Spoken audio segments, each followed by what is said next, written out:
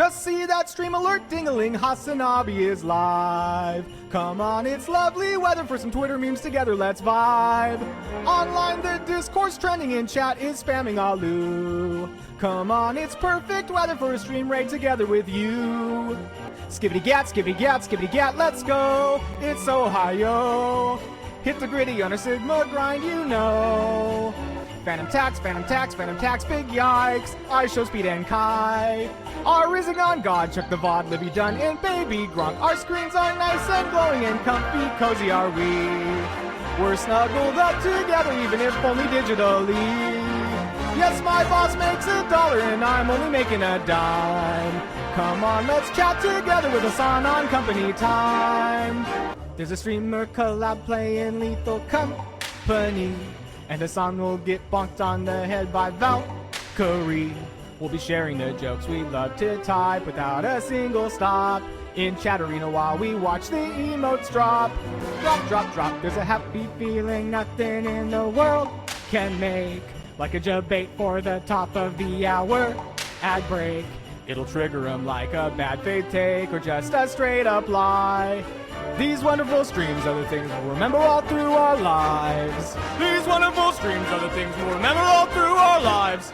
Just see that stream alert ding-a-ling, HasanAbi is live. Come on, it's lovely weather for some Twitter memes together, let's vibe. Online the discourse trending in chat is spamming Alu. Come on, it's perfect weather for a stream right together with you. What's going on, everybody? I hope everyone's having a fantastic evening, afternoon, pre-noon, no matter where you are in the world. I'm Hasan Piker, and this is the HasanAbi broadcast coming to you live from sunny California, Los Angeles, folks. We're 77 degrees and sunny here in the stolen land of Los Angeles, California. We are live. We're alive, and I hope all the boys, girls, and MBs are having a fantastic moment because today's a beautiful day. Today's a wonderful day. Today is a day where the lights are no longer blue. It's a yellow light day. Let's go. Rate cut by the feds and light cut by the HasanAbi broadcast. We're back to the warm lighting for all of you. We're live, we're alive, and I hope all the boys, girls, and MBs are having a fantastic one because today's a beautiful day. Today's a wonderful day. Today is Wednesday, December 10th, 2025. The year 2025 of our holy Lord is almost about to end. Where is Ethnic Santa? Ethnic Santa's not here yet, but yeah, what's on the bed with Kaya? It's a kneecap that she chews on. All right. Anyway, where the hell are we? Oh, as I was saying, this is part of the broadcast where I tell you about my personal news about what's going on in the world of HasanAbi Piker in between the time period where I press the stop streaming button and press the start streaming button. So help me God. That's what I'ma do. Blue lighting is for the straights, yellow is for the gays. Yeah, we got a piss yellow lighting. Did you give this? Shoutouts give to Kaya. Is it the one in Hong Kong? Yes, I did. Oh, bolo yao. Bolo bao. Bolo bao. Oh, bolo yao. Well, yao is like the butter. Yao, the butter means bolo yao. Yeah. Oh. I think it has some like Portuguese influences, obviously. Yeah. Yeah. I did give it to her. She already ate it. She already tanked it. Anyway, big New York Times steak article today. I know. Shouts out to Eric, who did a lot of investigative reporting on that. It's right there on the docket. Do not worry. Inside the dark and predatory world of crypto. What's going on? Oh, there it is. Inside the dark and predatory world of crypto casinos. Anyway, we'll be covering that. Mike said they all need to go to jail. I mean, what needs to happen and what most likely will happen are two entirely separate realities. Let's be fucking real. Okay. Anyway, but this is the part of the broadcast where I tell you about my personal news about what's going on in the world of HasanAbi Piker, in the time period where I pressed the start streaming button and the stop streaming button. So help me God, this was exactly what I'm gonna do. In case you didn't know, the Game Awards is tomorrow, 4:30 your time. Yeah, we'll be watching it, of course. Okay, what is happening? You guys are demanding that I cover the Game Awards a day prior to the Game Awards? That's what we're doing? Really? Like, it's not enough. The day of, I will be getting spammed in the chat, even though it's like the gaming shit where people will be like, you have to watch the Game Awards, and it's like everybody fucking spams it, but then the people who will come in here don't actually want to watch it. Anyway, But in any case, ladies and gentlemen, personal news wise, hung out with the family last night. I had to end the broadcast after a spectacular failure playing dispatch. Spectacular failure playing dispatch took place where we had to reset the whole thing. And I had to go and hang out with my family anyway. So I was like, fuck it. And I ended it after 20 minutes. I apologize, or half an hour. Is the save broken? I haven't even started the save yet. I haven't. By the way, the bug wasn't from Resin Golem, but downing him before his event. Yeah, okay, sure. It was a bug with the chat backing. You should promote that new pod you did. Didn't eat. Shit was great. I didn't even realize the pod was out until I saw the updates account. Yeah, I will. Trump just abandoned EU and NATO. Wait, really? Awesome. I doubt it, but you peeped the Miami mayoral race? Yeah, I'm familiar. Anyway, ladies and gentlemen, I went to sleep and I woke up early. I went to sleep early. I woke up early, and I got a really cool announcement on my phone that said, you finally reached 8 hours of sleep for once. And what's really crazy is Phoenix emoji, thank you for the 50 bones. Goddamn.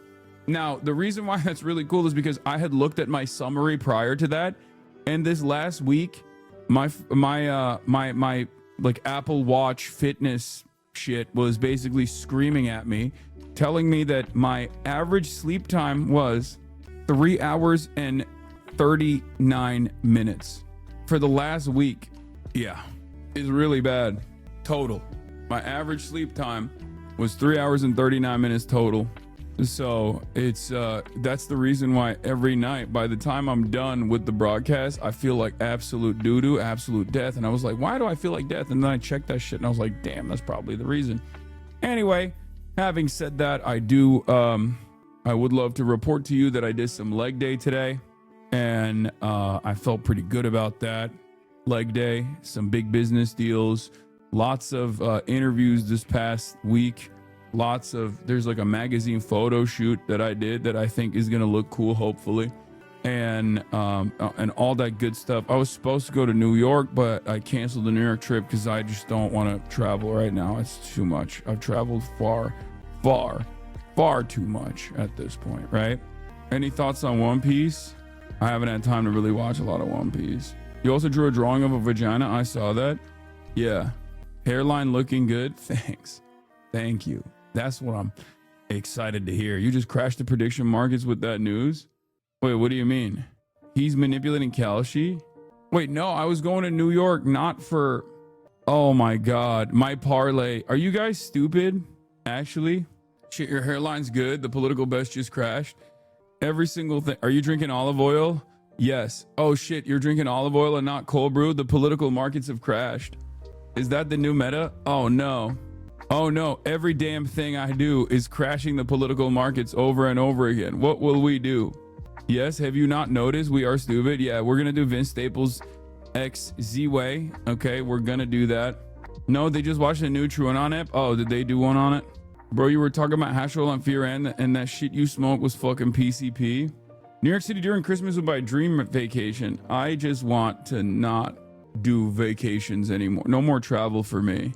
Yeah, America's doing piracy, Venezuela oil, stuff like that. We'll obviously talk about all of that. Listen to me, okay? Listen, old ass, bitch, you don't travel as much. It's not normal to travel this much. If I were to do anything travel-wise, I would probably not. Let me tell you something. If I were to do anything travel-wise going forward, at least in the short term, it would be like taking a week off or something and just going to Japan or something like that for like the holidays.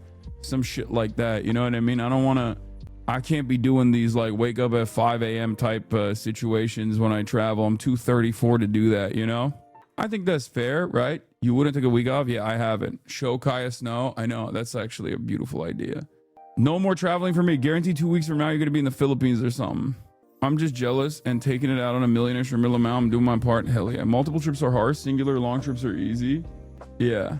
Appreciate the work, but I was wondering, based on your YouTube visit leads, why you're seemingly decreased your coverage on Israel's violation of both Lebanon and Gaza ceasefire. Not accusing, just genuinely curious. This is a consistent thing that people ask me whenever whenever I don't do Israel Palestine related coverage every single day nonstop, it's just there's a lot going on, you know. I don't know if you know this, but I haven't really been here. It's literally the same copy paste text as the Sudan one. Oh my god, I know. I wasn't here, and also in the time period where I wasn't really here, the American government has been collapsing or accelerating on its collapse. So, you know. Few Venezuela solidarity activists from the U.S. breakthrough no-fly zone arrive in Caracas after a large group of us were blocked. Press conference to start soon with the National Lawyers Guild. Oh shit, hell yeah. Okay, where was I? Yeah, Brad Lander is running in New York City. DHS social media tourism check. Epstein files unsealed. Trump's first rally on affordability flops. We got a lot going on. Vince Staples is based. Dispatch later. Get in now. Can you fit more Christmas in that frame, my dog? No. I am the most Christ-cucked. No one is as Christ-cucked as me. No one can come near my level of being Christ-cucked. Yeah. Oh, right-wing drama continues as well with Erica Kirk, Brett Cooper, and more. Yeah. Pretty crazy. Is him Christ-cuckington? Yeah. New York Times is on my ops' ass. Dude, right? It's not a right too early situation with stuff like that. I know I'm gonna be covering the New York Times Gamba article. New York Times steak article as well. So the thing is, the media moves much slower than I do. Like traditional media especially moves much slower than I do. In a lot of instances, it requires, like, I will give you a little bit of inside baseball here. There's a lot of journalists in here that already know this, but many of you might not. But it takes a long fucking time and sometimes a lot of hand holding and a lot of convincing to be able to get an article like that pulled off. Okay? So there's a reason why someone like CoffeeZilla or someone like myself can be on the ball on an issue like this and consistently talk about it for almost like a year or something until the New York Times even figures out that there is a serious issue, right? And obviously part of the reason why, there's downsides to what we do as well. Like, for example, an investigation conducted by the New York Times into the dark and predatory world of crypto casinos will most likely have a lot more information in it than something that even myself or CoffeeZilla could potentially find, right? But but it's the downside is like basically 2 years too late almost, where like these guys have been able to basically create an incredible foothold. And not only that, but also by the time this article comes out, right? By the time this article comes out, they've already moved on to the next thing. So like right now, the other meta, like this is obviously still an ongoing problem, right? Like massive gambling issues, massive gambling addiction problems that they're creating for a lot of young people and whatnot. But and Eric obviously Eric Toller, shouts out to Eric Toller. He's a great investigative reporter. I'm a fan of his work.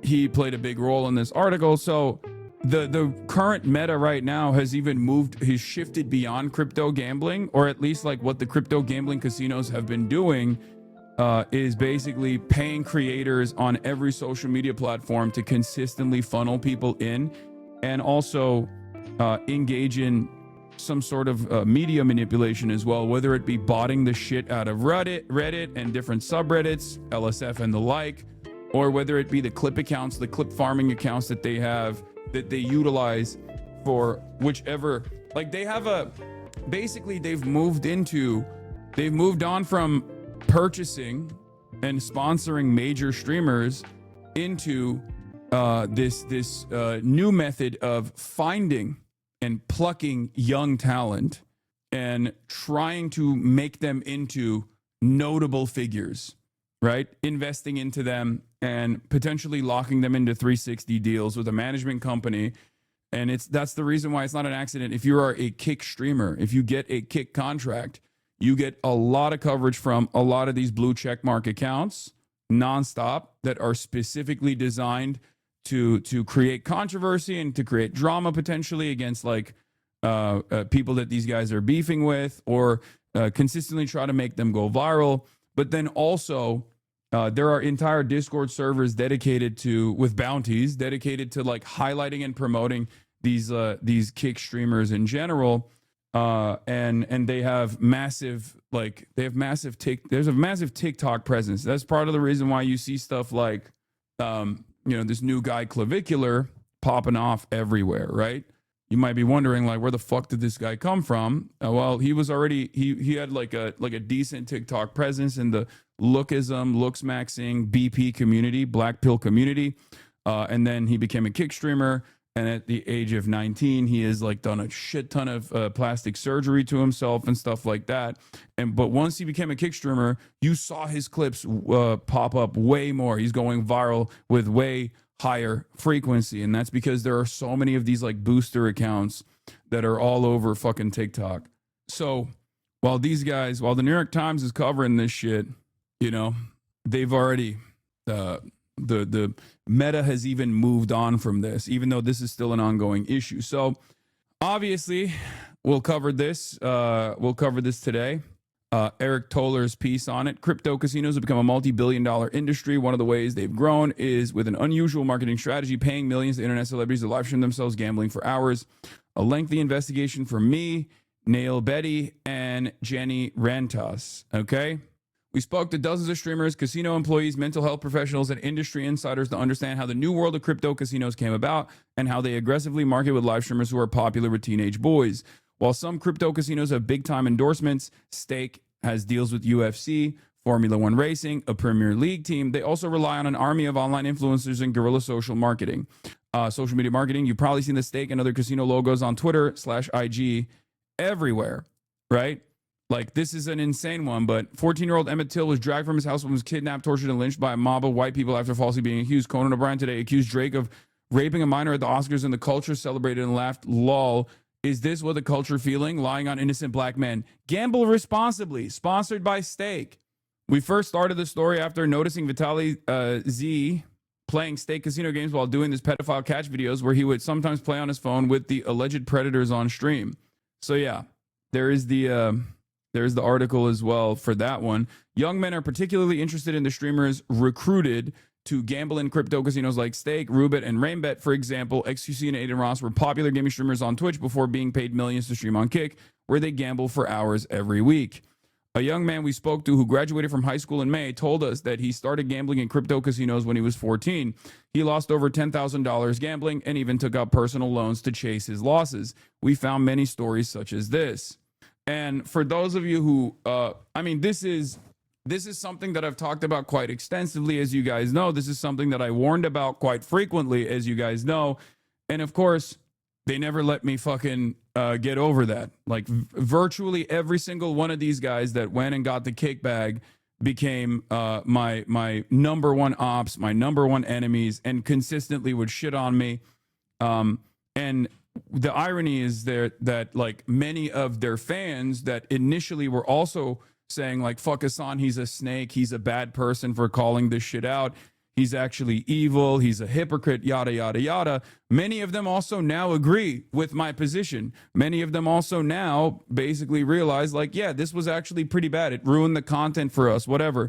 They still hate me, but at least they are of sound mind on this issue, you know? But often these gamblers told us video games with gambling features drew them in. The three I heard most often: NBA 2K with its Gacha S packs, Fortnite through wagering, CSGO with its skin market. Many gambling streamers got famous with these games, especially 2K. Rubit and many other crypto casinos are not legal in the United States, but U.S. gamblers, teenagers, and adults alike can dodge regulations with relative ease through the use of VPNs and verified accounts used with IDs purchased online, often from people in Africa and Asia. We spoke to a Canadian man who makes money just under 20 grand in 2025 through this fall, creating accounts on crypto casinos after purchasing photos of IDs in Kenya and India. He sells these accounts, and he also uses his referral code to get a fraction of what they wager. This referral system is a bedrock of crypto casino marketing. Streamers drive signups to their code, which rewards them based on the account's wagers. Often, this is also how casinos assess streamers' success. More wagered on your referral code equals a better deal from the casino. And for those of you that don't know how this stuff works, obviously, just like in the world of drug dealing, the the thing that matters the most is the whales, okay? Casinos and drug dealers rely on people who are deeply addicted. It's not the, casual gamblers and people like that casinos make money off of. Like someone like myself, I am a casual gambler, okay? I have a lot of disposable income, and I will go and I will travel to Las Vegas and I'll fucking drop a bag every now and then. But ultimately, I am not, despite the fact that I have a very addictive personality, I've never been, luckily, addicted to gambling, right? I've never been addicted to gambling because I just, do it in a very responsible and controlled way where it's like, this is money that I'm lighting on fire for entertainment, and it's fine if I lose this much, but I don't go beyond the amount that I've lost, right? So someone like myself is not a real earner for the casinos. However, someone who is deeply addicted, that makes much less money than I do, right?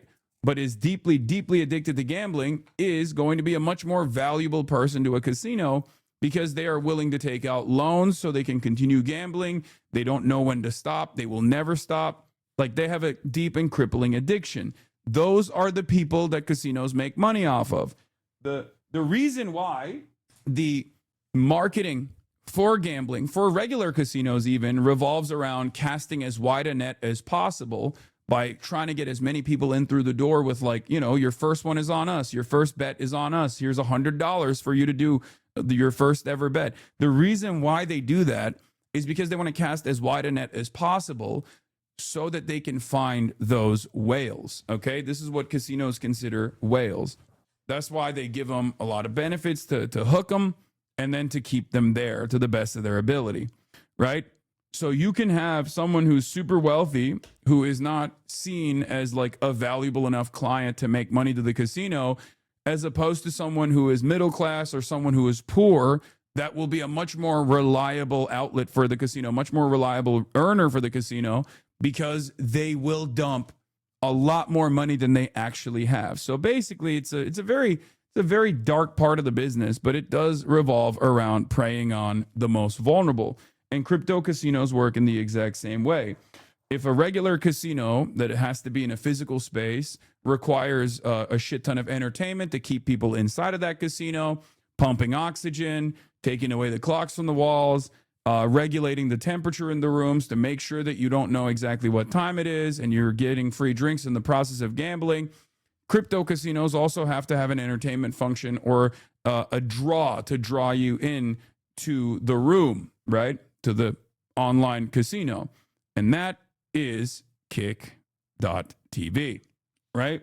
So that's where Kick comes in. Kick is the entertainment that is supposed to, at the very least, directly bring in new clientele. And if they can't do that on Twitch, because Twitch has banned stake.com's crypto gambling initiatives and sponsorships, then they have to create their own. That's how we arrived at Kick. I didn't know that. That's good on Twitch. That's so funny that we have people who are in this community that didn't even know that was happening. You know what's really funny about that? There were a couple streamers who were actually very upset about this when some of the top streamers were getting paid a fuck ton of money to do crypto gambling and getting paid. I was one of the streamers.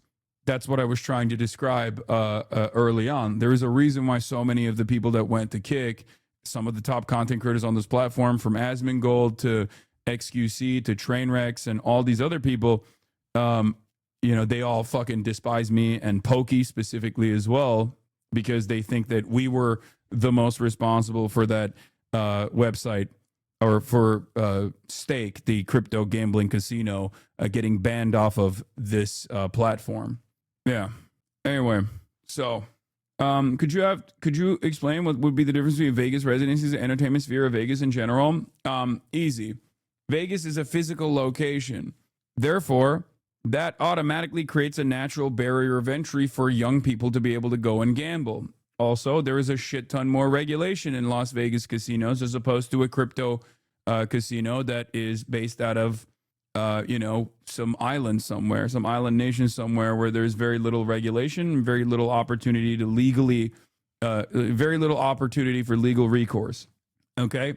The other side of the story also is because I'm not like across the board anti-vices. I've never been that. I'm much closer to social libertarianism when it comes to consumption than an authoritarian when it comes to consumption. That's not a secret. Something that I've talked about quite a bit. I myself have gambled as well, and continue to do so. I don't have that major of an issue, but for me, it's the immediate access that you have on your phone with these gambling apps that makes it infinitely more dangerous.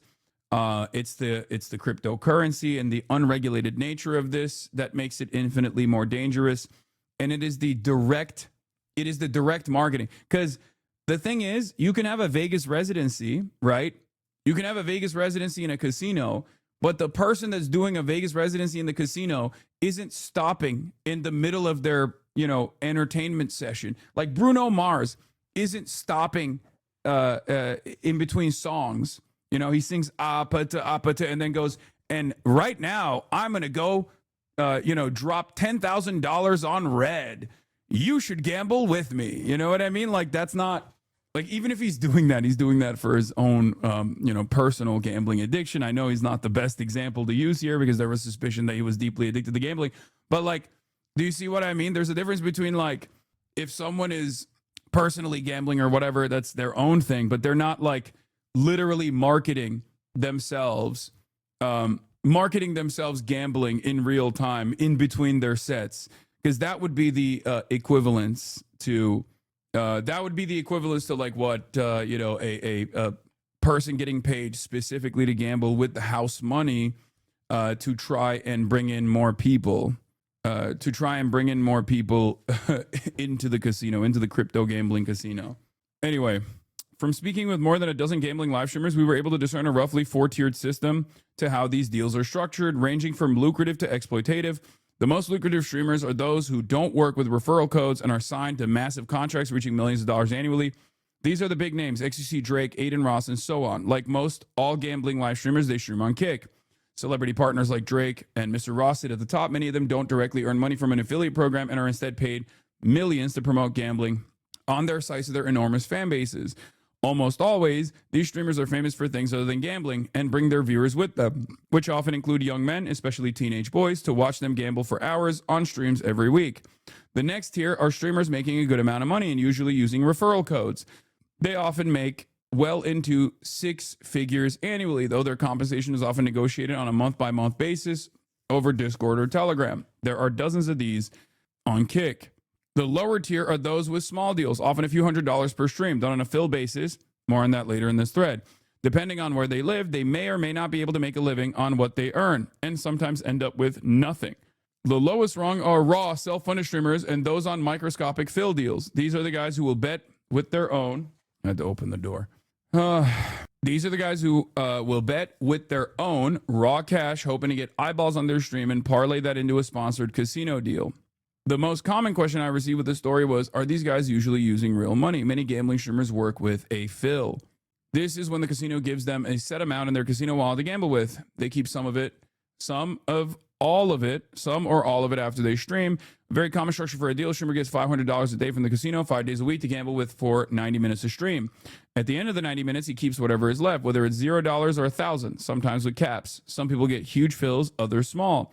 For streamers already making money from Kick through their creator program, this gambling money is just cherry on top, complementing their primary income. But for many more, it's their livelihood. And as you'd imagine, many of them often develop destructive gambling addictions. Other streamers we spoke to got what they described as fake or monopoly money deals. They were given money in their crypto casino accounts to play with on the live stream, but it was non-withdrawable. The money is technically real, but they can't get it out of the casino.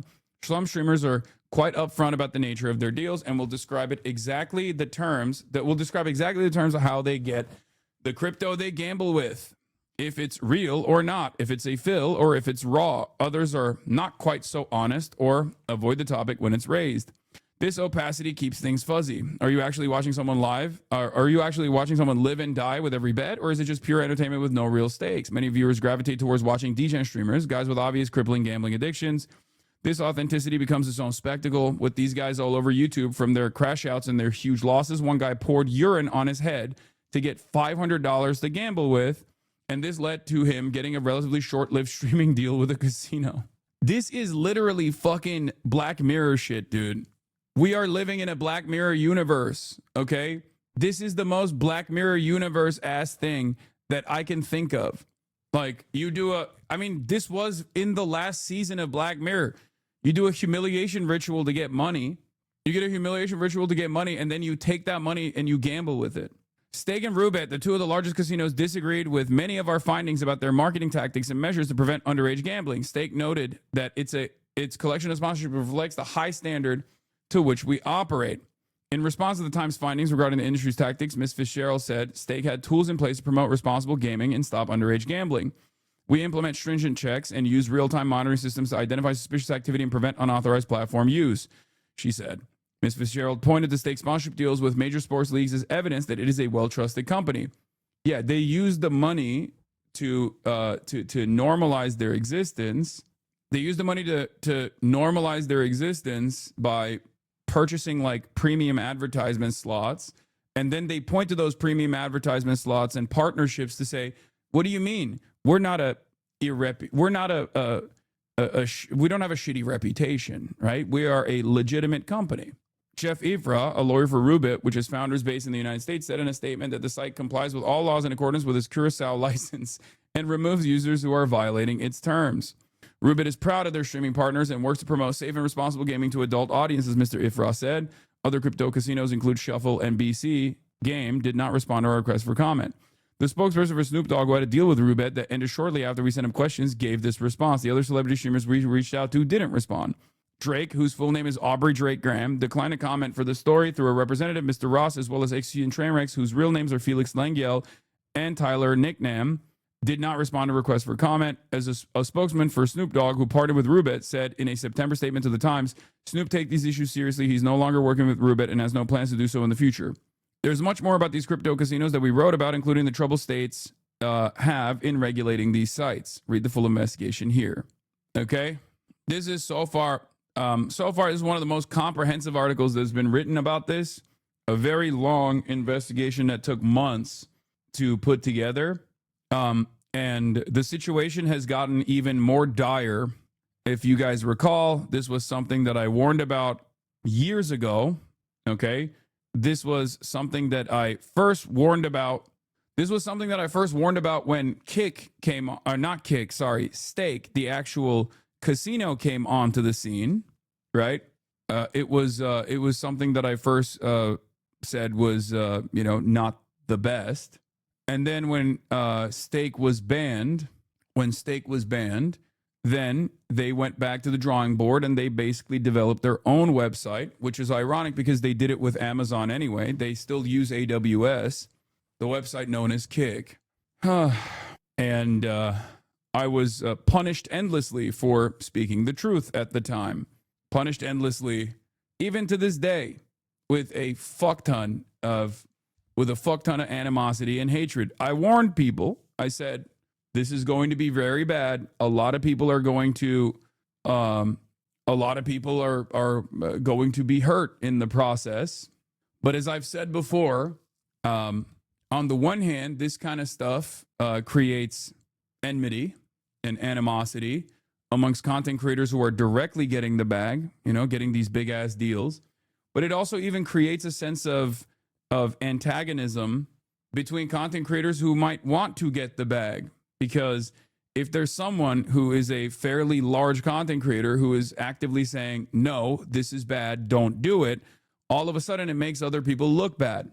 So people have to aggressively, like content creators have to aggressively push back on this shit and vilify you.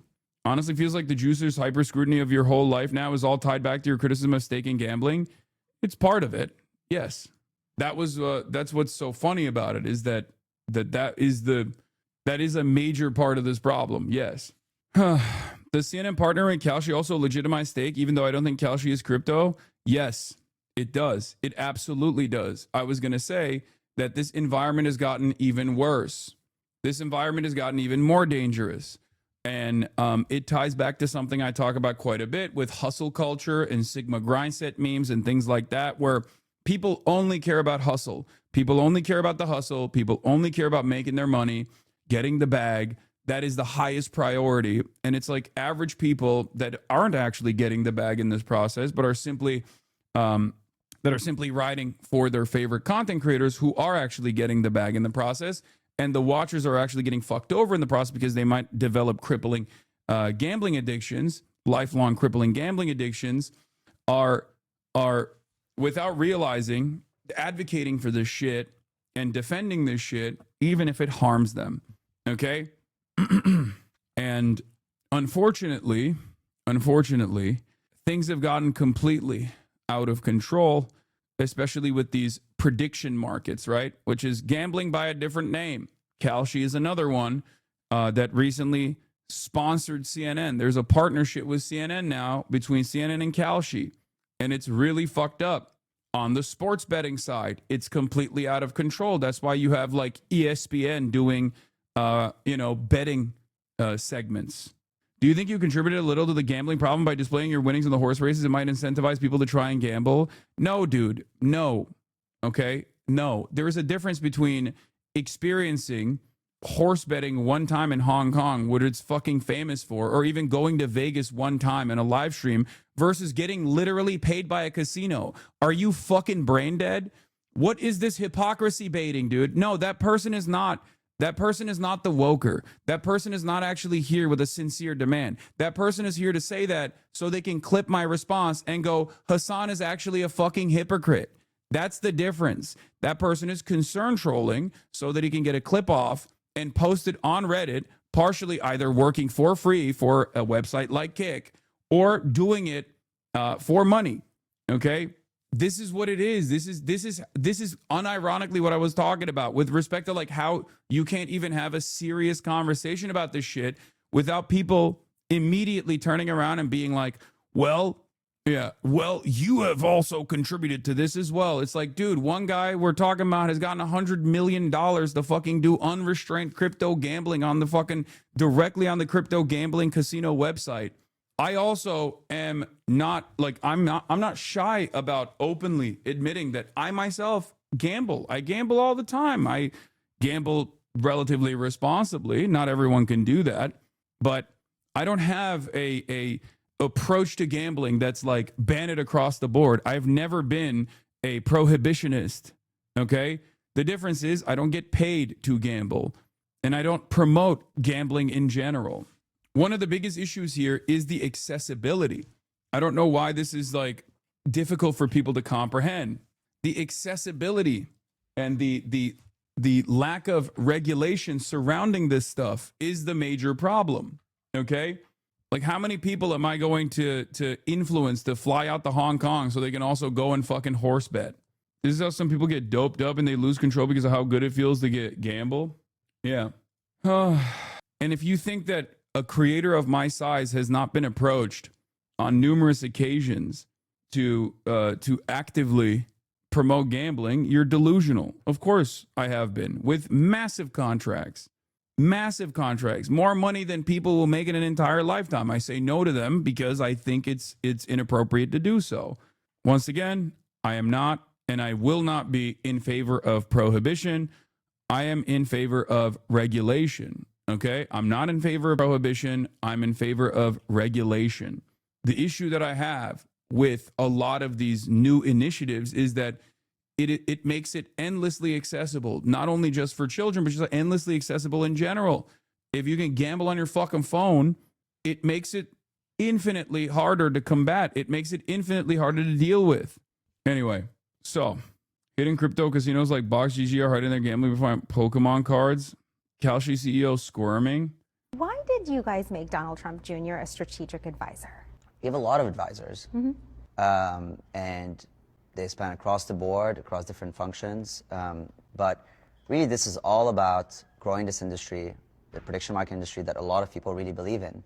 What kind of advice does he give you? So it really is, again, about growing prediction markets, you know. Yeah. The advice he gives you is how to get around any sort of what remains of the regulatory, what remains of regulation.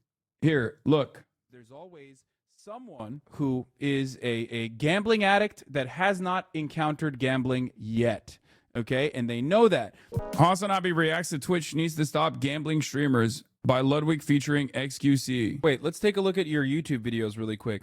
I lost $50,000 in Vegas and made money. How I stole $100,000 from Mr. Beast. No way. You're a gambling addict? I am so shocked, dude. This is, wow. You know, it's really a hidden addiction. You know, it really is one of those hidden addictions that you just never foresee. Like when you're a content creator and then you do a poker tournament on your page. Yeah, you really think you know a guy, and then they come out with a video and say, anyway, Era, is he looking at my video? Did he fucking crop me? Did he put me? Fucking, are you serious, dude? This was the meme back in the day when Ludwig would crop me out of thumbnails or put his face over my face. Fake voice, I know. Anyway, dude, you are farming hate right now. Wait, what? How am I farming hate? Hasan, don't talk about Israel. You're farming hate. Hasan, don't talk about the dangers of crypto gambling, something you've talked about for years. You're farming hate. Hasan, don't talk about Kalshi and CNN. You're farming hate. What if CNN starts writing mean op-eds about you? The fuck do you mean? My entire fucking life is farming hate from that perspective. Why do you think I have so many fucking haters? Why? Why do you think I have so many haters? It's because there are a lot of things that people just don't want to think about, whether it be their fun that they perceive me as taking away, whether they perceive me as taking away their fun or not, doesn't matter. I've always operated with the same principle. If I see something and I think it's fucked up, I'm gonna say it. Okay? It don't matter. Because this community hate Ludwig right now. Wait, what? What the fuck does this have to do with Ludwig, man? No one cares about the dangers of gambling. The 12-year-old XQC watchers that are gambling aren't watching you. Yapping about gambling is bad. Stick to politics. Bro, why are you still yapping about this? Talk about the Epstein files. He believes in prediction markets. We believe in prediction markets. A lot of people believe in prediction markets, and it's really about go-to-market and expansion plans. Does he come to meetings? How much do you pay him? What's his role? I mean, this is the son of the president. We have a lot of advisors, and whether it's our investors, whether it's people that we really trust and respect. He's not just any advisor. He has a direct line to the White House.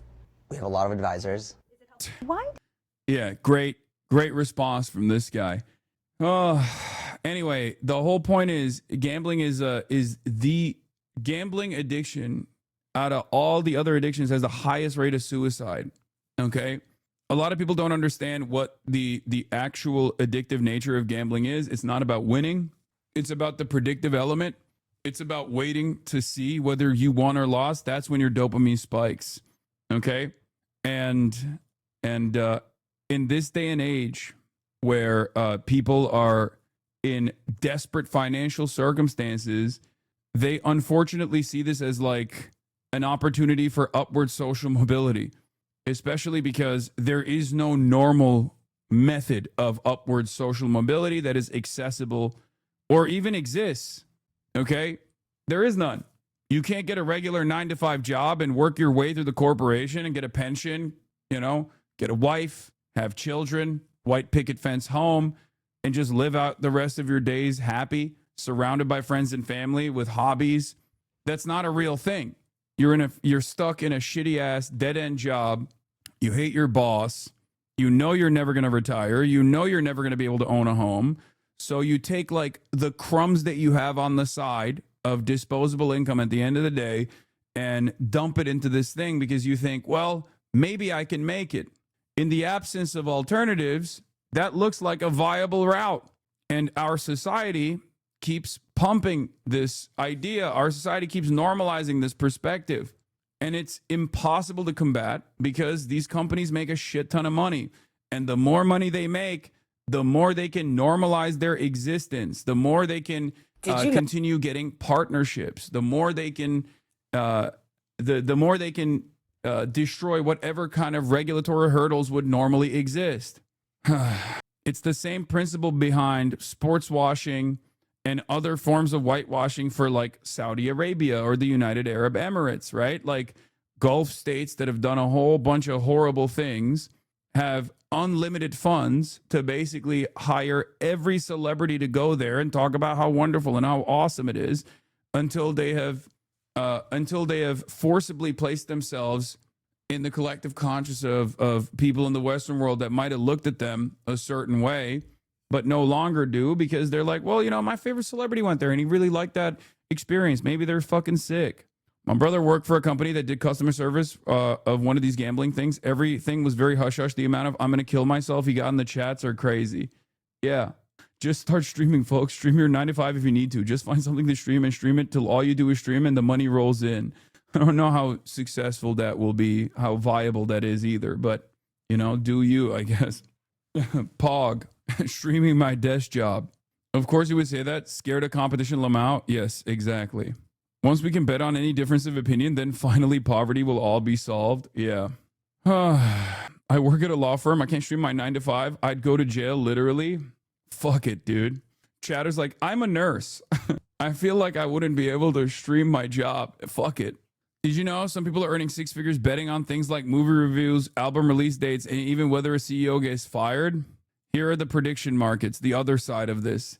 The commodification of hope has turned into the gambling on virtually everything.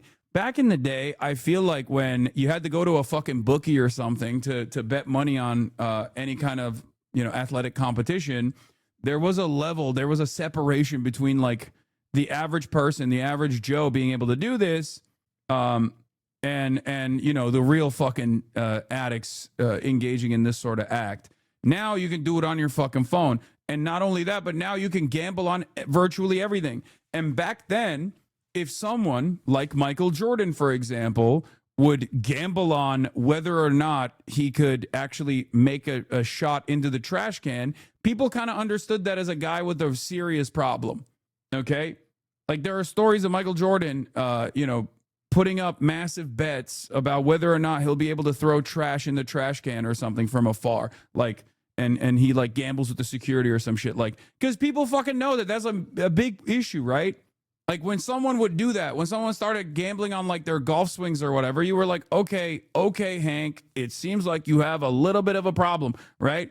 Whereas nowadays, with the invention of prediction markets, you can basically do that on your fucking phone, and everyone can do that. It is like completely accessible. That's like the max. If there are tiers to degenerate gambling addicts, being able to gamble on an album release date is probably the highest tier of a gambling addict. And now the highest tier of gambling addiction is completely serialized and incredibly accessible. No, some people are now making 6 figures betting on things like movie reviews, album release dates, and even whether a CEO will get fired. A new wave of prediction market traders are earning full-time incomes on platforms like Polymarket and Kalshi, where users wager on real-world outcomes in politics, sports, pop culture, and finance. And the payouts are getting big. One bettor made more than $44,000 correctly calling how Moana 2 would perform. Another pocketed $7,500 predicting the release date of Taylor Swift's latest album. And these aren't random guesses. Super users say the edge comes from being early and being obsessive. They scour small review blogs for early film reactions. They analyze. Brother, I'm on these fucking gambling markets. As we've shown on this broadcast before, is it Polymarket or Kalshi that has like a bet on whether or not I will attend the Zohran Mamdani swearing in ceremony, dude. Like, that's insane. That's fucking insane. What the hell is going on? I'm not telling you guys whether I'm going to attend or not, okay? Because I don't even fucking know.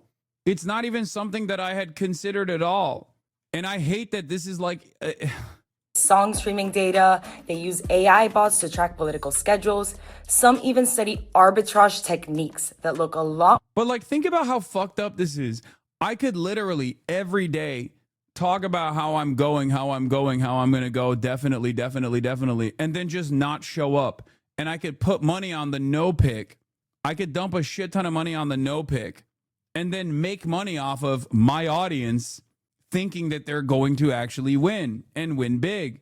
Okay? Please do not bet on this shit. Don't be fucking stupid. Jesus Christ.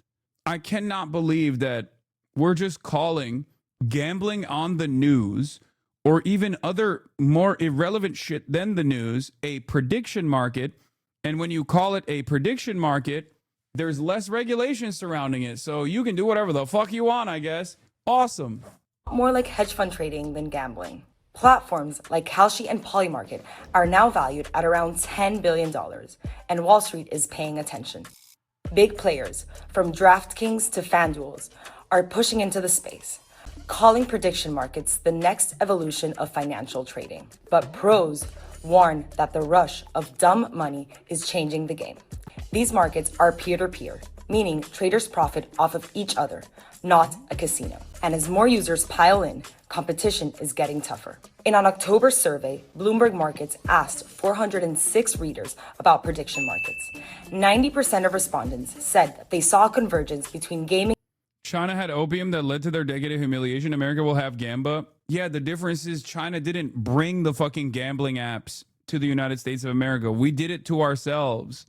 Yeah, there's a frog in the boiling water elements on this too. On Polymarket, you can bet on whether Gaza will be ethnically cleansed. On Kalshi, you can bet on whether there will be famine in Gaza. That one paid out for yes, by the way. This is objectively depraved and should not be legal. But it is not only legal, but totally normalized and never commented on by anyone in our media. CNN, by partnering with Kalshi, is going to be reporting on the news now while offering the chance to wager on these events on mass death, starvation, dispossession, and genocide. Trying to bring fentanyl to the USA, though. Brother, the Purdue family, or the Sackler family, is not Chinese, okay? The Sackler family is American. The Sackler family is not Chinese. They are capitalists, okay? They are capitalists who wanted to make money off of an unimaginably addictive substance that they specifically lied to every doctor and pumped every fucking healthcare provider with. That's the starting point.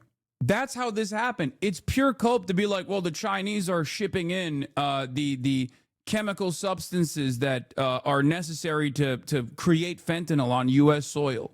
Okay? That's just fucking pure cope. It's pure cope. This is the problem. This is why this kind of distraction is so stupid for a lot of people, because it works on a lot of people. They go, yeah, this is not a homegrown issue that the American government refused to fucking tackle, refused to deal with, refused to punish the people responsible for it. It must be China, you know? Is there an affordability crisis that is imminent, that is actually harming a lot of people, ruining what shred of hope Americans might have had for upward social mobility? Nah, it's the Guatemalan migrants. A lot of people who think that they're fucking free thinkers don't realize that they're blind sheep. They hear someone go, nah, it's the Guatemalans, and they go, you know what? That seems right to me, brother. Don't need to think about it any further. It's always the free thinkers, the so-called free thinkers that actually are, that lap up all of this kind of propaganda, all of these distractions. No critical thinking whatsoever.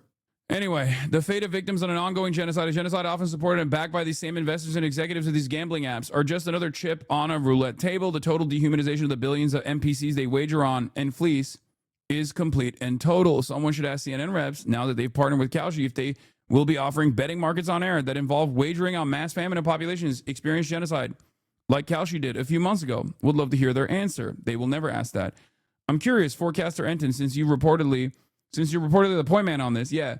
I hated, as much as I love Harry Emden, Holy Toledo, I hated every time he brought up Kalshi. If you recall, months prior to this full-blown announcement between CNN, this full-blown partnership between CNN and Kalshi, if you recall, he would always fucking bring in the prediction markets into his analysis.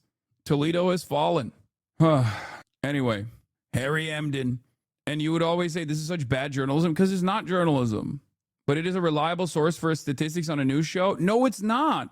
No, it's fucking not. Especially because you do it on your fucking phone. No, there are so many instances where Kalshi and Polymarket tried to literally game out the outcome. There are so many instances where these betting markets, these prediction markets, were getting massive donations to make it seem like one candidate was actually overperforming as opposed to the real polls that were coming out. Are you crazy? But you're not allowed to bet unless you're an expert on the topic. Yeah, exactly. Only the experts are betting on Kalshi and Polymarket. At least with polls, which get things wrong, there is a vested interest in traditional polling to make sure that you are as close as possible to the final outcome. Okay? And if you get it wrong, then you're fucked. Your reliability goes down, right? With betting markets, if you get it wrong, it doesn't matter because one side is still winning over the other. So using that, using a betting market as a reliable metric for the potential outcome of an election is insane to me because they have a perverse incentive. They don't have an incentive in being reliable. They don't give a shit whether they're reliable or not because one side is always, as a matter of fact, one side makes more money when they're unreliable, actually, because the payout is bigger. And finance in the future. And almost an equal number say the blurring line between investing and gambling warrants further regulation. Still, many see opportunity.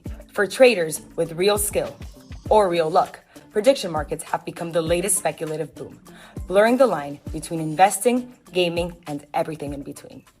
Anyway, all right. But yeah, this is the big article. David was 14 when he placed his first bet with a crypto casino, a website where people use cryptocurrency to gamble on online games.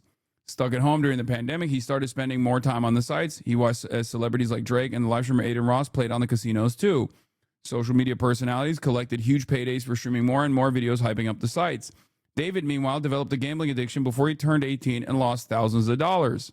David and many people like him, young and chronically online, have been enticed by crypto casinos, an expanding realm of online gambling where long-standing guardrails are often ignored. The sites have spread across social media, taking advantage of the borderless nature of the internet.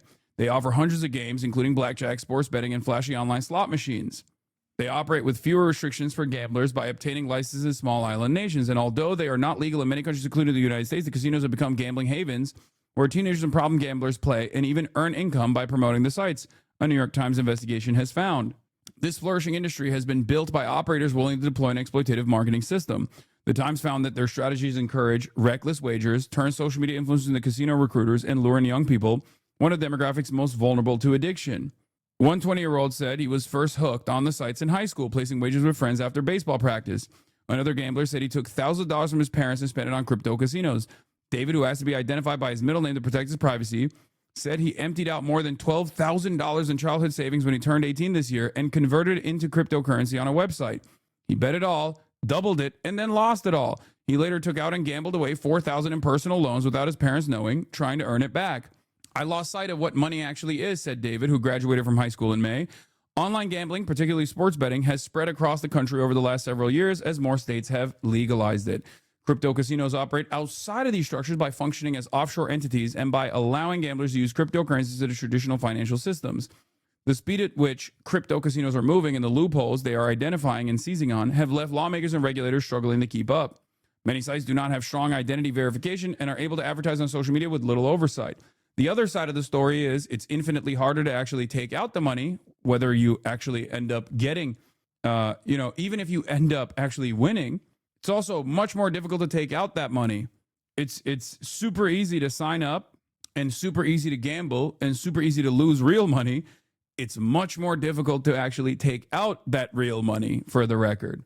8 years ago, crypto casinos were obscure websites. Now they are a multi-billion-dollar industry with dozens of operators. The success of Stake and Roobet, two of the largest casinos, has enabled them to sign partnership deals with UFC, Premier League soccer teams, and celebrity rappers like Drake and Snoop Dogg. To help drive this growth, Stake and Roobet and all other sites like Shuffle and BC.game have built an army of live streamers who broadcast themselves gambling for hours a day.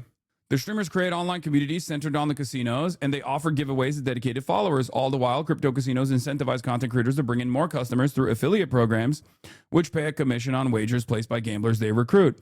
Now, the interesting thing about Stake is that Stake couldn't actually directly sponsor a Formula One team, but Kick is technically a separate entity, even though it's not, right? Kick is a money sink.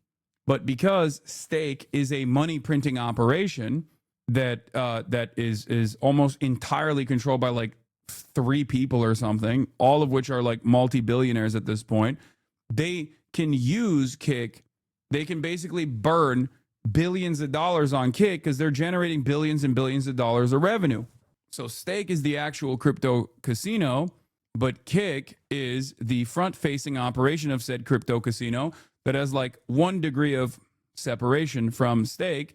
And therefore, if European regulators say, hey, you're an online crypto casino, you can't sponsor this Formula One team, well, Kick certainly can. You understand? Popular gambling streamers flaunt their extravagant lifestyles while their fans wager more, vying to be the next gambling influencer. Their content thrives in the manosphere, the male-centric online community where prominent voices talk about getting rich quick and skipping the traditional route to a 9-to-5 employment. As these sites grew larger, they paid online celebrities multi-million dollars to promote the casinos. In August, Drake and the famous live streamers Aiden Ross, XG, and Trainwreck gambled together on Stake for a live audience. I've dreamed of this night. All my guys in one spot, Drake said, before the group streamed themselves gambling together for 3 hours. Drake, whose full name is Aubrey Drake Graham, declined to comment on this article through a representative, Mr. Ross, as well as XG and Trainwrecks, whose real names are Felix Lengyel, Tyler Nicknam, did not respond to a request for comment. A spokesman for Snoop Dogg, we already covered that part. To understand how these sites built an online marketing machine, the Times analyzed hundreds of videos produced by gambling streamers, sifted through thousands of messages in online chat rooms, obtained private messages sent by casino representatives, and reviewed cryptocurrency data from gamblers and the casinos.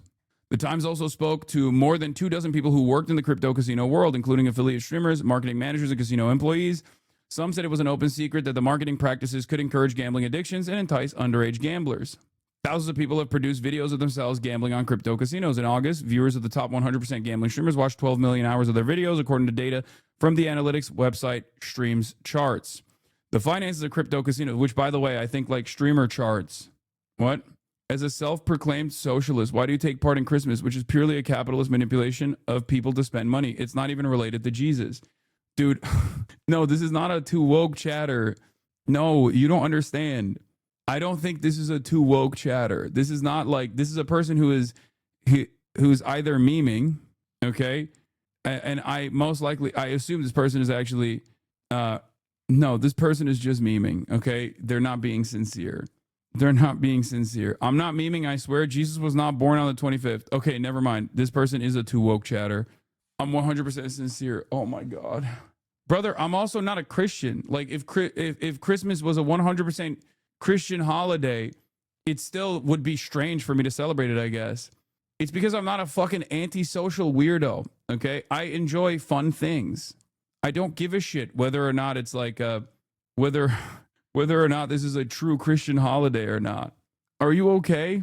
We also do a thing called socialismus as well, where I'll take Amazon wish lists of chatters and I'll fulfill them as Santa Claus, you know? Also, yeah, I'm waging war on Christmas as well. I'm turning it into socialismus. Anyway, I do like that that's the extent of but why is it tied to spending? What do you mean? Americans have fucking made commodity consumption a formative aspect of every holiday. It's awesome. I like that. I'm not shy about saying I like that. I enjoy it. I think it's fun, okay? Because I'm not an insane person, I guess. An insanely antisocial person. Let's not be, oh my God, he's still debating this. Let's not be naive. They 100% try to shove products and spending down our throats for a holiday that is made up. Yes, chatter, that's the whole point. Why the fuck do you think there's a concept called Black Friday right after Thanksgiving? All of this revolves around spending, okay? And the answer to you is because it's fun and that you should be able to enjoy things and not be a fucking weirdo. What the hell? Socialist, by the way. Exactly. Socialism means no fun. You must live a boring, ascetic lifestyle. Anyway, labeling the YouTube streamers in partnership with Stake, but not the Kick streamers. Yeah, okay. Yeah, this is Stream Charts, I guess. Top streaming analytics site Streams Charts has begun attaching in partnership with Stakes to unaffiliated streamers in their 2025 recap. Ludwig, Valkyrie, iShowSpeed, and several others appear on the site, labeled in partnership alongside the illegal online casino. That is fucking insane. Illegal online casino when Stake in 2025 is one of the most regulated gambling brands. Like, how do you find yourself fighting for, like, you are the Japanese soldier who kept fighting 29 years after World War II, okay? Like, how are you finding yourself at any point in time advocating for the interests of a unregulated crypto gambling casino on the internet, dude? It blows my fucking mind that there are people like this out there. Like, you are less than a human at that point. I mean, which this person might literally be a bot regardless. But like, this is crazier than people who lose their minds at the fact that like a major multi-billion-dollar corporation might actually have a lower profit margin if workers decide to unionize or something. You know what I mean? This is even more insane. Like, you have no, like, what is the brand loyalty that you're demonstrating towards a cryptocurrency casino on the internet? It makes no sense.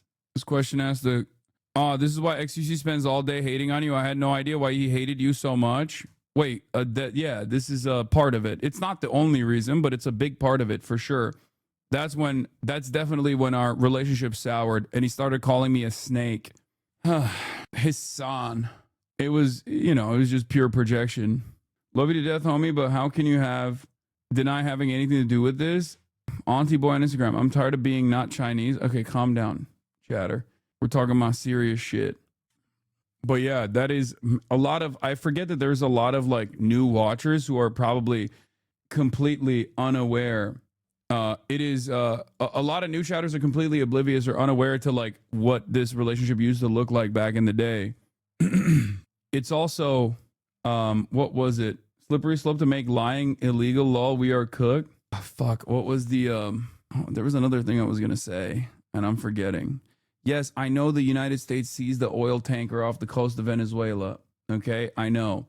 There was another thing I was going to say. Oh, something that XQC even admitted the other day on Twitter, like a while back, was basically like that all the streaming space fell apart because of all this drama, right? Like that was because back in the day, all the streamers were close friends with one another, you know, and not like fake. Straight up, we would hang out off camera. And there was much more of a collaborative nature with the content that we were creating.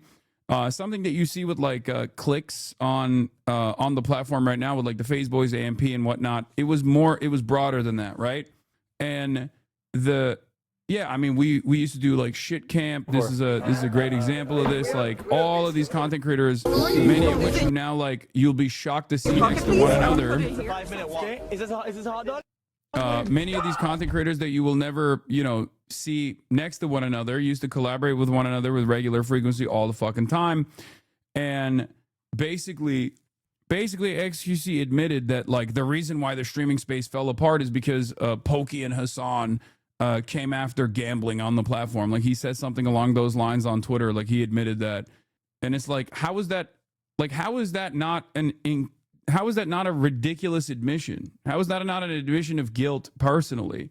I can't recall where it was, but he says, I remember seeing something like that on him posting something like that on Twitter when people were talking about like how the streaming space fell apart and how everybody started like fucking arguing with one another. And there was like a shit ton of drama.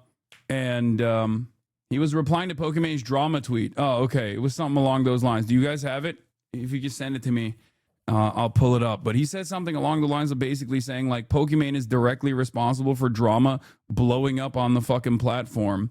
And the reason why, drama blew up on the fucking platform is because Pokemon and Hasan or some shit like that came after gambling on the website. It's like, wow, sorry. Yeah. I guess everybody deserved being thrown under the fucking hate train because they dared question whether or not it was appropriate. They dared question whether or not it was appropriate to get like, get your somewhat underage audience hooked on a fucking crippling gambling addiction. Yeah. Daily reminder that I was doing GTRP by day, slots by night in my corner, streaming until everyone heard. Farm me and Trainwrecks TV for drama and clicks. Miss me with that energy. Walk the walk. You can reply to her post directly. It's on the same website. Also, I just read this again. What the fuck are you even saying? People know where I stand on everything always. Do you think she doesn't know? That's how I view things. Pick unrelated. Yeah, just say it to her instead of replying to Fearbook. You are 30 years old, lol, learning how to grow a spine from Jellywig. Afterwards, the most prominent streaming circle completely dissolved. Relationships broken. We ended up so divided that kick had to be made. which even though it created competition, divided us even more. Want streaming to be more about games? Play games. I mean, this is literally a fucking admission, right? Am I crazy? This is the closest we will ever arrive to something that I say all the fucking time, which is that these guys wanted to make money, and they basically were willing to throw under the bus previous friends of theirs because, you know, they were calling into question the ethics and the morality of like having an unregulated crypto gambling casino on the website let loose on these audiences. Like, this is just a fucking self-report. But unfortunately, because critical thinking is not exactly common nowadays, people see this and go, yeah, that's my base juicer, I guess. It blows my mind. Anyway, and keep in mind, there's already super rich people doing all this shit to get even more rich. Yeah, that's also another part of this puzzle as well. I don't know. It's just like, I genuinely don't think Felix understands he's giving up the game. I don't think he realizes he's saying it was more important to collab strictly for money by his logic than anything else, and that since Gamba got him a bigger bag, he just went with that. I don't think he recognizes he's snitching on himself. I don't think he's snitching on himself. He recognizes he's snitching on himself, but I think his audience also doesn't recognize that he's basically taking, he's admitting to responsibility on like why the streamer space fell apart. In his mind, he thinks, I'm a good guy. Of course, I'm going to take the fucking gambling money. What the fuck are you talking about? And all the people that are criticizing that are bad guys. I was also still fairly understanding of like the development of Kick at the time as well. I just had a lot of concerns. I had a lot of warnings for both XUC and Trainwrecks. Many of those warnings became reality when we found out that, you know, when you have an unmoderated platform, you end up having people who distribute and disseminate CSAM, for example, child sexual abuse material, and a whole bunch of other nonsense on the platform, right? But of course, there's no reward for being right, especially being right too early. The finances of crypto casinos, private companies licensed outside the United States, are not public. Stake told Forbes it earned $4.7 billion in gambling revenue in 2024, more than MGM reported earning from casino games at all of his Las Vegas properties. Stake would not comment to the Times about its finances. Some of the largest crypto casinos are finding new ways to navigate global legal landscape to bring in more customers. While Stake's original crypto casino, Stake.com, is licensed in Curacao, it later created additional platforms in more highly regulated countries like Italy and Brazil. In the United States, Stake started Stake.us, which it says legally operates in most states. It circumvents the need to obtain a gambling license by calling itself a social casino, where players use virtual currency instead of real money. But ongoing lawsuits, including one from Los Angeles City Attorney, argue that Stake.us still functions as a casino by allowing players to purchase the virtual currency and withdraw it as cryptocurrency. Audrey Fitzgerald, the head of global communications at EasyGo, the Australian company behind Stake, said, Stake.us rejects the allegations in the Los Angeles lawsuit. She said Stake no longer saw itself as a crypto casino business because of its expansion into markets that accept only traditional currencies. Many U.S. gamblers who spoke to the Times say they still prefer Stake.com and were willing to mask their location to access it from the United States. In response to the Times findings regarding the industry's tactics, Ms. Fitzgerald said Stake had tools in place to promote responsible gaming and stop underage gambling. We implement stringent checks and use real-time monitoring systems to identify suspicious activity and prevent unauthorized platform use, she said. Ms. Fitzgerald pointed to Stake sponsorship deals with major sports leagues as evidence that it's a well-trusted company. Yeah, it's like we have so much money that we can actually purchase legitimacy, and then we can use the purchased legitimacy to say we're legitimate. That's sick, but that is how it works. Jeff Ifra, a lawyer for Rubit, which is founders based in the United States, said in a statement that the site complies with all laws in accordance with its Curacao license and removes users who are violating its terms. We already covered that part. Because their brains are still developing, teenagers and young adults under 25 are a demographic at high risk of developing addictions, according to experts who study gambling problems. It's impossible to know how many minors are using crypto casinos. The sites themselves do not have accurate information because the customers use false identities. And there isn't substantial research or data on the topic, the experts said. Still, mental health clinicians who work with young people see signs that the problem is growing. Matt Missar, a gambling counselor at the Better Institute in Pittsburgh, said he had seen a few dozen patients between 16 and 26 years old in recent years, and most of them were gambling on crypto casinos. They're watching these streamers, and these streamers are winning their bets, Mr. Missar said. They have this false notion in their head that it's just a matter of time until I hit it big like Drake did, or like Aiden Ross did. Nancy Key, a therapist based in New York who sees patients with online addictions, said she has been treating more young adults with gambling problems over the last few years. They develop anxiety, she said. They're not sleeping, they're not sleeping, they're dropping out of school. They're thinking that their career is going to be like this. the backbone of this industry. After Bitcoin, the first major cryptocurrency, gained wider traction in 2017, sites like Stake and Roobet helped transform online cryptocurrency gambling into a major business. Their focus on social media marketing, especially through the live streaming platform Twitch, broadened popularity across the globe. But in 2022, Twitch banned videos promoting crypto casinos amid growing concerns about user safety. Stake's founders quickly built a solution. They started their own live streaming website called Kick with fewer rules and restrictions, which has proved to be a boon for streamers who are signed on to be affiliates for crypto casinos. Affiliates are the backbone in this industry, said Akil Sarin, the chief marketing officer of EasyGo, who has worked on Stake's marketing for years, during an April podcast interview. Anyone registered to play on the casino's website can become an affiliate and start trying to earn more money with their content. Affiliates are given their own referral code to share with their followers, and they get a commission on wagers placed by people who sign up with that code, calculated based on the odds of the games they play. Slots, which are popular in gambling streams, tend to earn higher commissions than skill-based games like blackjack. Streamers can see the program as pathway to earning a living making videos, but the Times found it essentially turns them into casino promoters who need to keep their fans gambling. The overall marketing system generates more wagers through deals between crypto casinos and different tiers of streamers. We covered the different tiers earlier.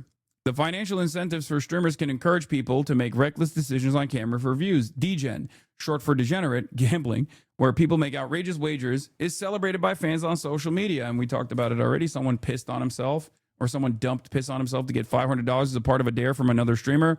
And shortly after, BetVault, a small crypto casino, gave him a paid deal to make more gambling content. They were like, yes, this is exactly what we're looking for. Some gambling streams misled fans who may believe they are watching people take real risks. Mislead fans. Two affiliate streamers told the Times that they earn a flat payment as a part of their deals and that the wagers in the videos have no stakes. The money is provided by the casino and they cannot keep their winnings.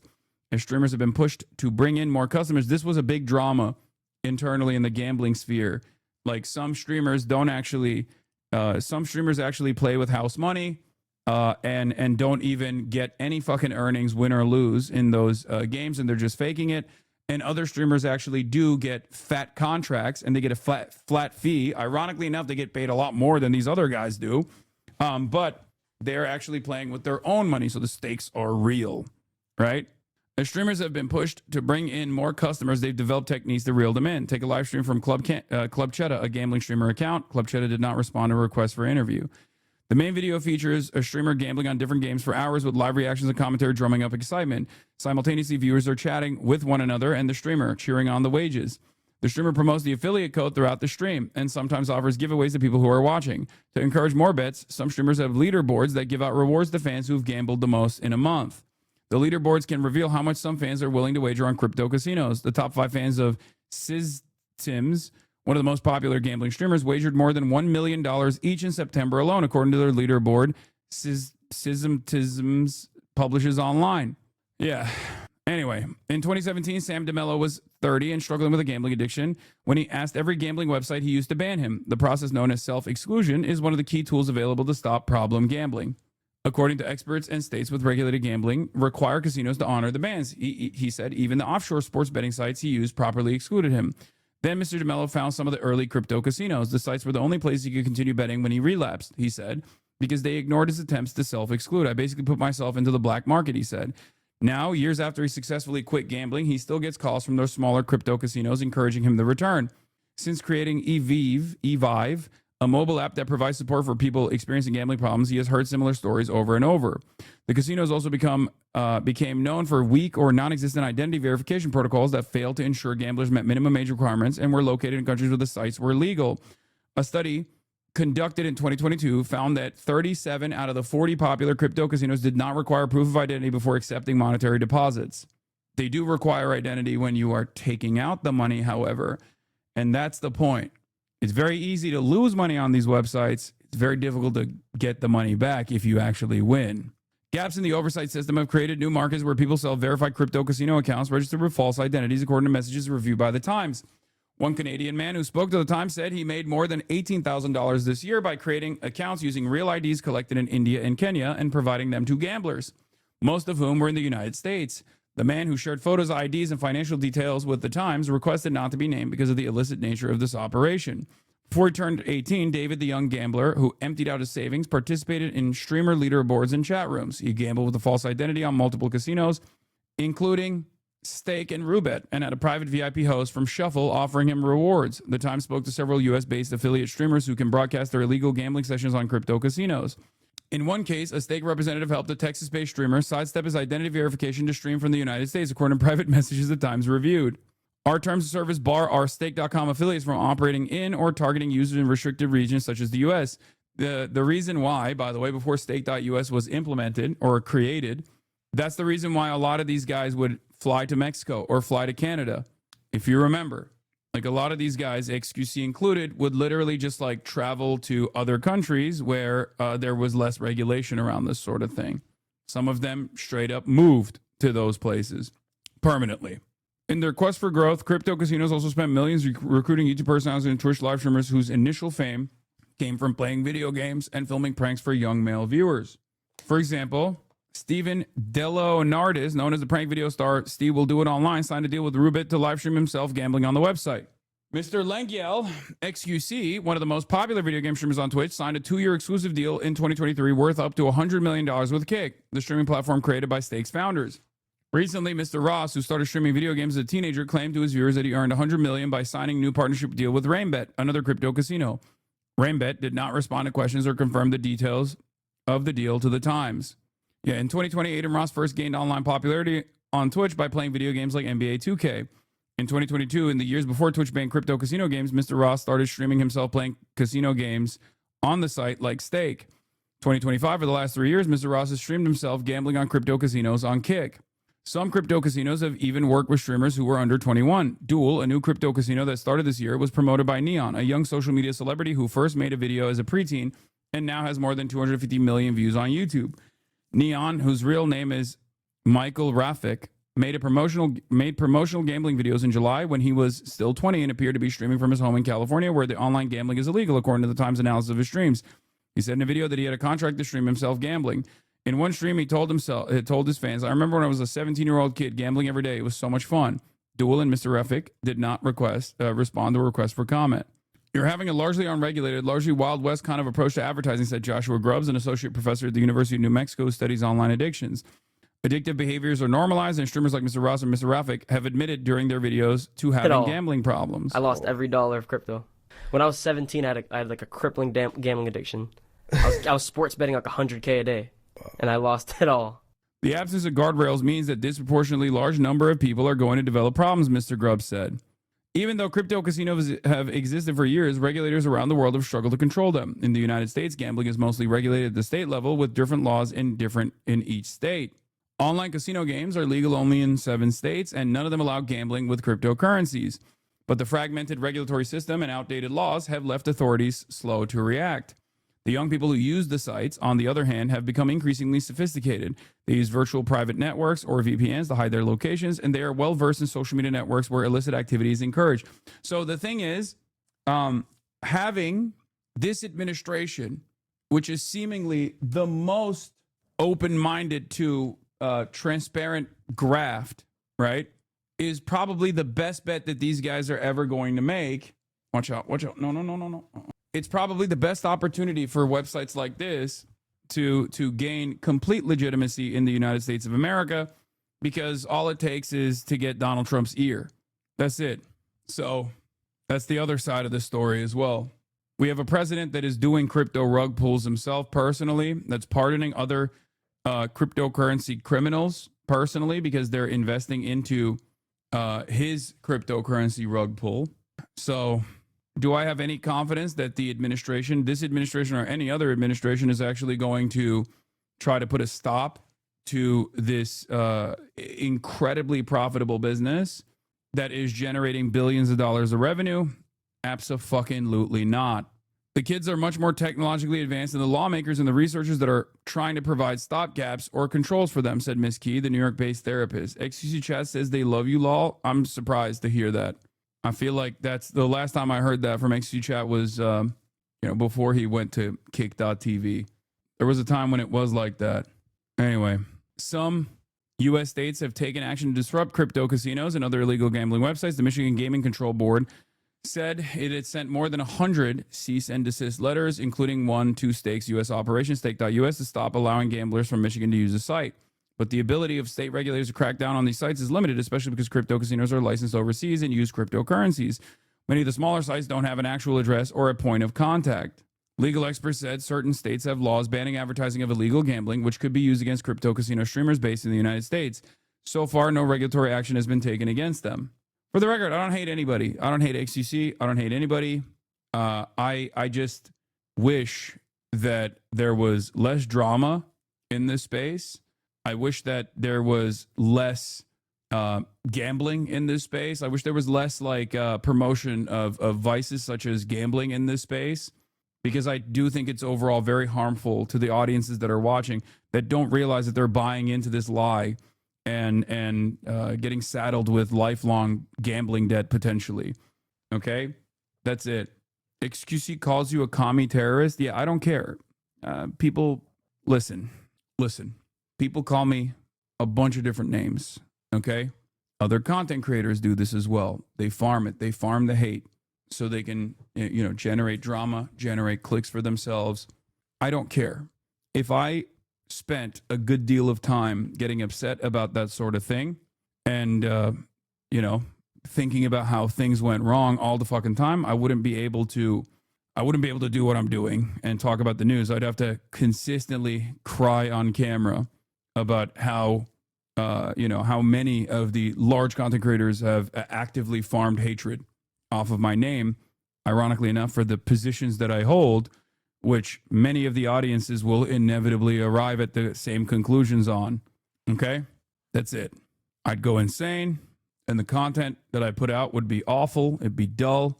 You would hate it. Okay? Time will vindicate me, as it has time and time again. Okay? It sucks that the space has fallen apart, and there's so much drama, and there's so much clickbaiting, and so much clip farming, and so much hatred. And even like the FaZe boys are finding out about that as well. Because like once a community gets to a certain size, all of these other like drama focused streamers will start seizing on that fame, seizing on that shine, and will actively farm hatred off of them. And it just happens to there is a contingency of parasitic streamers and other content creators in the periphery that are always looking to farm drama off of whatever the fuck other people are doing. Some of them are the largest content creators on this platform. They will masquerade this incredibly self-interested initiative that makes the place way more toxic, makes this space way more toxic. They'll frame it as accountability, okay? They'll frame it as though they are actually demanding accountability when in fact there is no need or no such demands for accountability at all. They just want to beef up the toxicity, push and pull in different places.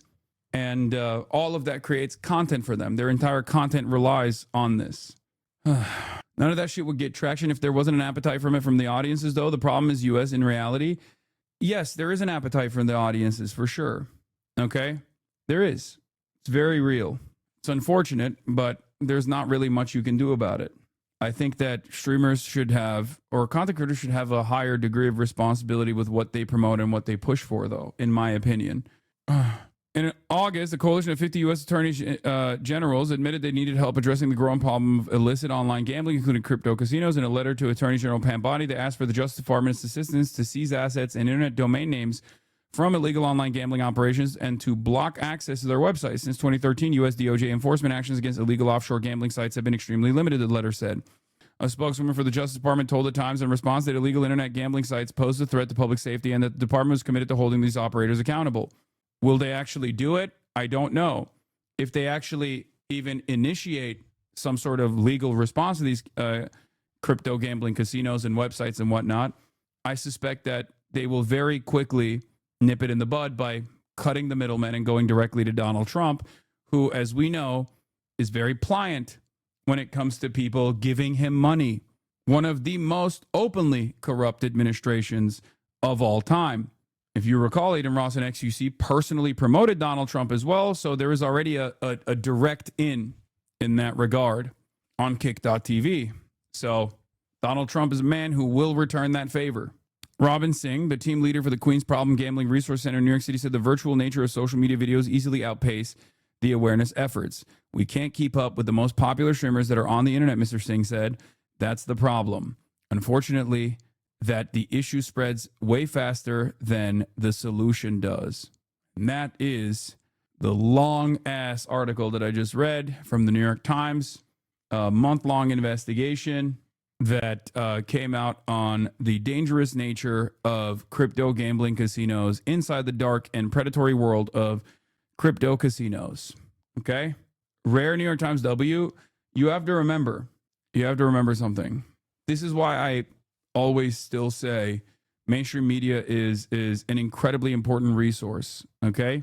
This is why I say it's an important resource. Although their impact and their reach is diminished, and although they still, when it comes to like foreign policy related things, will always play the State Department line uncompromisingly, unflinchingly. When it comes to like domestic affairs and things of that nature, there are still very good articles that they write. There's still always going to be good investigative reporting that takes place in these websites. Okay? I think in today's day and age, calling something popular needs to be considered differently. Drama clips might be popular, but is that because they are genuinely popular or because the algorithms are promoting it? It's like when Facebook altered the algos to show folks way more video content. It wasn't as popular as the views of the algos showed. I mean, there's definitely a popularity argument for this. That's why, listen, this is also part of the reason why I always say, look, you might be disagreeing with me right now. Just give it a couple months, maybe a year, and you might find yourself agreeing with me. Okay? At least that's how it's gone so far. That's why whenever I receive pushback for a take that I have on like something that people consider to be popular or haven't really thought too much about and yell at me over, I just say, look, history will vindicate me, and I fucking move on. Okay? Your background looks like an Irish hotel. Yeah, it was so good. The Irish hotel background was so good, I brought it here. Yeah, we're going to talk about Brad Lander's announcement as well, even though his account is currently locked because he got hacked instantly. But before we do that, and yes, I know that the United States seized the Venezuelan oil tanker. I don't know why people keep coming in here to tell me that the United States seized an oil tanker. I know. I promise you I know. But before we do that, we're going to talk about Erica Kirk, Charlie Kirk's widow, who went on Fox News for the third time in the last 24 hours, this time on Outnumbered, to push back on conspiracies, evil conspiracies about the husband's death. Let's take a look. With Erica Kirk sharing her journey with America and the world, we are grateful at Fox to have her here to shine a light on healing as we all miss and mourn the loss. Yes, this is literally the third time she's been on Fox News in the last 24 hours. She did it twice yesterday to promote Charlie Kirk's new book that's coming out. And then today she's talking directly about the conspiracies. Now, you guys already know that a lot of these conspiracies are coming from one woman and one woman only. Her name is Candace Owens. We are the clandestine operations, the clandestine operators for Candace Owens. As you guys know, she has gained tremendous prominence, especially in the aftermath. First, after getting fired from the Daily Wire for not only being anti-Semitic, but also anti-Israel.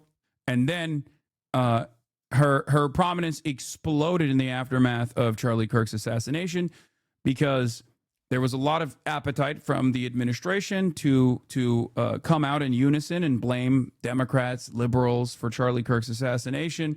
And she just came in with a grenade and exploded that, okay? And said, nah, it's actually Israel that did this. And a lot of people listened. Seemingly there was a robust appetite for that kind of commentary. Okay? Yes, we are clan members of the Clandis clan. Would you debate Candace Owens given her current popularity? Certainly, but I don't think she would be down to do it. I don't think she'd be down to do it. Candace Owens has blocked me for like the last decade almost, okay? Not the last decade, but close to it. Like, I think I've been blocked by Candace Owens for like the last 7 years, something like that. The Confederacy, yes. Would you say to get blocked? I don't remember. I do not remember. But it's been such a long time that I don't even remember. Anyway, let's continue. Her beloved Charlie Kirk. Not all of her journey has been without, well, hate, conspiracies, and oddly, speculation about where her husband is buried. Now, for the first time, Erica, who's with me now, addresses all of it from the perspective of a grieving widow, a mom, and a... It's not working, man. You're trying to farm this, but it's not working. You can't. I feel like we're too ruthless and we're too mean. You know what I mean? Like we're too ruthless and we are too mean to ever be sincere about this shit. Like I don't think anybody cares about like a grieving widow, you know? Battle-tested American. Good to see you again today. Talk to me about this part of the conspiracies that are out there, this disturbing part that people are trying to guess where Charlie is. Can I have one thing? Can I have one thing? Can my children have one thing? It just comes across as like kind of phony. Like I don't know. I just am I crazy for this? It's just anyway, let's see. Everything was public. We will be building the most beautiful memorial for my husband at Turning Point USA, and it will be for the world to see, and it will be spectacular, and it will have basically museum style for our Charlie, for my Charlie. But can I have one thing? Can my babies have one thing where we hold it sacred, where my husband is laid to rest, where I don't have to be worried about some secular revolutionary coming and destroying my husband's grave while my daughter is sitting there praying? One thing. This is my husband. Yes, he was Charlie Kirk to the world, and I know so many people love my husband, and I am grateful for that. But this is my husband, and I want to be able to have one thing left that is sacred to our family, to my in-laws, to my babies, and to my parents. One thing. What are they taking from you right now? Nothing. But I will tell you what they are doing. It reminds me so much of chapter 6 in the book of Nehemiah. He is building a wall, and the townspeople are at the base of that hill saying... Not crazy she's bad at performance, even if she isn't phony, more of a behind-the-scenes talent than a face for a significant org. Yeah, it's funny because secular revolutionaries aren't even the ones who are contributing to the conspiracies. If I am a secular revolutionary, okay, well, I guess maybe they would call me like an Islamist revolutionary, but regardless, I am not the one who's leading the charge here. I can only watch from afar and go, oh my God, how the fuck did we get here? As a matter of fact, if I or people like myself were the first people to come out and be like, Charlie Kirk was assassinated by Israel, I feel like the right probably would have collectively said, fuck no. It was the fact that it was Candace Owens that did this. That is the reason. We on the HasanAbi broadcast, we here on the HasanAbi broadcast, you know what we do? We carry the flame. Okay?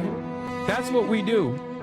Because we here at the HasanAbi broadcast understand that he stood unshaken. He was a voice in the storm. He was a man of conviction.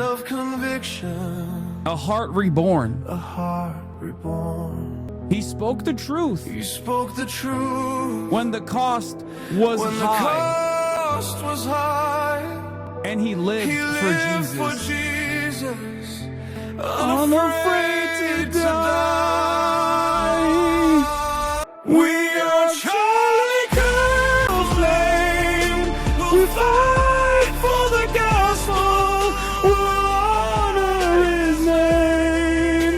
We are Charlie Kirk. His courage our own.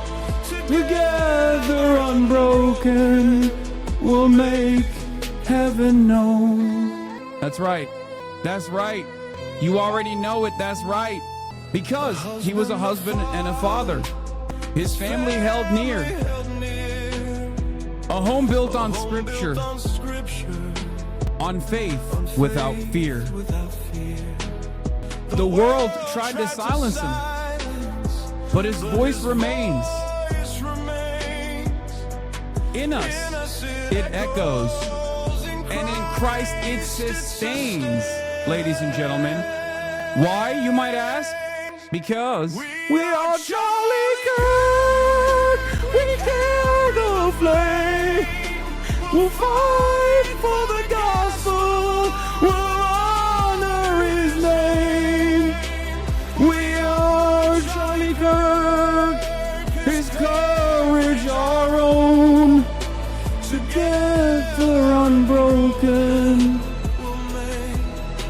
even know. Yeah. That's right. We rise with the Spirit and we answer the call. The truth is eternal. And the cross is our guide.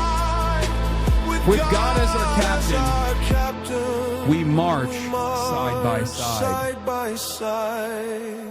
Okay? Why are people subscribing? I don't know. HasanAbi Jr., thank you for the 10 gifted subs. And Eclectic Llama 2, thank you for the 20 gifted subs. It seems like a lot of people liked my my little song there. Thank you. You should be indicted by the ICC for that. Yeah, that was a beautiful moment. That is by Spalexma. We are Charlie Kirk. Anyway, so like I said, that's what we do here at the HasanAbi broadcast. We fight for the gospel, you know. Whereas there are those who don't want to fight for the gospel and they want to fight Charlie Kirk's widow. Not us, of course, others.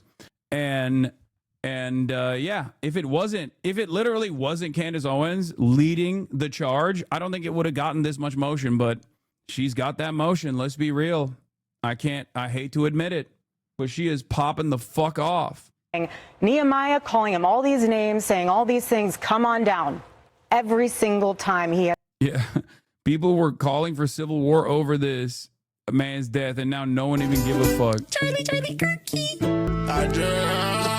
Charlie Kirky. I just popped a perky. I just popped a perky. Charlie Kirky. Yeah.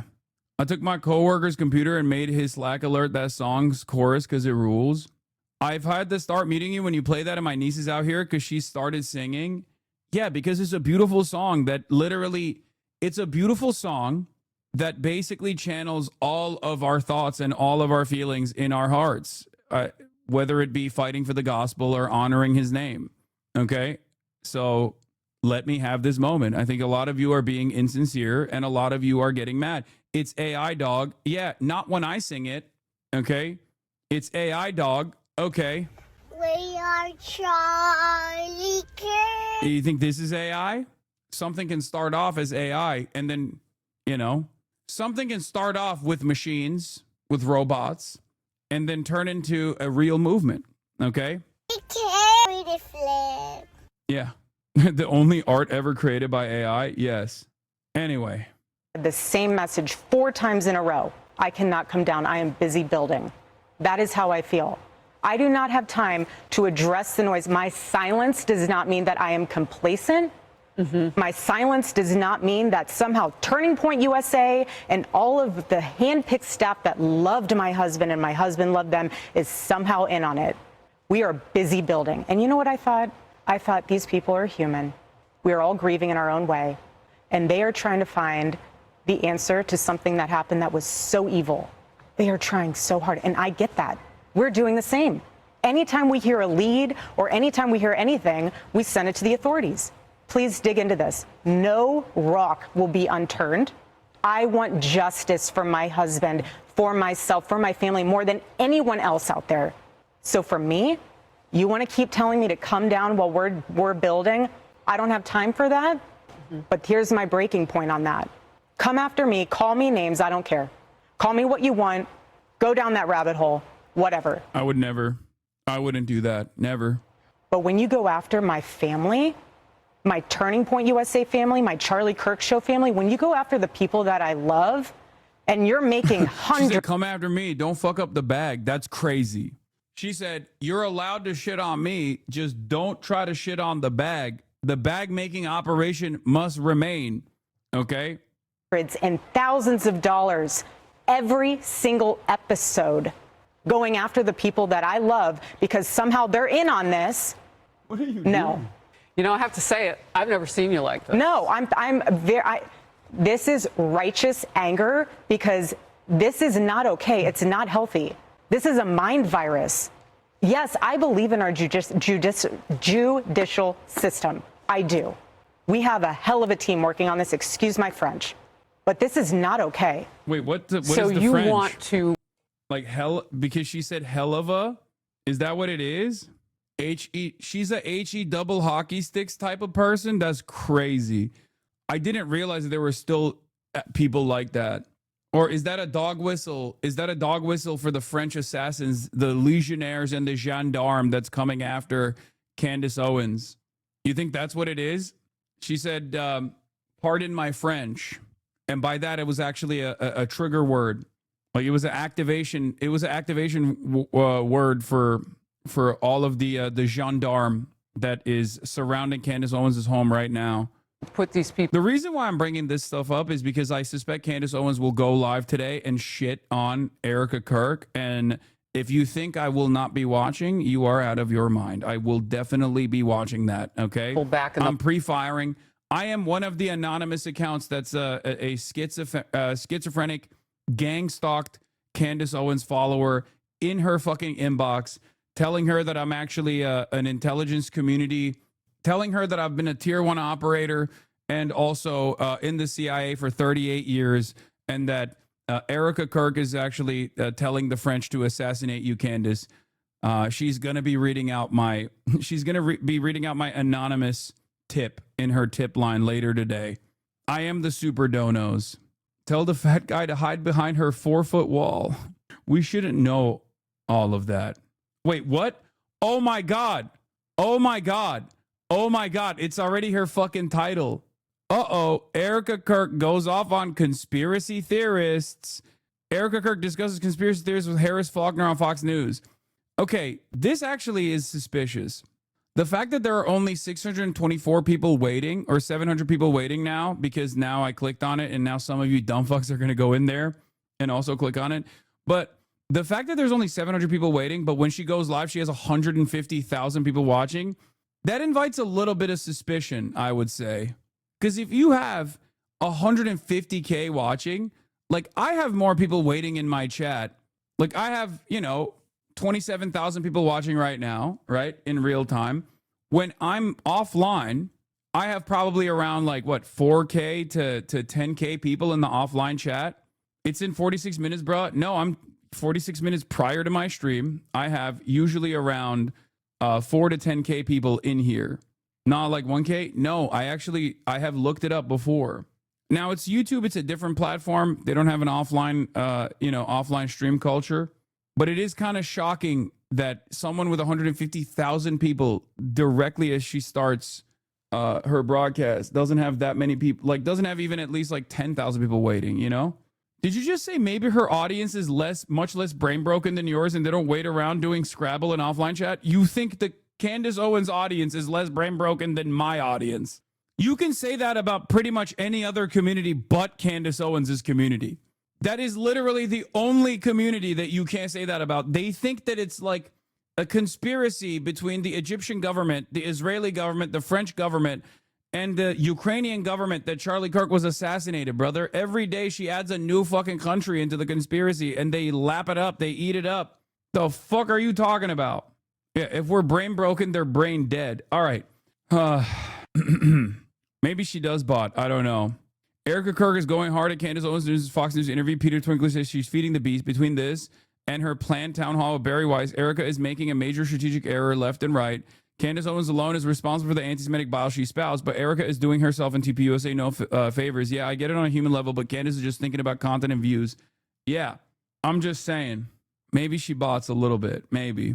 Because the numbers are pretty crazy. I mean, she's pulling a bigger crowd than Kai Cenat every day. That's pretty wild to me, Someone gave a $50 dono in our offline chat. We're not going to be in that audience in 45 minutes. What does that make us? We are going to be in that audience. And Tucker Carlson is getting involved as well. Oh, let's go. Oh my God, this is so awesome. I'm sorry. It's fucked up, but this is so dope. I love watching the right wing fall apart over the behemoth that they created. Endless amounts of conspiracies and this incredible knife fight, this incredible intense need to be the top dog. Every single one of these guys is a fucking charlatan. They're ruthless. They're monsters. All they care about is clout. All they care about is making more money. And when you leave this power vacuum in the aftermath of the Charlie Kirk assassination in this sphere, all of a sudden everyone is fucking trying to be the top dog. Kirk off or Kirk out. Oof. Box where they've been creeping from.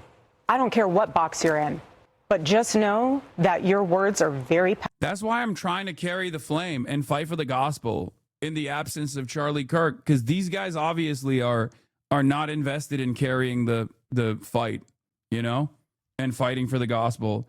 I am, and it's gone unnoticed. It's not being appreciated, but you know, we'll keep fighting. We'll carry the flame. Powerful, and we are human. My team are not machines and they're not robots. They are human. We have more death threats on our team and our side than I have ever seen. I have kidnapping threats. I have, you name it, we have it. And my poor team is exhausted. And every time they bring this back up, what are we supposed to do? Relive that trauma all over again? They watched my husband get murdered. I have no idea how I would have reacted if I was there that day.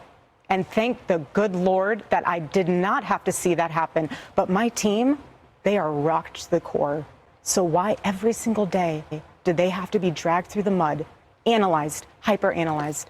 You know, the conspiracies that are out there, all of the like, do you think that there is more of it now because you do shine your light? I mean, did people just expect you would just go away? I don't know what they expected.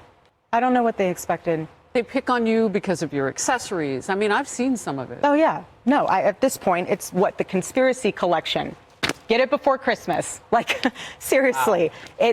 You will, if you want to find and pick me apart, go right ahead. I do not care. I don't. This was happening before Charlie was murdered. Both of us have been through the ringer of people will call you whatever they want to call you.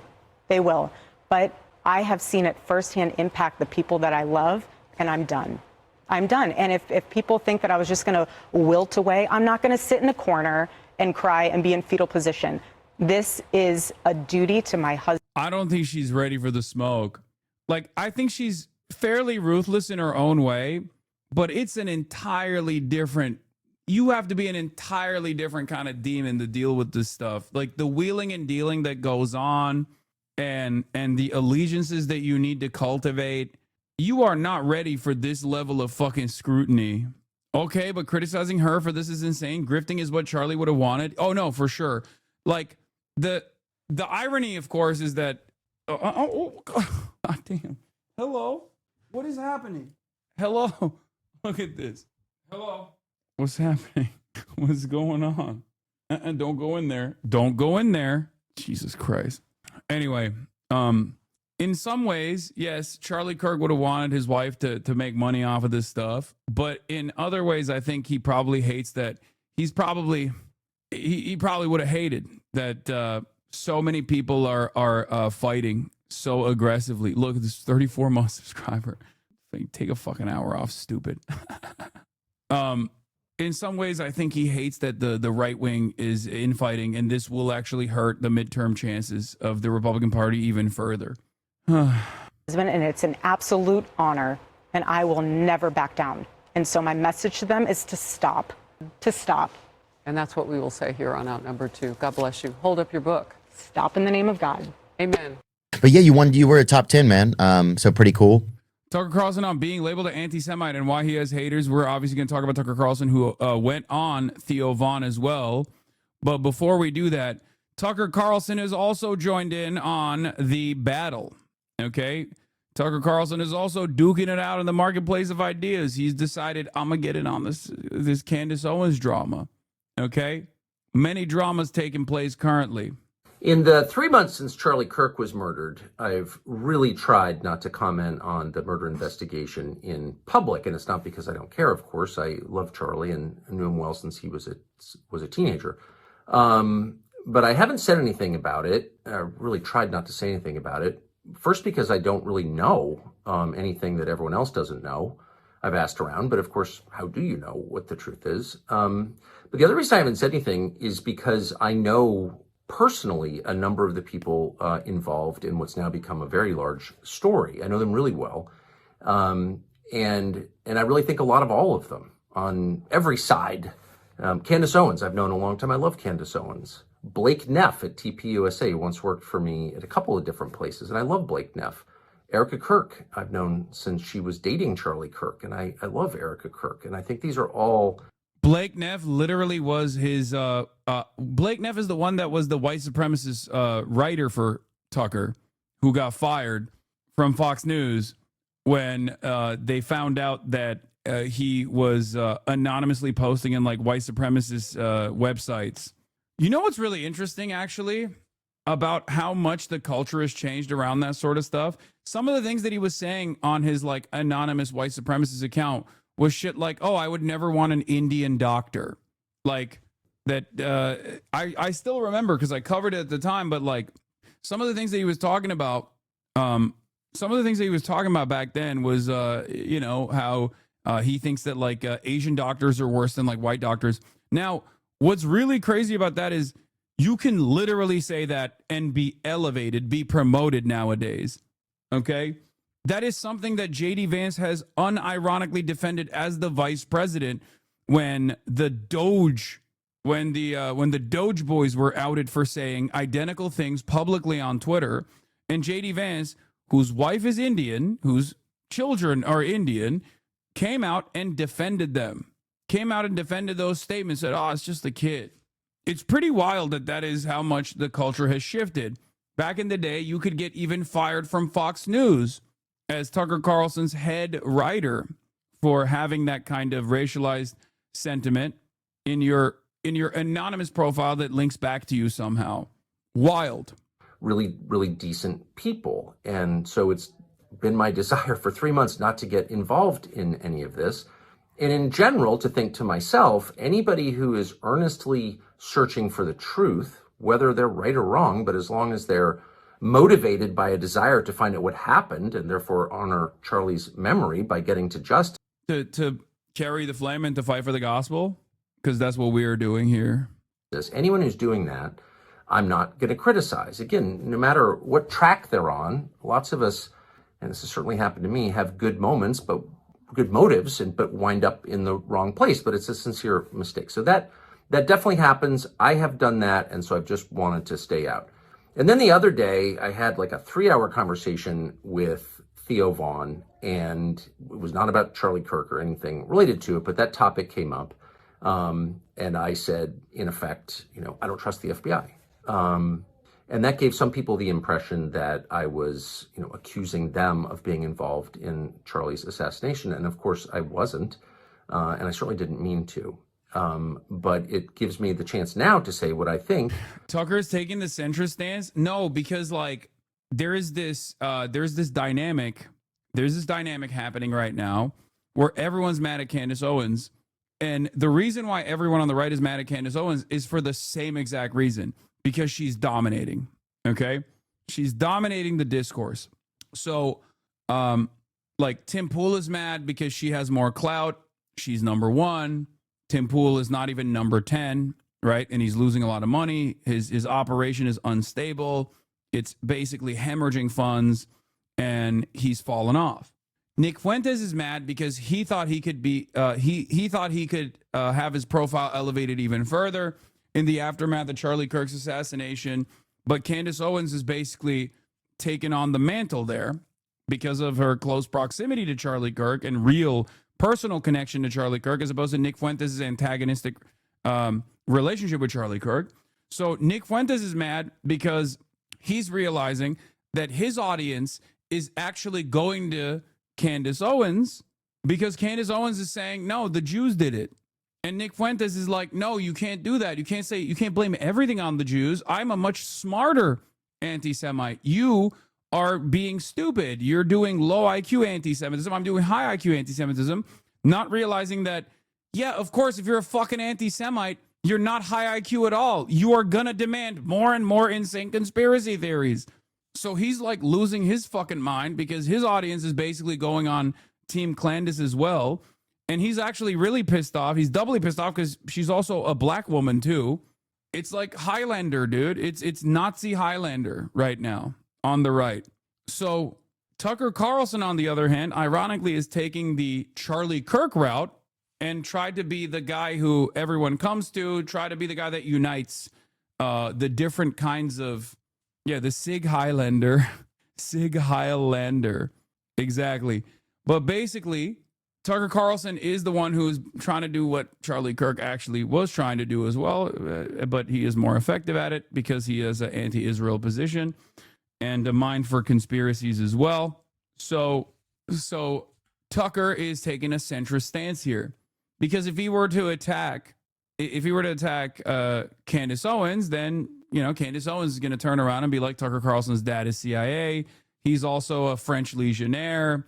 He tried to also assassinate me. And then her audience is going to freak out on Tucker Carlson in the same way that they're freaking out on Nick Fuentes a little bit, right?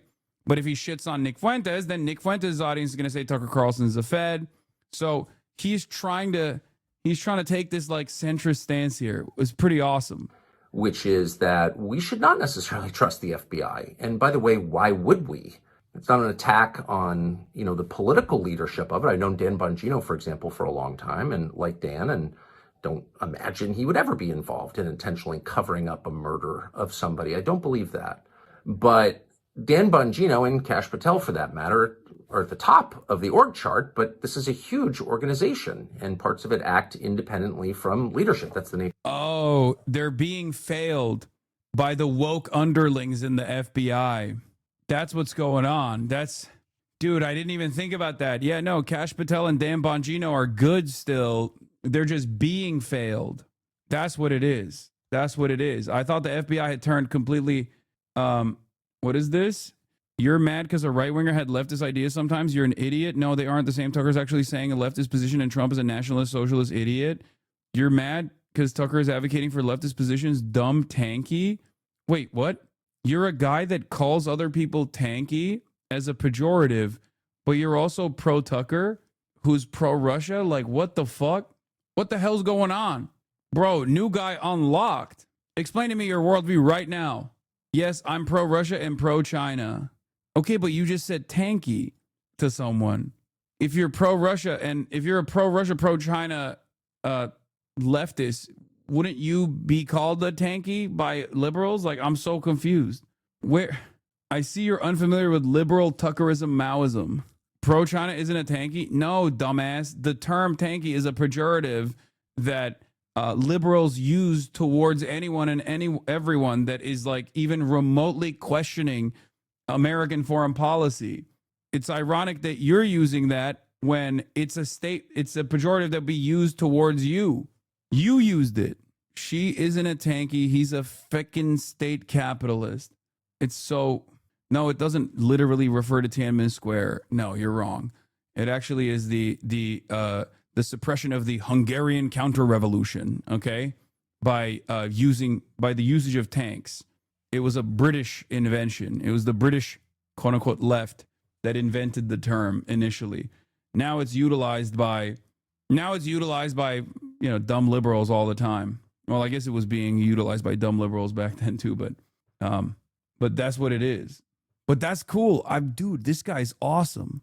He's pro-China, he's pro-Russia, he's pro-Tucker. He says Tucker actually has the true leftist position, but then he also calls other people tankies.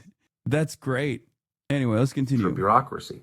So saying, well, I like Dan Bongino and don't think he would do something wrong on purpose, which is how I feel, doesn't mean that I trust the FBI or have to trust the FBI. And again, why would I? If there's one lesson of the last election, the 2024 election, it's that a lot of our biggest systems, our biggest institutions have rot in them, and that needs to be reformed. And as if we needed more proof of it, we'd learned what a lot of us suspected for years, that January 6th was in effect a setup, and the FBI was key to that setup. And it's still not clear that everyone involved in that setup at the FBI has been fired or punished for that. So no person, no American is under some moral obligation to believe everything the government tells you, particularly institutions or agencies that have a long documented, factually documented track record of committing crimes, participating illegally in our political system, for example, as the FBI has done, manufacturing crimes, setting people up, distorting justice. That's the opposite of their job, of course, which is to get to justice through facts and then to tell the rest of us how they arrived at this conclusion, to prove to the rest of us that the right people are being punished. So we're not under any obligation. Of course, we shouldn't invent theories to discredit the FBI, but it's not enough to have government officials tell us, well, this is the truth. We have a right, probably an obligation to say, well, can you prove it? And if you can't, I don't. You're a tanky. I'm pro-China bombing Japan and South Korea. I want Sino supremacy. What? I don't even know what you're saying anymore. Okay, this got to be a troll, right? Okay, no, Kaya. That's crazy. Kaya is the real tanky. Don't have to believe you. So if there's one thing that bothers me above all about the investigation into Charlie Kirk is that is getting lost as people argue over what happened. It's not abuse if I don't pick up my 120-pound dog and put her on my lap every time she demands it, okay? For the record. I know that there are a lot of people in here who think that that's the case. Some beg to differ. Your abuse is sick. It's not abuse, but it's kind of uncool. Yeah, okay, well. We are potentially... Charlie Kirk, we carry the flame. Letting our largest federal law enforcement agency off the hook. It is the job of the FBI to find out what happened and to tell the rest of us, not hide behind, well, it's national security, confidential sources. No, tell us what happened. Show us what happened. Convince us what happened. That's your job. And we shouldn't accept anything less. And by the way, when we do accept... Yeah, he took the safest route here, which is blame the FBI for all of the inconsistencies, blame the FBI for creating confusion by not revealing instantly what happened. You know, that's what's going on. Something less, then, new explanations fill the vacuum left by the FBI, which we pay to explain to us what happened. And so I'm going to really do my best not to talk about things I don't understand, state things as though I know them when I don't know them. I'm going to do my best to stay out of it because I love Charlie and I want justice to be done in this case. But the rest of us should remain skeptical. We have a duty to remain skeptical, and we... Okay. Let's see what he had to say to Theo Vaughn when he went on the Theo Vaughn show this past weekend with Theo Vaughn. This is what he said tonight. What is one of the things about the Charlie Kirk assassination that rubs you the wrongest, do you feel like? About the investigation into it? Yeah. I mean, it's the whole thing with the kid and the images, and then they see him at like a Dairy Queen. Some of the, it's just like, it's all so confusing. You can't decide what to believe. But also the fact that it doesn't feel like there's any presentation from the FBI or something about reality. So it feels like it's just, it's internet sleuths filling in all the pieces. What do you think? I've called directly to say that, just as an American, as a friend of Charlie's who is interested in seeing justice and is interested. Dude, he does such a good job at just like the fake sincerity. He's like the opposite of Erica Kirk. We'll be like, oh, I was so saddened as a real American, just like you, as an honest, God-fearing, tax-paying American who was a wonderful friend to Charlie Kirk. I was devastated.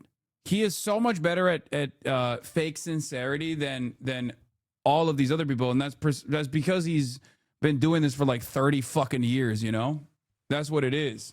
Very dangerous guy. In preserving our system beyond this year, like if you want the system to continue, you have to satisfy people that the system is real.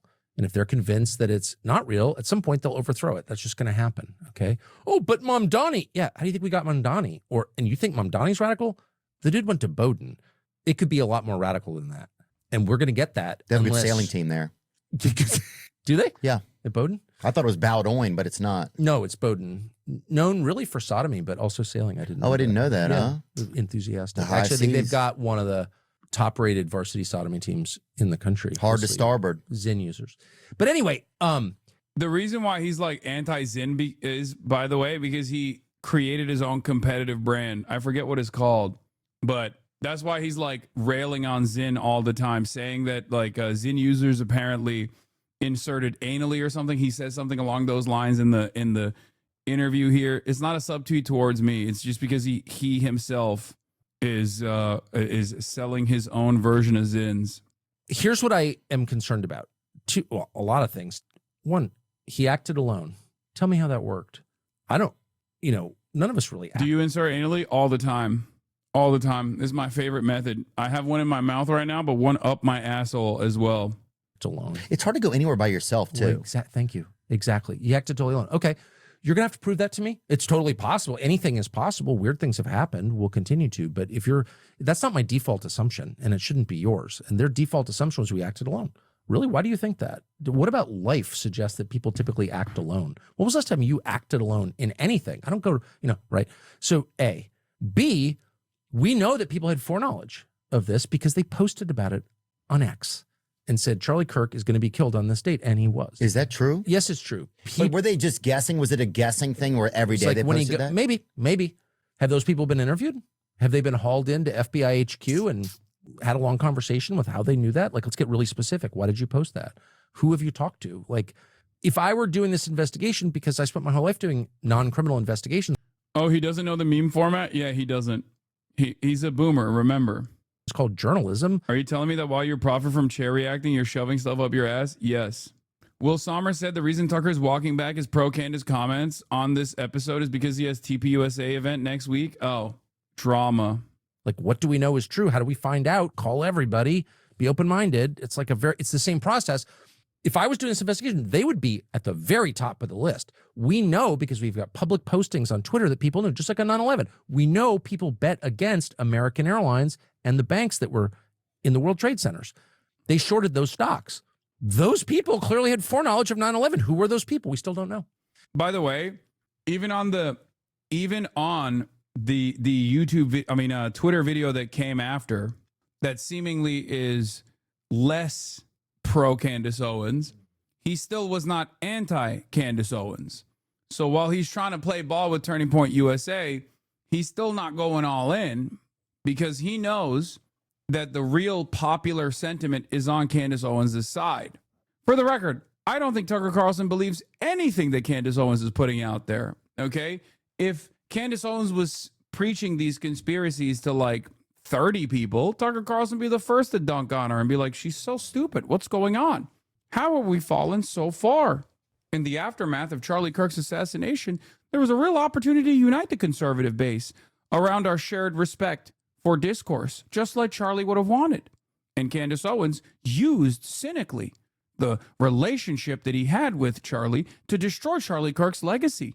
This is not what Charlie would have wanted. As a matter of fact, he told me time and time again, that kind of thing. That's what he would be saying over and over again.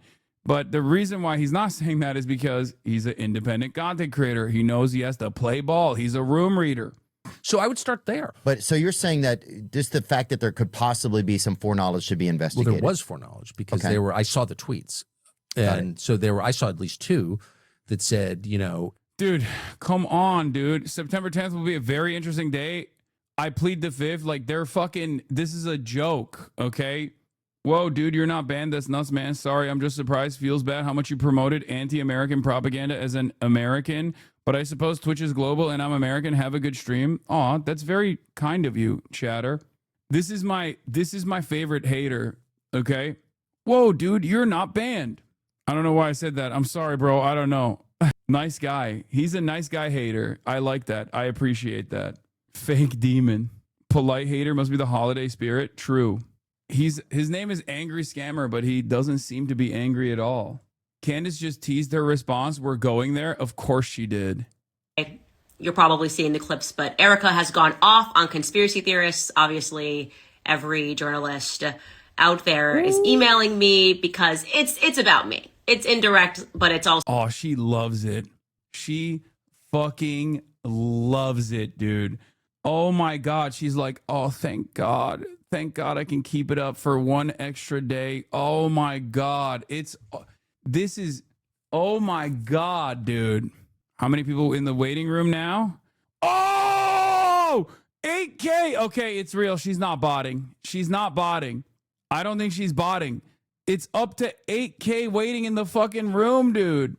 Oh my Lord. She's got something for everybody. Also about too. Me. And don't worry, in case you think it's not about me, she is going to name check me on stage with Barry Weiss on Saturday. How do we know? Because our mommy sleuths be everywhere. And they recorded the town hall today. And as soon as the town hall concluded, we got a flutter of emails. And what she says about the Egyptian planes, I'm sorry, not going to lie, it's a little suspicious. It's weird. It's a weird response. So look, we got to go there. Join us at the link below. HasanAbi offliners and Candace Owens offliners have made a peace agreement. Everything's going to change when Charlie Kirk gets to the college in Utah. She is going to say Erica Kirk had a hand in this. Okay? You can bet on it. She's going to say maybe Erica Kirk played a role in Charlie Kirk's assassination, considering how much she's benefited from it. Oh, my Lord. Oh, my Lord. I don't know. Will she? Will she go that hard? Will she go that hard? I feel like this is a real test of how much people trust her and how little people trust Erica Kirk, I guess. Because if she just goes nuclear and says and implies, Yashar provides context that she once said she would stop if Erica told her to. After Charlie Kirk was assassinated, Candace Owens said if a number of times that the only person besides her husband who could get her to stop filming episodes about Charlie's assassination was Erica Kirk. Candace has not promised that in some time, but even if she had, I have always suspected that she would say she must continue because Erica is being controlled by Israel or France or whatever nonsensical conspiracy theory she wants to promote. Yo. Of course she's not going to stop. Are you kidding me? 150,000 people tuning in every fucking day. 10,000 people waiting in the waiting room, including our 30,000. Technically, 40,000 people are waiting with bated breath for what Candace Owens is going to promote today. Okay? I open your stream and instantly hear Israel. Well, sorry to offend you, chatter. Clandanistas rise up. They call in your stream the Candace waiting room is true.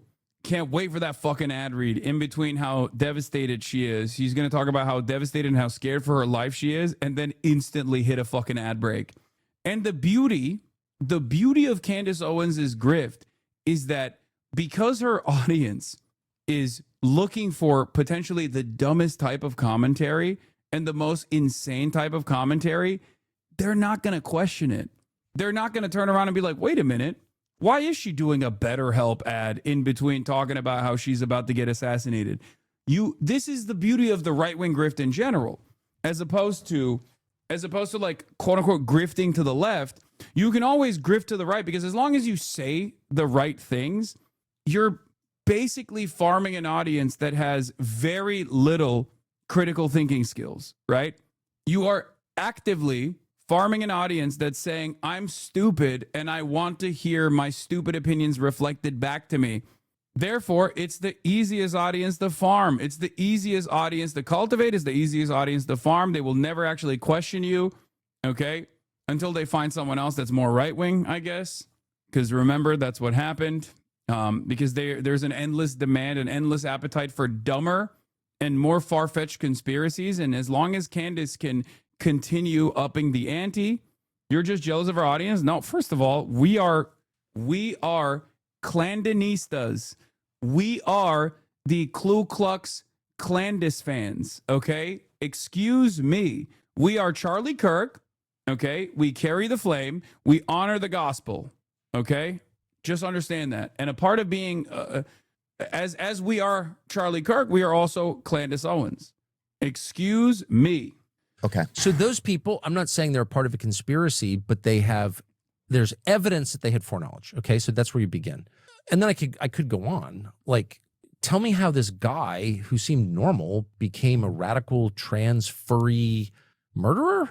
It's not enough to tell me, oh, trans. I'm not pro-trans, by the way. But was that the guy or his boyfriend? Well, exactly right. Tell me how this guy became so radicalized that he murdered a stranger. I'm not saying it didn't happen. I'm saying I want an explanation for how it happened. Why wouldn't I? I agree. Oh, we can't talk about that because it'll, prejudice the jury pool. Really, you've told the world that you have both a confession from him in his text to his boyfriend and the murder weapon with his fingerprints on it. I think you got a pretty solid case. So why is it so difficult to just explain, dude? 9/11 rubble was still smoldering whenever. I was on television on 9/11, so I remember this very well. People are instantly appeared. Oh, this is Islamic radicalism. Here's where it comes from. Yeah, you were one of those guys, Tucker. Like, I like that he tries to distance himself from the instant we must bomb every Muslim country narrative that was the prevailing narrative on television at the time, when he was the guy doing that alongside everybody else. Oh, how quickly we forget, I guess. It's like, yeah, I was on television at the time. I was so shocked that everyone was saying we got to bomb every Muslim country. I was like, what's going on? Let's hold on. Maybe Israel did this. Nope, you didn't say that. You said, let's bomb every Muslim country. We're going to invite this guy in from Columbia who's just written a book about it. And like the whole explanation was ready to go. Yeah. There's no even attempt, which is both good and bad, but there's no attempt to explain how this happened. Like that's the key question we all want to know. Yes, I know Charlie Kirk was murdered by gunshot. Got it. Saw it. Why? And they never want to tell you. Yeah. Was the kid on SSRI? Shut up. Are you a Scientologist? And they immediately start name calling you. Oh, you're Candace Owens now? No. Yeah, but if you're just a curious person who wants to know why your friend got killed, well, it's that's friend. kind It's of a what human I person. am. That's what I am. Right, that's what I'm saying. It's a human person. Well, that's what Candace is. So I have said from the beginning, if you don't like what Candace Owens is saying, why don't you call her and offer a more plausible explanation for what happened? Oh, she's bad. She's bad. Okay. I mean, I like her a lot. I don't think she's bad, but I love her actually. But let's just stipulate she's bad. But why wouldn't you do that? Because I don't agree with some of the stuff that the rabbit hole she goes down, but I don't even know. But I like the fact that she likes to dig in the garden, you know? So it's like, I like the fact that she's curious, and that obviously if people weren't resonating with what she's doing, then nobody would be paying attention. But you know how many places I go, people will come up to me and be like, and I don't think they want to say something to me. They'll be like, I love Candace Owens. Dude, did I tell you what happened to me in Oslo this summer? Mm-mm. I was with my family, salmon fishing. White Oslo. This is why, dude, I was on the ball on this fucking Candace Rise post Charlie Kirk. That's why when I did that interview with, was it Vanity Fair or Variety? And I was talking to the person and I was like, and I was talking to the journalist, I was telling her, like, you know, a lot of people think Israel killed Charlie Kirk, right? She was like, what? What do you mean? Really? That's the case? And I turned around and I was like, watch this. And I randomly asked the waiter, like, what do you think about the Charlie Kirk assassination? Who do you think did it? And he instantly said Israel. A lot of these people, yes, I was aura farming. A lot of these people were completely fucking, it was on Variety, yeah. They were so oblivious. This one did numbers, dude. This one did crazy numbers. I watch every Candace Owens, Piker says, referring to the new media star of the far right who has fanned the flames of the Israel theory. He nods in the direction of our waiter. It's the reason why I know exactly where he is coming from with the Charlie Israel thing. For me, no matter how far-fetched a conspiracy is, if it's getting 2 million views in 24 hours, that means a lot of people are tuning into it. That means a lot of people are paying attention to it. And in this day and age, I think a lot of people are believing in it. Best 20K spent? Yeah. Dude, that was such a crazy moment that people literally said that was fake, that I like planted the waiter or something. Yeah, this tweet from the article got 150,000 likes, the Gal Gadot one. I know you do your best and what you think is right, and believe what you believe. I'm sorry, dog. My name is from scam baiting and sarcasm. I don't hate you. My bad. I would take it back. Wait, what the fuck? I'm sorry for coming on your channel like that. Wait, what the fuck? Thanks for not taking it too personal. Just drama. I'm sorry, man. I'm feeling small. Oh my God. I'm sorry for coming on your channel like that. I believe you're doing what you think is right, and I shouldn't start drama. My name stems from scam baiting and sarcasm. I withdraw and don't hate you. I don't want anybody to feel bad about anything. I was overly opinionated. I think the dog shit is ridiculous. They should stop the harassment on that. You're good, bro. I overexpressed on that from what I've heard. My bad, dog. Have a good stream. I wasn't being sarcastic about that. God damn, dude. That was the quickest. Holy shit. That's an incredibly rare sight on the internet. Instant redemption. That's wild. What the fuck? I got whiplash. Thank you. All right, when's she going live, man? Oh, 1 minute and 38 seconds. 22,000 people waiting. Okay, her audience is real. Oh my God. Her audience is 100% real. Chat, the 150,000 is not botted. It is definitely real. Oh my God. Her audience is so real. It's not even funny. Holy shit, she literally is bigger than Kai Cenat. It doesn't matter if it's real because her impact is real. Yeah, I mean, no shit. Quick look at her IG mutual. She's in with the normies. Is she bigger than Tucker in terms of views? Oh, absolutely. She's also bigger than Tucker in terms of impact as well. Candace Owens, I think, is the most impactful right-wing content creator right now in the United States of America. I think that like she's bigger than Asmongold too, I suspect. You're going to piss off Asmon with that kind of talk? No, Asmon is fucking small fry, dude. I mean, clearly her lives, she stopped doing videos because her lives bang so hard. Look at this, 2.2 million views, 2.1 million views, 1.6 million views. As soon as the controversy is dying, they immediately start yelling at her. Boom, 2.2 million views, 1.5 million views, 1.5 million views, 28K waiting right now. Asmongold without the bots is, around the same level as someone like myself, but he has a lot of motion on YouTube. Okay? Like his live streaming audience is that gets called into question every now and then. But the impact that Asmongold has is actually on his YouTube channel, where he has a fuck ton of real fans and real momentum. We don't get to experience it because none of his fans actually go outside or live in Europe, so we don't actually see it.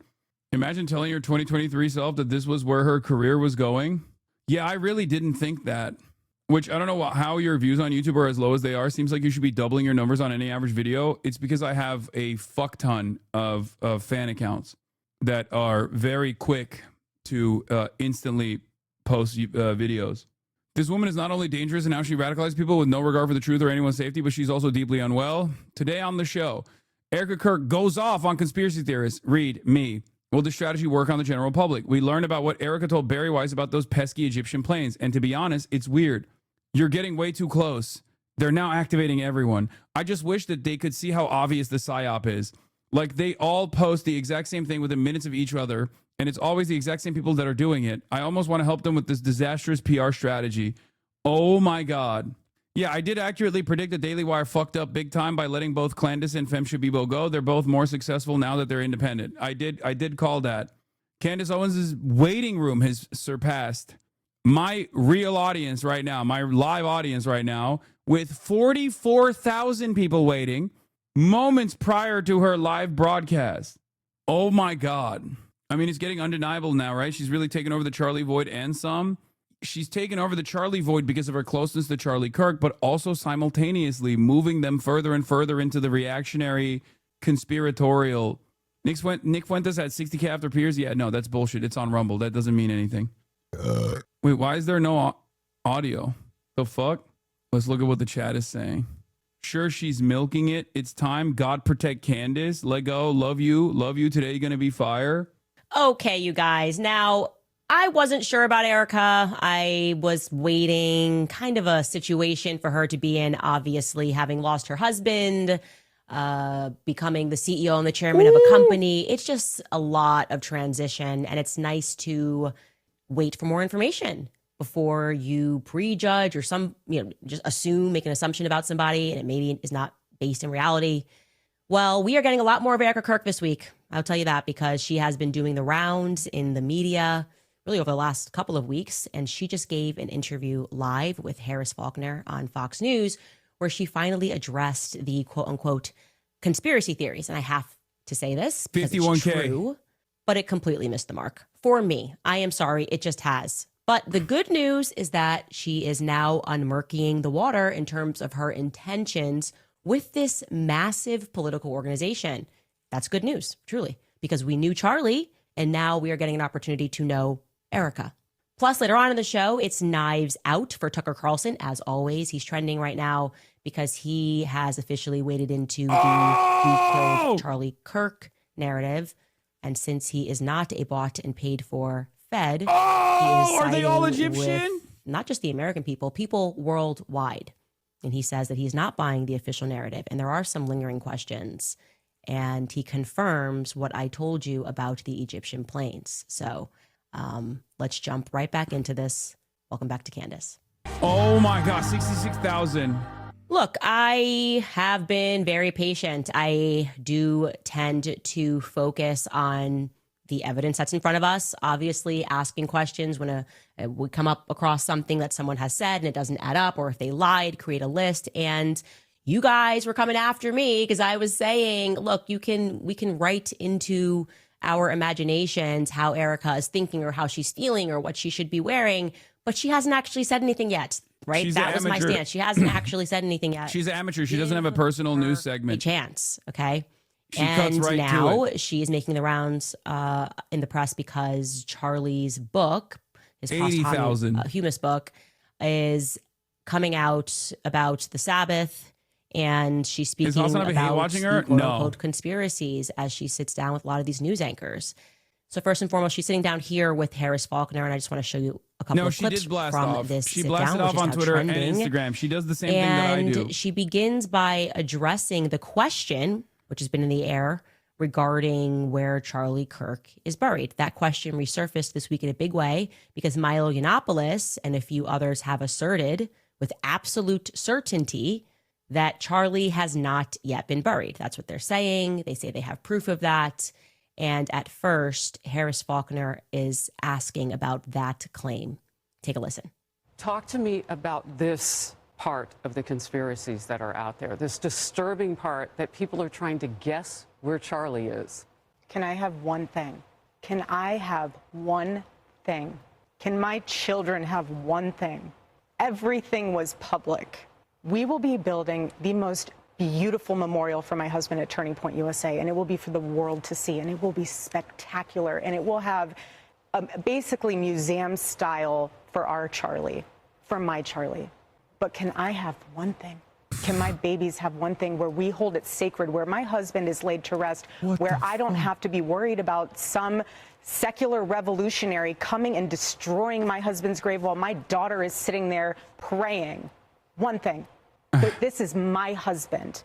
Yes, he was Charlie Kirk to the world, and I know so many people love my husband, and I am grateful for that. But this is my husband, and I want to be able to have one thing left that is sacred to our family, to my in-laws, to my babies, and to my parents.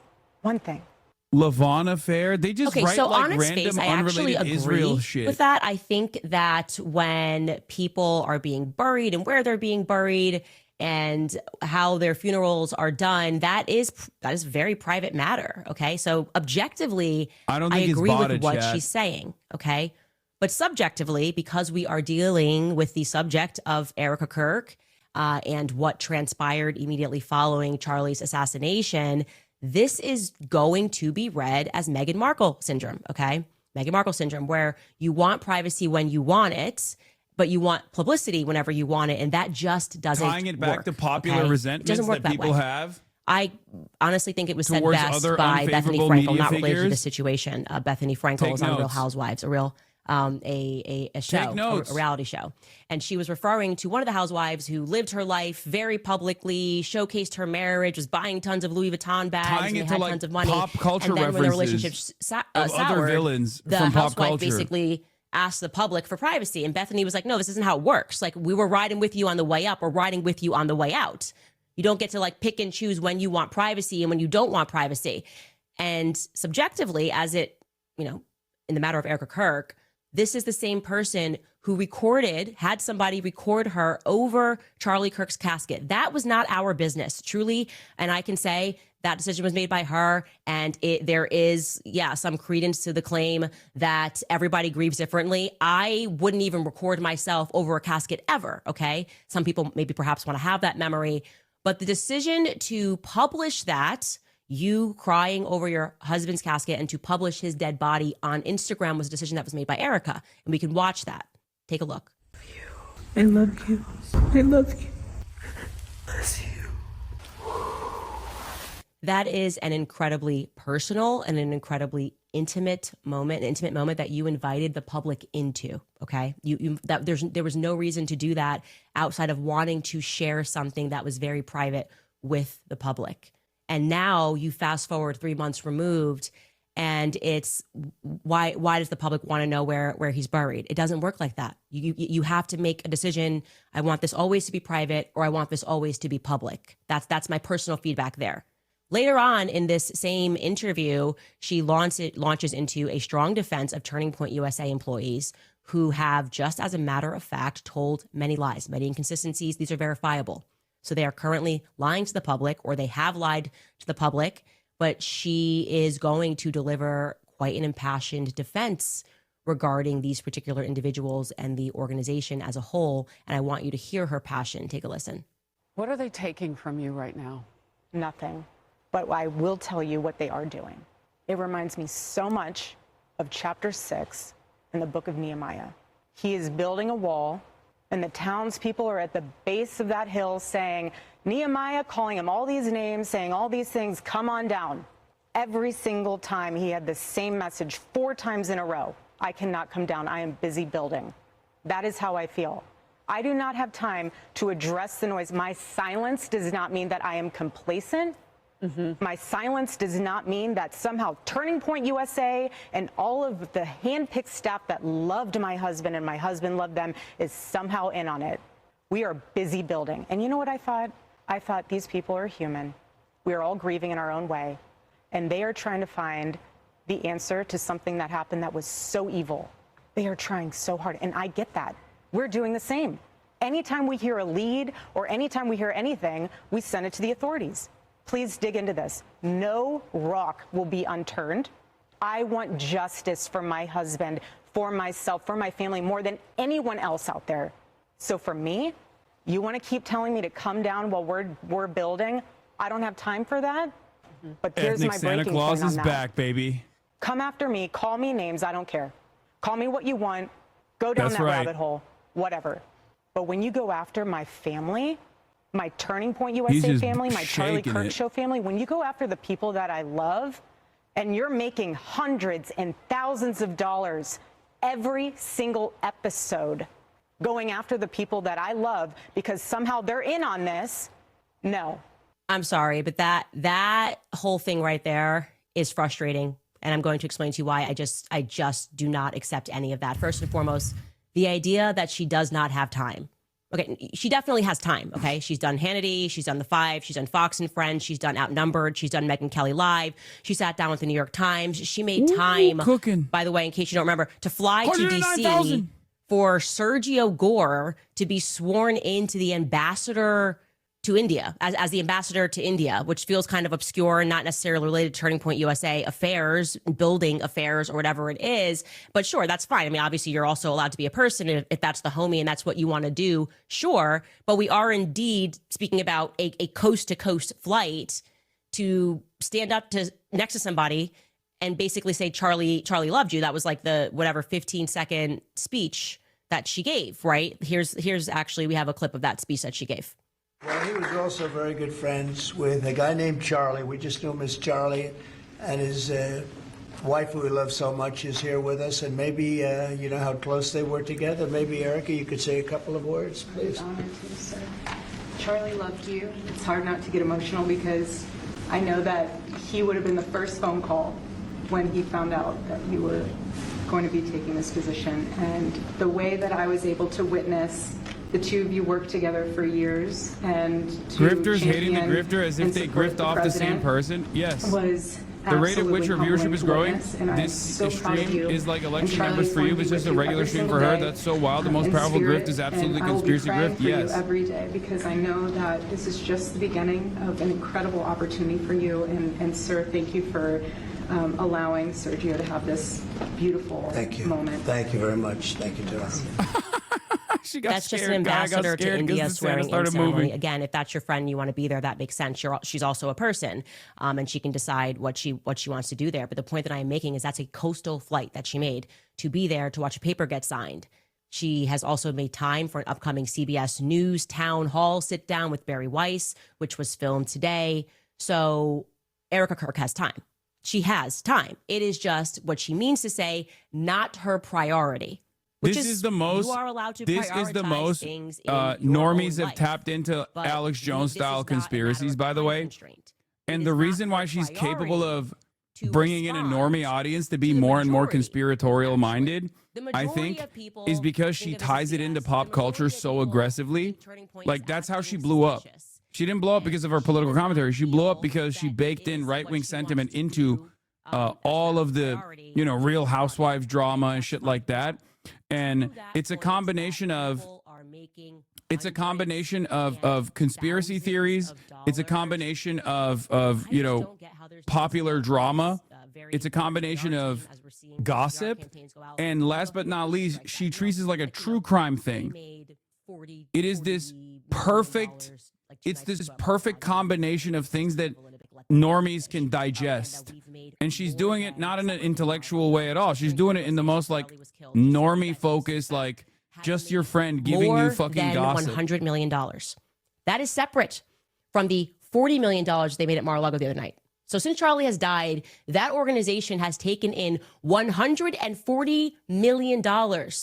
But gosh darn you people that are making hundreds of dollars every day on YouTube talking about Charlie Kirk's assassination and the BS narrative that is being fed and the very obvious psychological operation that is being employed to make you accept the BS that they are trying to sell to us. Gosh darn you. Did you make $1,000 today?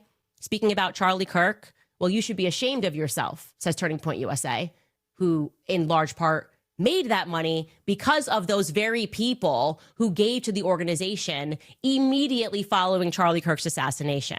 Wow. And the thing that is especially absurd about that is trying to like 128,000. Almost like, I want to be clear that Turning Point USA is my family. The Charlie Kirk show is my family. You know, like she's just expanding the wings of people that we're not allowed to critique when she peaks because they're in the family. If you call them fam, you can't critique them, right? Oh, I'm sorry. We actually are showing a clip of Rob McCoy defending a pedophile or trying to like launder the reputation of that's fam. That's the CK show fam. Oh, I'm sorry. We are actually pointing to the fact that we know for certain that this person or organization is sexual deviant. That's fam. That is my, don't you get me upset. I know that this is a now $150 million in the last 3-month organization and we employ tons of people, but you can't critique. You can't critique the fam. And I hate to say this, but I'm going to be very clear here.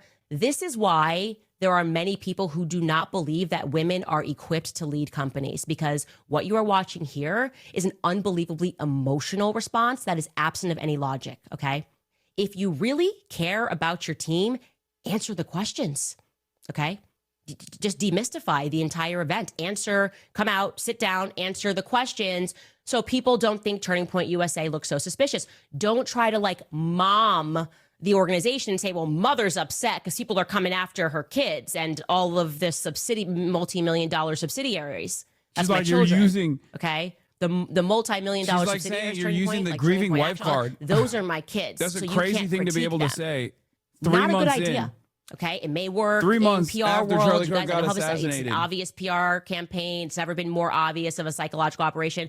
I actually wish they would put me on payroll so I could help them make these things look more organic than having every single person that has been telling us to stop asking questions all make the exact same video within 4 seconds of each other, being like, whoa, Erica Kirk shuts down no, she didn't even respond to one of the conspiracies. She gave us emotion. She said, I'm a mother, I am a wife, and we never asked about whether she was a mother or wife. We want to know if she is a CEO and a chairman. And a CEO and a chairman has to compartmentalize. A CEO and a chairman cannot respond to valid questions and critiques about finances, about shady actions that are being taken by people that require presidential pardons, people that are meaningfully asking why we are not getting a clear answer of what took place on September 10th. A CEO, okay, does not get to respond and say, that's my family. Okay, that is the energy of what I would expect. I'm not looking at a YouTube chat again. From a mother speaking to a teacher. Would I call this a crash out? No, I'd call this a cash in. That's my kid. Okay, and I'll shut this down right now. That's my child. This is not a child. Turning Point USA is an organization, and Erica already had an uphill battle to climb. Like that, she had to climb this because, by the way, just because if this was Goldman Sachs, and the president of Goldman Sachs or managing director over at Goldman Sachs died in a horrifically violent way, the Goldman Sachs family might mourn for a couple of months, but they would have instantly had someone to replace that individual. And beyond that, they would have never accepted the public and the people that are investing money, they would have never accepted, well, he's gone, but here's his wife. She already had a hill to climb here, right? Like, this does not make you qualified because you love someone to take on their job. I am not qualified to do what my husband does. That's why I said I wouldn't want to be the CEO and the chairman of a company. Actually, there's a great clip of Jordan Peterson asking that very question. Like, why do women want to be? Like, why would you want to have? It's actually a lot of work and it's very stressful and it's a lot of numbers and you're crunching numbers and you have to be everywhere. Okay. If you want that, great. If you built the company and you're in the room like Charlie Kirk did, and you have proven to the public, like, hey, I built this company, I didn't even go to college, and I've been doing this for over a decade, as Charlie Kirk did, you've earned that street cred, okay?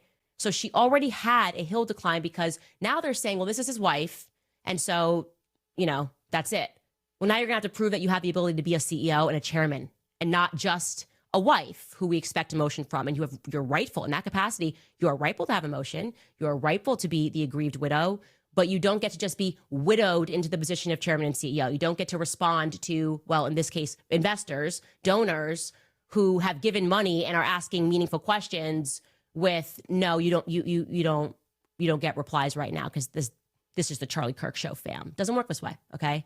And the broader point, removed from Erica, which a lot of these mockingbird influencers seem to be making, is essentially they're saying to us that scientific inquiry and investigation in and of itself is now patently wrong, right? Essentially, we should just trust scientific the state. inquiry. Don't That's believe what your she's own calling what instincts. she's Don't doing believe your every own day. eyes. Don't ask any questions. And I really want to stress to you guys how utterly ridiculous that logic is, right? Because if we followed that logic in any other situation, there would never be a crime solved ever, okay? If we just ascribe to the idea that scientific investigation is on its face wrong, it would not work. I'll give you a crappy analogy here, but imagine if there's like some young mother and she dies suddenly in the middle of the night, presumably in the middle of the night, and her husband Vaccine is the injury? first one to report it in the morning, and the cops show up who happen to be his buddies. They get there, and then they dramatically close the case in 48 hours. And neighbors are like, wait a minute. Excuse me, officers. Actually, you might want to know some other facts here about this guy. Like, you know, he's in the mafia. Erica did it. These people would be like, how dare you question the people closest to, he loved her. That's his wife. Being a gang member is not evidence. Why are you saying he's a gang member? It's not evidence. And you get another nosy neighbor. The who analogy produces means evidence that Erica in the did middle it of the night before she died, they and saw is a part of the the gang guy that killed Charlie. outside, the husband outside removing cameras in the front yard. That's not evidence. Yeah, but I saw him go out in the middle. He put something in his car in the trunk. He was looking shady. That's not evidence. How dare you find that to be suspicious? More nosy neighbors start discussing, and they were like, hey, we heard them. They were having actually a heated argument before she was found dead. I think it was about money. All of a sudden, the next thing you know, you got Allie Stuckey from the HOA. She blasts out an email and she says, it's unbiblical. It's unbiblical to gossip. Hearing an argument is not hard evidence. You have no right to discuss it. Yeah, we're the nosy neighbors, okay? We put together a list of 20 verifiable lies that have been told in the weeks following this sudden death event. And yeah, we have some questions. So we're not going to accept Tim Pool jumping on the airwaves with big estrogen energy telling us we're evil because we have like school board elections next Thursday. We're the nosy neighbors. We don't care about the elections coming up. We want to know whether or not we are in bed with people who are capable of murder, Yeah, Tim people that Pool's are a capable woman. of covering up murders. Actually, we, the nosy neighbors, feel a little bit less safe in this neighborhood until we know whether or not there are some psychopathic killers in our midst. How about that? That's how I feel. I think that's how a lot of people feel right now. So I want to express that. And this psychological campaign filled with emotional manipulation and how dare you, and the aggrieved widow speaks, and so you're not allowed to question a $150 million organization. No, I reject it. I reject that 100%. Which is why I will say it has arrived as a blast of fresh air that on this very same day, Tucker Carlson is standing up to the nonsense. He's not speaking about Erica, obviously. He is friends with Erica. But just the nonsense of what the FBI is saying, he's wading in and saying, yeah, the FBI is not being clear in what happened. And I have questions because, and I think it feels like a blast of fresh air, because I and I know many people at home are seeing all of these people that we followed and we thought that they were heroes, and suddenly this assassination has exposed them all to be frauds. You know, like for the right price, they will join Operation Mockingbird. For me personally, that is how I feel, okay? Like people in the military that I thought were forthright, people that were journalists that I thought were forthright. I just am so let down. And I don't think I would have been able to handle if Tucker Carlson was among those people. You need hard evidence.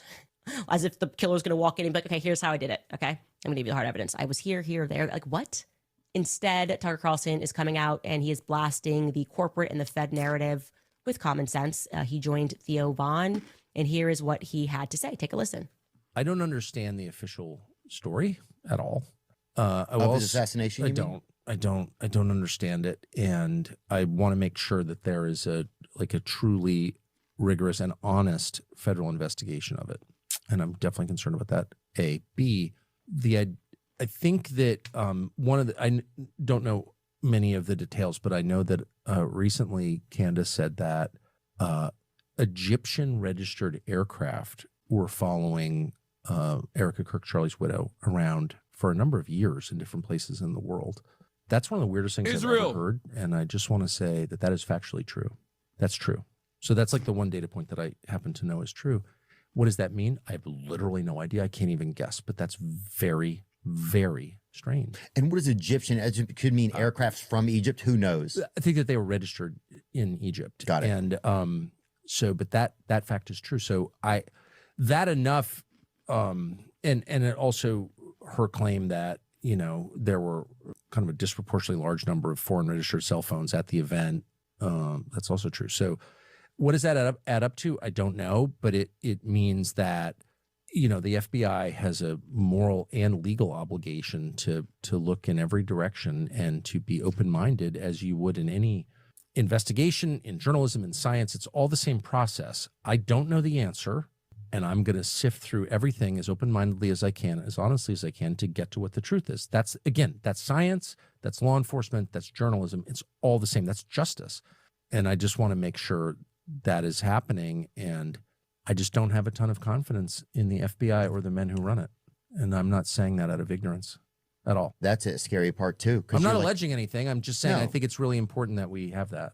That is what authenticity sounds like, and that's what we're doing here. We are investigating, right? Sometimes you get something wrong, you correct it, but I was right about confirming that part is true. What I take from that, Tucker Carlson has been very clear. He grew up with CIA agents, okay? This is a guy who grew up in Virginia. His father, he learned after his father died, he thought he was just working with the CIA. No, his father was on the payroll of the CIA. So Tucker's friends are in the state. So you should take it as a concrete fact that there's something up with these Egyptian planes, and they were in fact following around Charlie, and they were following around Erica, as I told you.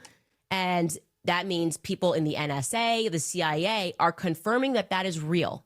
And yet, just last week, what we got from Blake Neff, and I know he's untouchable, he's in the fam, but I'm going to go ahead and touch that and say, like, this is not okay, the vibe is not right, is making a mockery of it.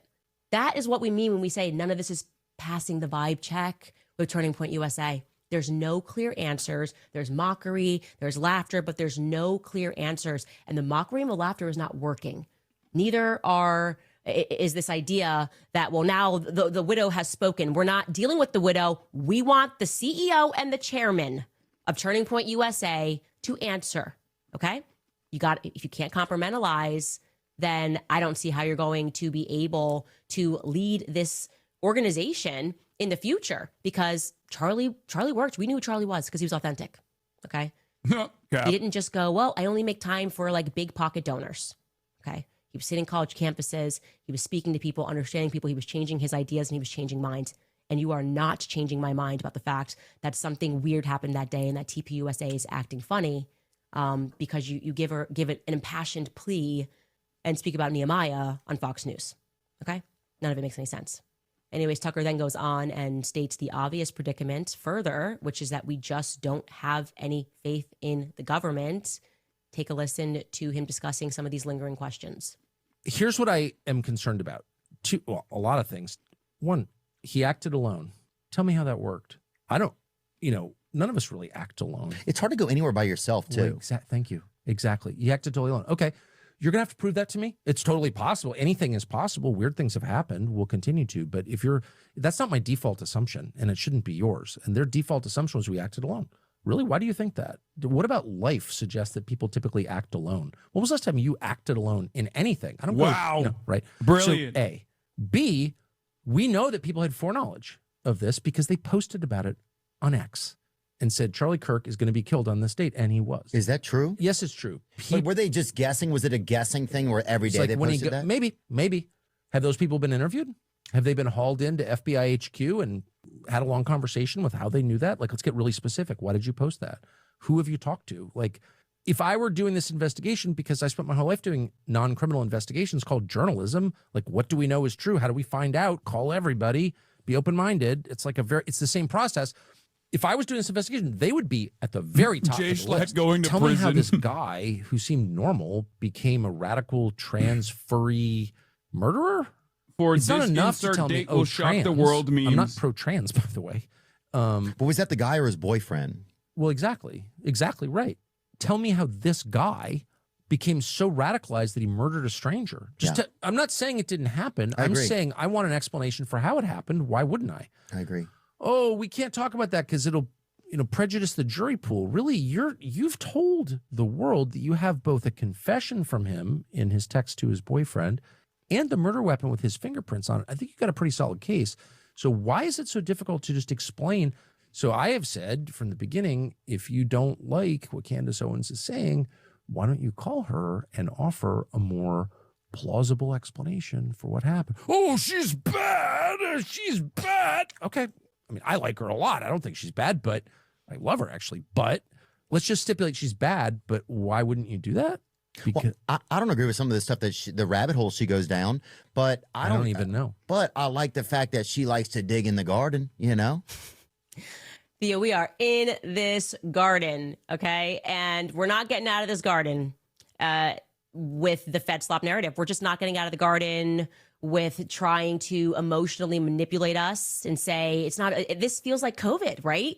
It's not like COVID-19. It's like Candace-19. It's another fake. They're saying it's a fake virus. Like, oh, you got infected. You just can't do it. 6 feet social distancing from Candace Owens. We're gonna get every influencer on social media. 6 feet social distancing. Save lives. What are you, a grandma killer? What, you just don't like him? What? And then Tim's all fired up. She's a C word. People are going to die if you don't get this vaccine. And I'm like, I feel like maybe the government's not telling us the truth. We're right back to that, but it's Candace-19. It's Candace-19. That's what it is. And they think that it maybe if they put the little 6 feet social distancing pads in the grocery store, that the PSYOP will win and make us believe that this is like common sense is the virus. I'm the common sense virus. It's coming around. It's so evil.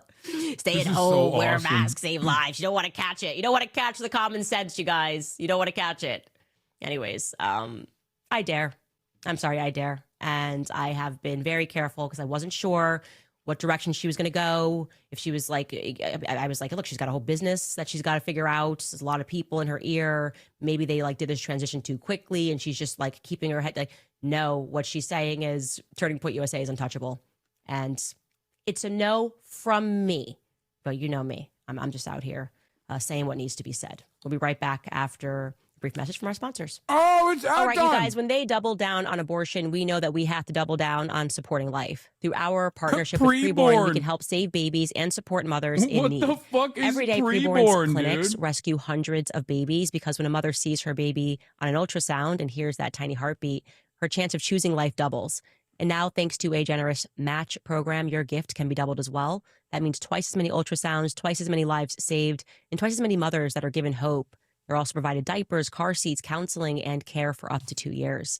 If you've heard about Preborn before and have not yet taken action, there is no better time than right now. Their work is some of the most important work to help heal our country. One ultrasound costs just $28, but you can, of course, give 10 times that amount if you're able to. Head to preborn.com/Candace to give. Again, that's preborn.com/Candace. Also reminding you guys about American financing because what if you could delay your next 2 mortgage payments? That's right.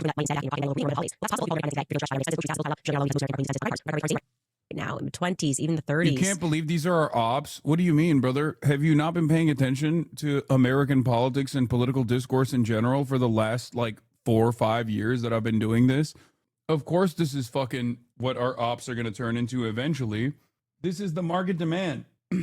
If you are by nature as an independent content creator with no like real worldview, with no real interest in changing the world in any direction, you're very malleable by definition. Okay, I'm worried. Back. You trust the influencers. You know, people over in the chat say we need some Candace 19 merch. Yeah, don't go Max, get the Vax. That's what Mark is saying. We should. We're gonna get some gear for you guys. Don't go Max, get the Vax. That's the vibe right now. How many influencers is it going to take to get everyone to roll up their sleeves and not go Max? That's where we're at right now. How many people do you have to send out to tell them? Please do it. Wild. Okay. I didn't get the vax. I didn't get the COVID-19 vax. And I'm not getting whatever the heck this is. Okay. Which is honestly on its face, federal stupidity is what it is.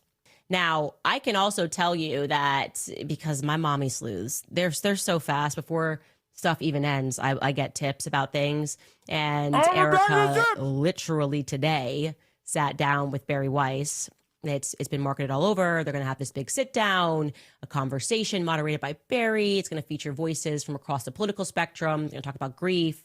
And I got this email after, and it's interesting. I got actually a couple of emails, but I'm going to read this one to you because it was a town hall-ish event. Here's what they said went down. This person writes, I just came from the CVS. By the way, whoever wrote this email, I love you. I just love all of the mommy sleuths that are this quick. They wrote, I just came from the CBS Times Erica Kirk town hall, and this is what she said about the conspiracies and Candace. 1, Erica said she was pregnant when the Egyptian planes were flying and following her, so she wasn't on them. She said she has photo proof. Huh? I'm sorry. Did I ever accuse Erica of being on Egyptian planes? When I found the Egyptian planes, I was concerned that they were following Charlie because I thought, wow, has there been a foreign government that has been tracking his events? Egyptian like maybe, planes have been tracking I don't know, Charlie? like That's real? What running the fuck? through the operation early, and then we broadened it when someone clued us into the fact that actually these planes have been following Erica. You just heard Tucker Carlson confirm that. I thought she'd be concerned. Instead, she's gonna tell us on Saturday that she wasn't on the planes. I never said you were on the planes. Why would I think you were on the Egyptian planes? I don't like. Well, that would be. I have no idea I don't what think this that you Egyptian took off plane thing is referencing. and went to for the Wilmington, record. Delaware. I know you didn't go to Wilmington, Delaware on the day of Charlie Kirk's assassination. I find that answer to be lacking. Okay. That is weird to me. It's a weird answer to give. And by the way, you can fly when you're pregnant. Even if you were on the Egyptian plane, that's a possibility when you're pregnant. So I don't understand that part at all. 2, when Barry asked her about the conspiracies and what she had to say to those saying them, Erica said, stop. No. 3, not about Candace, but she talked about Israel and said good things about Jews and how TPUSA is having Shabbat dinner. No, I didn't read that before we went live at AmFest. Okay. Okay. You guys, I want you to know, in addition to the fact that Charlie, in the last couple of days, wanted people to know that Mikey is fantastic and supercalifragilisticexpialidocious, and he had this whole vision, and that Rob McCoy was his favorite pastor, and that you should buy Josh Hammer's book. He also wants you to know to just be a Jew. I think we get it. We get it. Those are his last words. Okay? We get it. Just like, okay. The shade. Anyways, moving on from that. I want to say to the 39 bajillion of you who were in the military who emailed us to let me know that I misspoke yesterday. Okay, I even said to you ahead of time. I said, I don't know military vernacular. I don't know these terms. It's like another language. And you guys are not aware of yourselves. Okay, so you critiqued me for saying E4, E3 when I should have said 06. I'm jotting down these notes. I'm having a conversation. I'm trying to fact check things. And for me, I was focusing on the timeline of where he was. I was like getting all of the proof from our military guy who was there for this meeting on September 9th and it's also on September 8th as well. And I misspeak, okay? Because you guys basically speak Japanese. You don't realize you do, but you do. You speak Japanese. And I said E4, E3, and I went back and I checked my notes, and actually he said 06s, Thank you. Thank you for your 26 billion She also emails has to the let me fucking know chat that I don't know pedantry. ish about the military. Okay. It was a human error. I made it very clear that I am ignorant when it comes to the military. I will own that. And so please just be nice to me sometimes, where it's a lot of information, a lot of researching. And I just wanted to confirm he said he was where he said he was and take those notes. But no, he did not. He was very It's so clear. I funny checked the that notes that the he military said 06. guys in I my think chat I are made a going, mistake "It's when I actually transferred a my huge notes difference." because he said colonels or captains. Then I Googled it and then I edited It's it so thinking funny. that maybe I heard him Everybody, wrong. no matter what, It was all over a audiences 1 hour are the phone same. call. Anyways, regarding him, for those of you guys that emailed us, I told you, you can trust that we are not just taking a thumbs up from someone. There's a lot of research that goes into all of these things, and we were able to confirm definitely don't everything think he that. said was real. He gave us his card that he swiped onto the base, and now, because you guys sent so many emails, and actually people who were on that base in Arizona, the Huachuca base in Arizona, adding further credence to his claim, is we've been able to since verify 2 more things from other people that are currently stationed there. First and foremost, I should tell you we have a positive ID on Captain Neff. He was not sure what Captain Neff's first name was. It was, in fact, Adam Neff, and I'm sure captains have different names, but Adam Neff of the 10th Mountain Division is the individual. I sent picture options to him as your emails were coming in, and then someone said Adam Neff. I sent it, and he confirmed that that is the correct person. This is the most annoying thing. The There were chat several, goes, obviously, that Adam Neff was William? leading the interrogation of him. Brother? And it checks out because Damn, that dude, you guys is are the so division funny. from New York. Also, Every time we someone have says now Neff, you go, confirmed, and this is exciting, because we got a lot of emails going, oh, like if Shut the this was fuck really up. this like meeting, people wouldn't have known it was taking place. They would have used a empty building or something like that. Well, guess what? We have confirmed from people currently stationed on the base that JTF is indeed using a building. No, jokes I'm are not going to allowed. name Just the building. I stop know the fucking exact spamming one the same shit because over I and don't over want again. to, I don't know, accidentally violate national security. But Jokes effectively, are they allowed. are Just be borrowing a funny. building, so it's effectively unmarked in that sense, and that building has been turned into.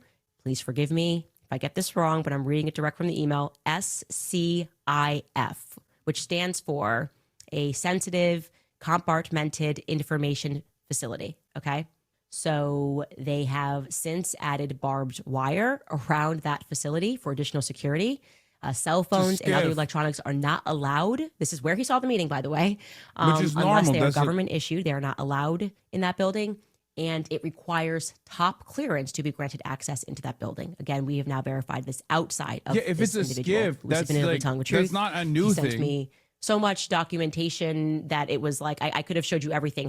His old passport, his new passport, his military ID card, hotels, it's books, times, text messages, phone call logs with his wife. It just really is a circumstance that this man has either the worst or the best luck ever when it comes to him sort of stumbling upon military operations, right? First, he finds this cartel tunnel when he's 20. Now we fast forward, he's 56, and he just was getting some coffee, and someone's like, "Here, actually, yeah, no, that's the old boys are getting back together in this unmarked building," and he stumbles in there. It also, by the way, does provide an explanation for why they panicked when he just walked in there, because they were like, he should not have known that this building was here.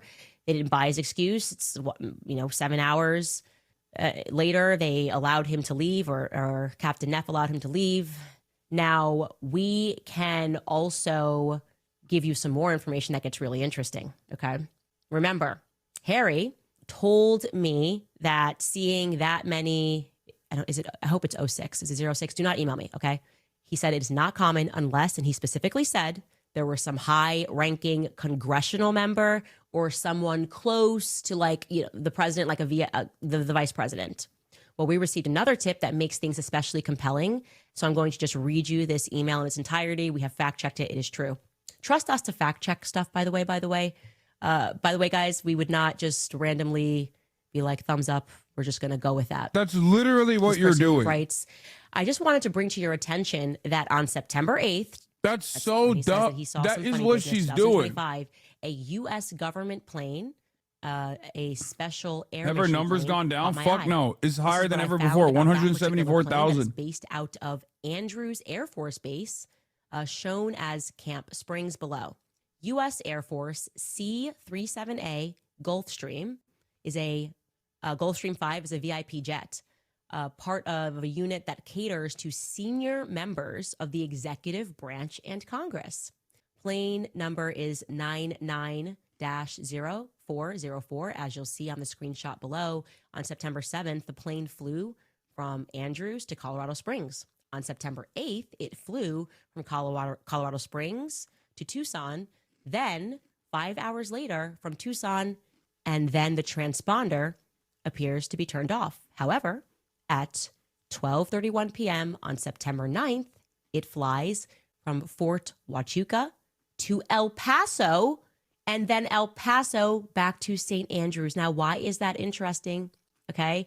Because Why? that means the timeline that he gave us is exactly right. This meeting took place early in the morning. I think it was 7:37 where all this happened. And then he's saying, he said he assumed it was like a high ranking congressional person or somebody that potentially could be in the cabinet. This guy is saying that's what that plane is used for. And he also brings in El Paso. Remember, El Paso, Texas is where all those weird flights were coming from on the day of Charlie Kirk's assassination. So that is extremely compelling. And like I said, I haven't spoken to this individual who is planning to come out and do podcasts and speak about that. He's trying to figure it out, which I'm going to help him with this weekend to figure out whose show he can go on and speak more. It's lining up. Like this is actually tracking. I had a sense when I spoke to him that his memory could be trusted.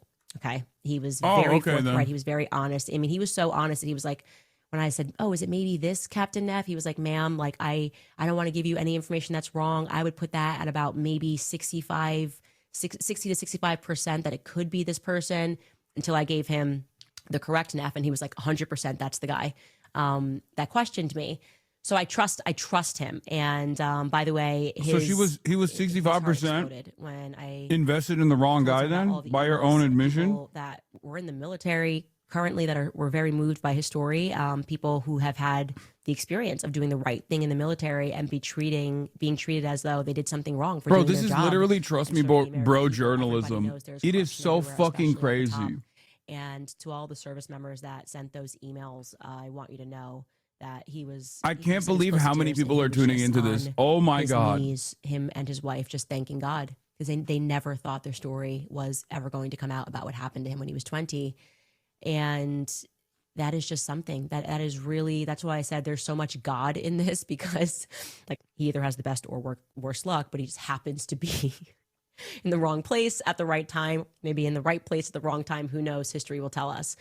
Continuing the rest of that email from the person who gave us that tip about this plane, he concludes it by saying, this is the only time that I have noticed that this plane was in Fort Huachuca. If your contact... From a true clandestine fan, here's the lore for the Egyptian planes. The Egyptian airplane turned off its GPS while in the sky moments after takeoff, which is against international law, and it took off like 30 minutes after Kirk was assassinated from the airport in the city Kirk was killed in. The Egyptian jet is 100% true, and nobody can explain why that happened. Wait, what? Wasn't it the PJ? I thought it was the PJ that took off 30 minutes after, and the explanation was actually pretty simple, which was that area specifically actually ends up, because all of the not the transponders necessarily, but like all of the websites that actually track this stuff are just like independent trackers in general. The PJ that flew for a little bit and then ended up landing in Provost was no, she proved why that is wrong. Yeah, it was like bad signal. In question, or towards the center of the screen, you can see it goes from Tucson, the transponder goes dark. That's what that dash means there. But what really stood out to me were the call signs, which are basically the fourth column from the left. So you can see it's using RCH, which is reach. That's a standard Air Force call sign designator. But when someone important is on the plane, it switches their call sign to SAM, which stands, as you said, for Special Air Mission, which is typically reserved for people like the vice president, cabinet secretaries, senior officials of the executive branch, congressional delegations, and other senior political leaders. So what that tells me is the call sign from Tucson to Fort Huachuca is a standard reach. Everything before that is as well. But once it gets to Fort Huachuca and takes off, it switches to Sam. So that tells me they picked up someone of that stature in Fort Huachuca. And then just to avoid confusion, the Venus call sign is just when the plane is empty, doesn't have anyone on it. It's actually very, very helpful. And I think, like I said, there's something here. There is definitely something here. And I do believe that God put that man again. He has the worst luck. Our What are you guy gonna do when Harry this has the worst dumb shit luck is actually down, or true? the best I don't luck down know. in Fort Huachuca. But I'm certainly This glad does he was nothing there. for me. I don't give a So shit. you'll definitely be hearing from him directly. I would assume next week. I'd be gonna help him shocked, figure I things guess. out. He's like, I don't know how to work these podcasts and computers and how to get my message out there. We will definitely assist. We'll take a brief break and come back after some sponsors. All right, you guys, want to tell you about Pure Talk because as a consumer, you carry the success or the failure of businesses in the palm of your hand. Their success depends on your decision to spend money with them or their competitor. Well, my friends at Pure Talk would like to I say think the thank you funniest from the bottom outcome of is their if hearts for Kash choosing Patel Pure Loki Talk kinda for your did it. wireless needs because of you. They had a Which was my record-breaking year. initial Because of their generosity joke through their response. Roundup for Charity program, they've been able to donate over $500,000 to America's Warrior Partnership, who stands And on it fucking turns out it wasn't a joke at all. Like, I don't know what she's even getting at. Yeah, I think we're not as invested in the Clandis lore to know, because like this is multiple layers into the conspiracy, I think. So I don't even fully understand what's going on here. Like what the skiff that she's talking about, where it is, what the significance of it is. I'm curious, what do you have ads on your stream? Is it a Twitch thing or a personal decision? It's a personal decision. The Piker Broadcasting Service is sponsored by you, the viewers, for you, the viewers. That's why you don't see ads like PurgeStore.com on the broadcast, unless you're watching Candace Owens, or Preborn.com. That was a crazy one. The Piker Broadcasting Service is sponsored by you. Your voluntary contributions allow me to maintain my editorial independence. And like I said, the subscriptions are completely voluntary. You do get some amenities like being able to rewind on a stream. And you get wonderful emotes that you can use all across the platform. Oh, this is for you to shit. You purge out the fucking parasites out of your shit out of your doo-doo ass. I do marketing for Preborn. I've been trying to reach out for a sponsor segment. Please get back to me. I would love to do a sponsor segment for Preborn. I hate abortions. Another amenity for subscribing is also the fact that you can send me links. There's no guarantee that I will actually watch said links, but you can send them to me regardless. All right. Man, I love that it is so faithful. And, we're always talking about biblical characters, but nobody want to address Jesus. Remember? Nah, bro, wild, he was weird. betrayed. We're joking about that? What? Like, about abortions? The story might be relevant. We're going to be out here acting like it's a conspiracy. Yeah, it was a conspiracy when Judas betrayed him. And it was for money. Like, that might be a relevant narrative when you're out here, like, trying to make it seem like it's never happened in the history of the world. It has happened. And, yeah, I don't know. The Egyptian plan just means Israel, for the record. It's not, it has nothing to do with the actual nation state of Egypt. So I want to just be clear that it is, of course, plausible. It is very plausible. Is more than maybe plausible. CIA, I don't know. That when a company grows that size, there are people that become motivated by things that are not just truth and justice and things that feel sparkly and sprinkly and like make you feel good on the inside. Okay. The reality is life is ugly. Okay. Many people have to deal with deceit and dishonesty the bigger they get. And we heard that from Charlie's own mouth, what he was going through. Okay. I wouldn't have guessed his last words were effectively as if we're all getting the vibes here, like, just like counting or not counting gang violence. But no, I feel like he was under pressure actually from a lot of his Jewish quote unquote friends. Wait, what do you mean? His last words were counting or not counting gang violence? Provided from Turning Point USA in that regard. It's like we're getting no honesty at all. And I'm wondering why, because this feels like a very poorly run she did not PR say, show. She did not just imply that Charlie Kirk's last words coming out of his mouth were anything but counting or not counting gang violence. You can head to CandaceOwens.com. I watched the video. I know. promise you we will get you Candace 19 merch. What the fuck? That's another ad? What is happening? What is bro? Okay, y'all don't appreciate me enough. Can I just say, there was someone in the chat the other day that was saying like, hey, I never actually realized how fucking dope you are for not doing ads on your stream until I went to someone else's stream and I was pummeled with ads nonstop. People understand. MakeHimASandwich.com. If you'd like to buy it from us directly, you can also head to Amazon now. Throw it in your. Another ad, bro. What the fuck? She wasn't talking about Charlie in that moment. She's talking about someone's last words to Charlie. Facts. They said spoiled, referring to us. Yes, you are. Top spoiled. comment from yesterday is they want us to believe that Charlie's neck was made of steel and the Twin Towers were made of neck bones. Got it.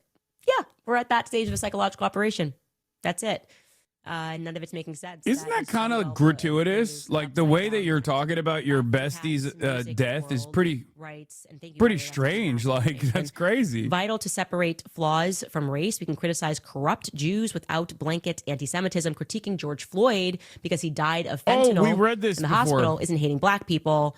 Stop equating criticism of Israel, Soros, etc., with Jew hating or self-hating. If you're Jewish and critical of all governments, including Israel, most people are not racist. And then this person is making the joke, maybe Blake Neff. I didn't look into the Blake Neff thing or why he left Fox News. Yeah, I know why. I read the Blake Neff thing. Surprise, but you are absolutely on the money. And he said, we're not racist like Blake Neff. That's what the dono said. This sort of cheap and she won't even fucking like, cop to it because it's kind of the same thing she we're talking about. can't be It's too emotional woke regulation. now. It's like, whoa, what are you saying? And it's like, no, there is corruption everywhere. Legal heretic, thank you for the 50 bones. Because of who you work for, what you look like, what sex you are. It is always plausible and actually highly plausible. Typically when money is involved. This obsession with Candace Lulu is Mallory wild. writes, the more I watch, the more fake and gay Bro, things I don't are. understand. We all have been given the light of. I don't understand. Like, we can't have any fucking fun on this broadcast. Like, this is, whether you like it or not, this is literally the most poppin' thing in the conservative media ecosystem right now. There is a major fissure on the right, and I can't even make jokes about it without some dumb fuck being like, oh, I guess you're obsessed now. Bro, she has 175,000 people watching. And honestly, she's making better content than me. You want to know why? Because she doesn't have to fucking constantly respond to chirpers in the chat. I'm realizing that she can do all of the fucking conspiracies that she wants to do without any interruptions because she doesn't have 30,000 bitches in his ear yelling about how fucking annoying this shit is. You made this Santa wake up! Kaya, you made this Santa wake up quick! No, watch out. Don't step on the food. Yeah, she has 175,000 bitches in her ear telling her how dope she is. They're saying, yes, queen. There's something not right with that. Like making jokes about something that you should be concerned at the very least about. Even This if isn't it turned fun. out. It's boring. You have more integrity than dealing with anti-Semites. We know she's scum of the earth. First of all, check out these thighs. I think you need to recognize that we will be dealing with anti-Semites a lot more frequently in American politics because the most popular motion right now is heading in that direction on the American right. You are currently staring down the barrel of the future of the right-wing movement. Okay? 100%. If you're thinking like, oh, well, these guys are anti-Semitic, why are you dealing with them? Literally wake up to the reality that the entirety of the right-wing movement is going to be geared around these kinds of conspiracies. No matter how dumb, no matter how stupid, this is what they're going to fucking say and do. Yeah, I know. This is so funny. We live in an era where they're trying to normalize Islamism, Nazism, and communism. Reject it. And of course, E.L. Jacobi, the #1 Israel Nazi, posted that. And then Carl Shaw posted, we want to kill black people. I'd like to have nice infrastructure like China has. You're both equally bad. Liberalism needs to die. This guy isn't a liberal, for the record. This guy is a one-issue person. Liberal people in TikTok comments are praising her as if she's a Wendy Williams with all the tea just because she's coming up with conspiracies for everything. I'm afraid they don't know much of her. Shaking my head. I don't think they know much of her. I think she has the same exact clipping structure that Nick Fuentes has. It's the clip culture. Once again, all of the Clipper accounts that are up my asshole with regular frequency, consistently clipping everything that I say out of context in an effort to fucking trash whatever point of view that I have, to constantly present me as a villain, have been noticeably absent from any Candace Owens coverage, despite the fact that Candace Owens is infinitely more popular than I am. Same with Nick Fuentes. So when you don't have when you don't have that level of fucking haters consistently trying to warn everyone about you, then you got a person who talks about Yahweh, a servant of Yahweh, has that like security this. footage. Please get it to Candace before it gets deleted. Wait, where was Biz it? writes, who was the woman in the pickup truck? That's what she just said. I don't know who the before woman I was in the tuned pickup in. truck. You're referring to what Harry, I mean, Harry thinks he has an idea and he should come out and he should share his story. I would be interested to see if he is, like I said, I can tell you he was factually there, that the meeting happened now exactly as he said it happened at exactly what time he says it happened. I cannot confirm his own eyes. I can't confirm his memory of who he believes he saw. We can't confirm it was Brian Harpole. We can't, you know, was it a Brian Harpole lookalike? Do a lot of military men look the same? He is certain he saw Brian Harpole. Give him time to come out and tell his story.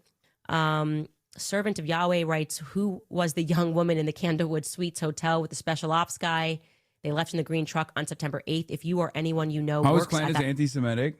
I mean, she has in the past and consistently chooses to entertain a lot of anti-Semitic conspiracy theories about how, you know, she's not as out about it, I would say, as Nick Fuentes is. Yeah, if you work for the Candlewood Suites Hotel at the military base... I mean, she's praised Hitler. Please for us on September 8th. That's a More pretty tips at CandaceOwens.com is who you can indication send that you might tip be to. What you anti-Semitic. doing? Staying at the Candlewood Suites Hotel. She said Hitler was actually just trying to make Germany great again, but it was because she became, or he became a globalist by invading other countries. That's when he got bad. And I am going to keep on this, see what comes of She this. also won Anti-Semite of the Year. We'll see Okay, you she guys defeated me to win Anti-Semite of the Year. That doesn't really mean anything. Winning Anti-Semite of the Year, yeah, sometimes they get it right, but that doesn't really mean much, you know? Sir Aquinas Talking is true. I can't believe we just watched it. Oh my God. She dunked on you? Okay, calm down. Yeah, so she just does like, I guess, an hour-long stream, and then that's it. 150,000 people tune in for the hour. She gets like 2 million views on the VOD, and then that's it. She kind of mogged you. Yeah. An hour stream, 40 minutes of ads. Yeah, half of it is ads. It is pretty crazy. 180,000 peak. You could learn from a woman like Candace. No, I don't think it's botting. I think it's real. I thought it was botting. I don't think it's botting anymore. Because that shit jumped up organically. Like it didn't just like go from 1,000 people waiting to like 150K. It straight up went from, first it was like 20K, 30K, 40K in the waiting room, 50K when she starts, and then 50K, 60K, 70K, 80K. We watched it happen, and it peaked at 180K. The audience expansion was organic. There was no like noticeable big jumps. Why the fuck do so many people think what she's saying is interesting? Great question.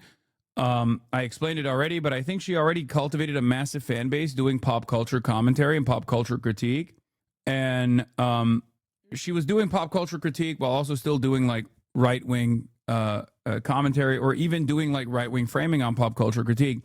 Having said that, however, she bakes all of that stuff into this.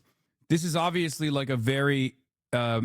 This is a very big story, and there's a lot of attention on it. There's a lot of interest in it. There's also the official. There's also a lot more suspicion on official narratives nowadays than ever before. So she is farming the shit out of people who want answers, and she also has a very good approach to covering it, where she'll basically cover this shit like it's a true crime story for the conspiracy girlies, baking in a bunch of pop culture references, associating her enemies in this story with common tropes and common enemies that people know from the pop culture stories that she's covered. And she makes it very palatable, very easy to consume, while also simultaneously like leaving little breadcrumbs every now and then. So it's almost like a universal investigation that everyone is engaging in, not dissimilar to the initial interest in QAnon. QAnon was interesting because a lot of bored people they felt like they were playing a role in this. They felt like they were playing a role in this investigation. And that's what Candace Owens is doing as well, with the tip line and all this shit.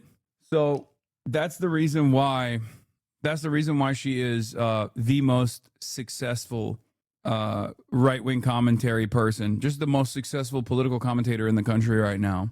Do I think she believes any of this stuff? Absolutely not. I think she's always been a grifter from the start. It's not a crusade. I think she's 100% grifting. And she is not shy about like baking in her own personal, like she's not shy about putting herself in the story, consistently talking about how she's under attack for saying the truth. And she's definitely developed a lot of goodwill from her audience at this point. So it's a very successful grift for her. How do white supremacists take her seriously? I think white supremacists are much more open-minded towards DEI than ever before. I mean, after all, the number one white supremacist in the country is a Mexican man, right? A gay Mexican guy by the name of Nicolas Fuentes. So that's like they're already used to listening to a non-white person. Anyway, this is Nick Fuentes' take on Candace Owens. I saw on her Instagram today, Candace Owens did a multi-part story. She said, "Oh my gosh, you're never going to believe it. I just found something that changes everything. I got a new tip. God gave it to me, and it's brand new." What are you doing? Don't wag your tail. Almost killed you. Why are you laying right behind me? It's crazy. All right, yeah, take her out. Can you take this too? Yeah. Bear fact, bears can actually run faster than horses in short bursts. They're fast as fuck. I hate how your Santa randomly moves. Don't hate the player, hate the game. And secondly, the Santa is not randomly moving. The Santa moves with movement. Yeah, Santa has a motion tracker in him. So whenever Kaya passes in front of the Santa, he starts dancing. And this is the evidence I needed. It's the final piece of the puzzle. Anybody watch the show? Did she get it? Is that the final piece? Did she prove it's a U.S., France, Israel conspiracy yet? Did she get the final piece of the puzzle? I didn't catch it. I saw the clips, and I saw a couple of tweets summarizing it.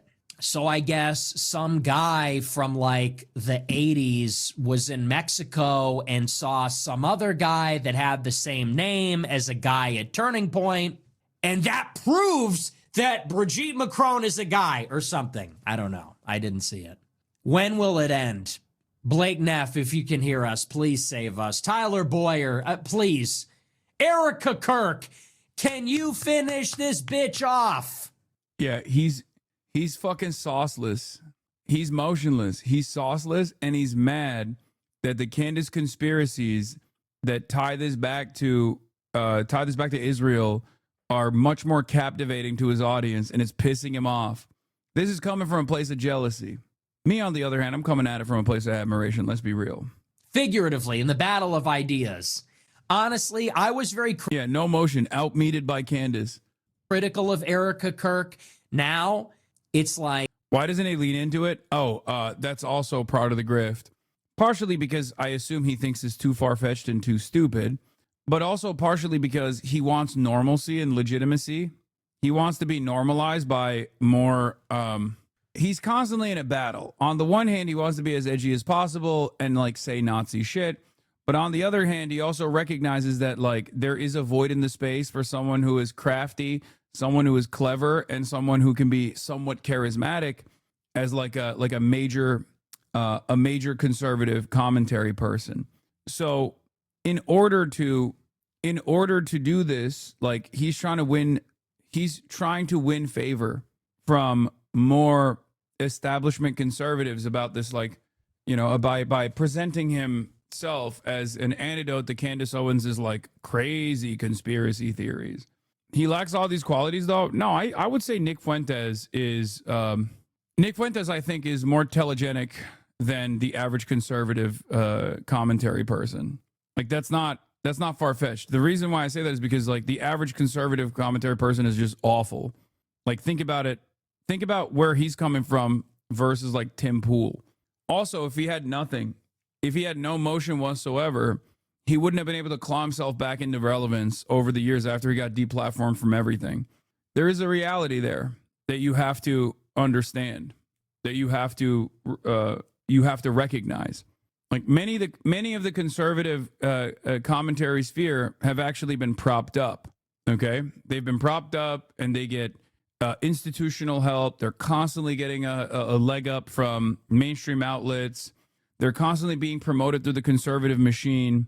He didn't do that at all. He had to do it on his own because his opinions were very his opinions, especially on Israel, especially on Jews, was considered too scary for the interests of the conservative movement in general.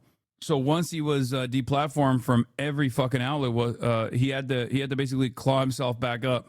Yeah, Fuentes is dangerous specifically because he's smarter than most of them versus Dimpool being functionally illiterate. Exactly. But the reality of the matter is his comparably higher intellect is actually a burden in this situation because people are not looking for someone to do intelligent assessment. They're looking for someone who's dumb as fuck, just like they are. And that is precisely the reason why people who are even smarter than the way they present themselves, like Asmongold, which isn't saying much, are able to captivate such massive audiences. And you kind of see the vibes of the audiences in general. Whenever I bring his name up, there's like at least 5 or 6 people that come in here and they try to talk shit.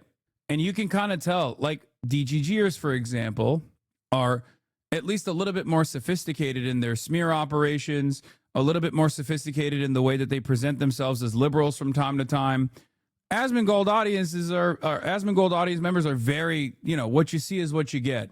They come in here and they go, duh, you're a Muslim man, rat. Oh, I can't wait to do a holy crusade on you. Like, they're very clearly mouth breeders. But the reality is there are more mouth breeders now, especially on the right, especially on the far right, than there are people who are even demanding intelligent commentary. And that's precisely the reason why people like Nick Fuentes are losing their audiences to people like Candace Owens, who actually appeal to the broadest base of support. Yes, mouth breathers. English is my second language. You barely speak one. Okay, don't give me that fucking bullshit right now. Breathers. Yes. Ugh. There's still a guy. Look at it. What is a mouth breather? What is a mouth breather? 60 seconds after I already addressed it, there's still people fucking writing in the chat. God damn it. We do fancy ourselves to be much smarter than the average conservative audience, but honestly, we're a bunch of fucking hive-minded morons too in here as well. Like, can she please silence the idiot? Because it's got to stop. The Candace mania has gotten out of control. It has become a mania. It has become a psychosis and paranoia. She's a completely malicious actor, a compulsive liar, a disingenuous person. And I just can't wait for December 15th when Turning Point, they better bring their A game. They got a lot riding on this. And I'll say this much. I'm looking forward to the Turning Point live stream where they respond to everything. I plan on live streaming that. And depending on how they do, if they don't do a good enough job, I think I'm going to have to step up. And I think I'm going to have to expose Candace Owens for what she really is. Oh, yeah. Okay. No, that's yeah, you can tell exactly what's going on here. He's like, oh, man, just Turning Point USA couldn't get the job done, but I'll be the real champion. I'll be the real champion. Yeah.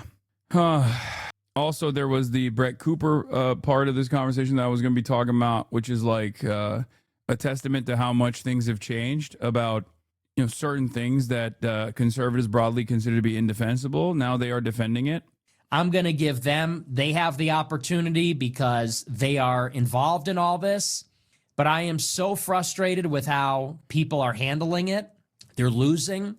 If Turning Point doesn't do a good enough job on December 15th, I'm going to have to step up. And just like I exposed Tucker Carlson and just like I exposed J.D. Vance, I'm going to have to step up and I'm going to have to blow the lid and expose everything about Candace Owens and reveal who she really is, who her husband is, who her donor. I think it's pretty crazy that the current meta in 2025 in the conservative movement is like, who's a better white supremacist? Is it the gay Mexican guy or is it the black woman married to a gay British dude?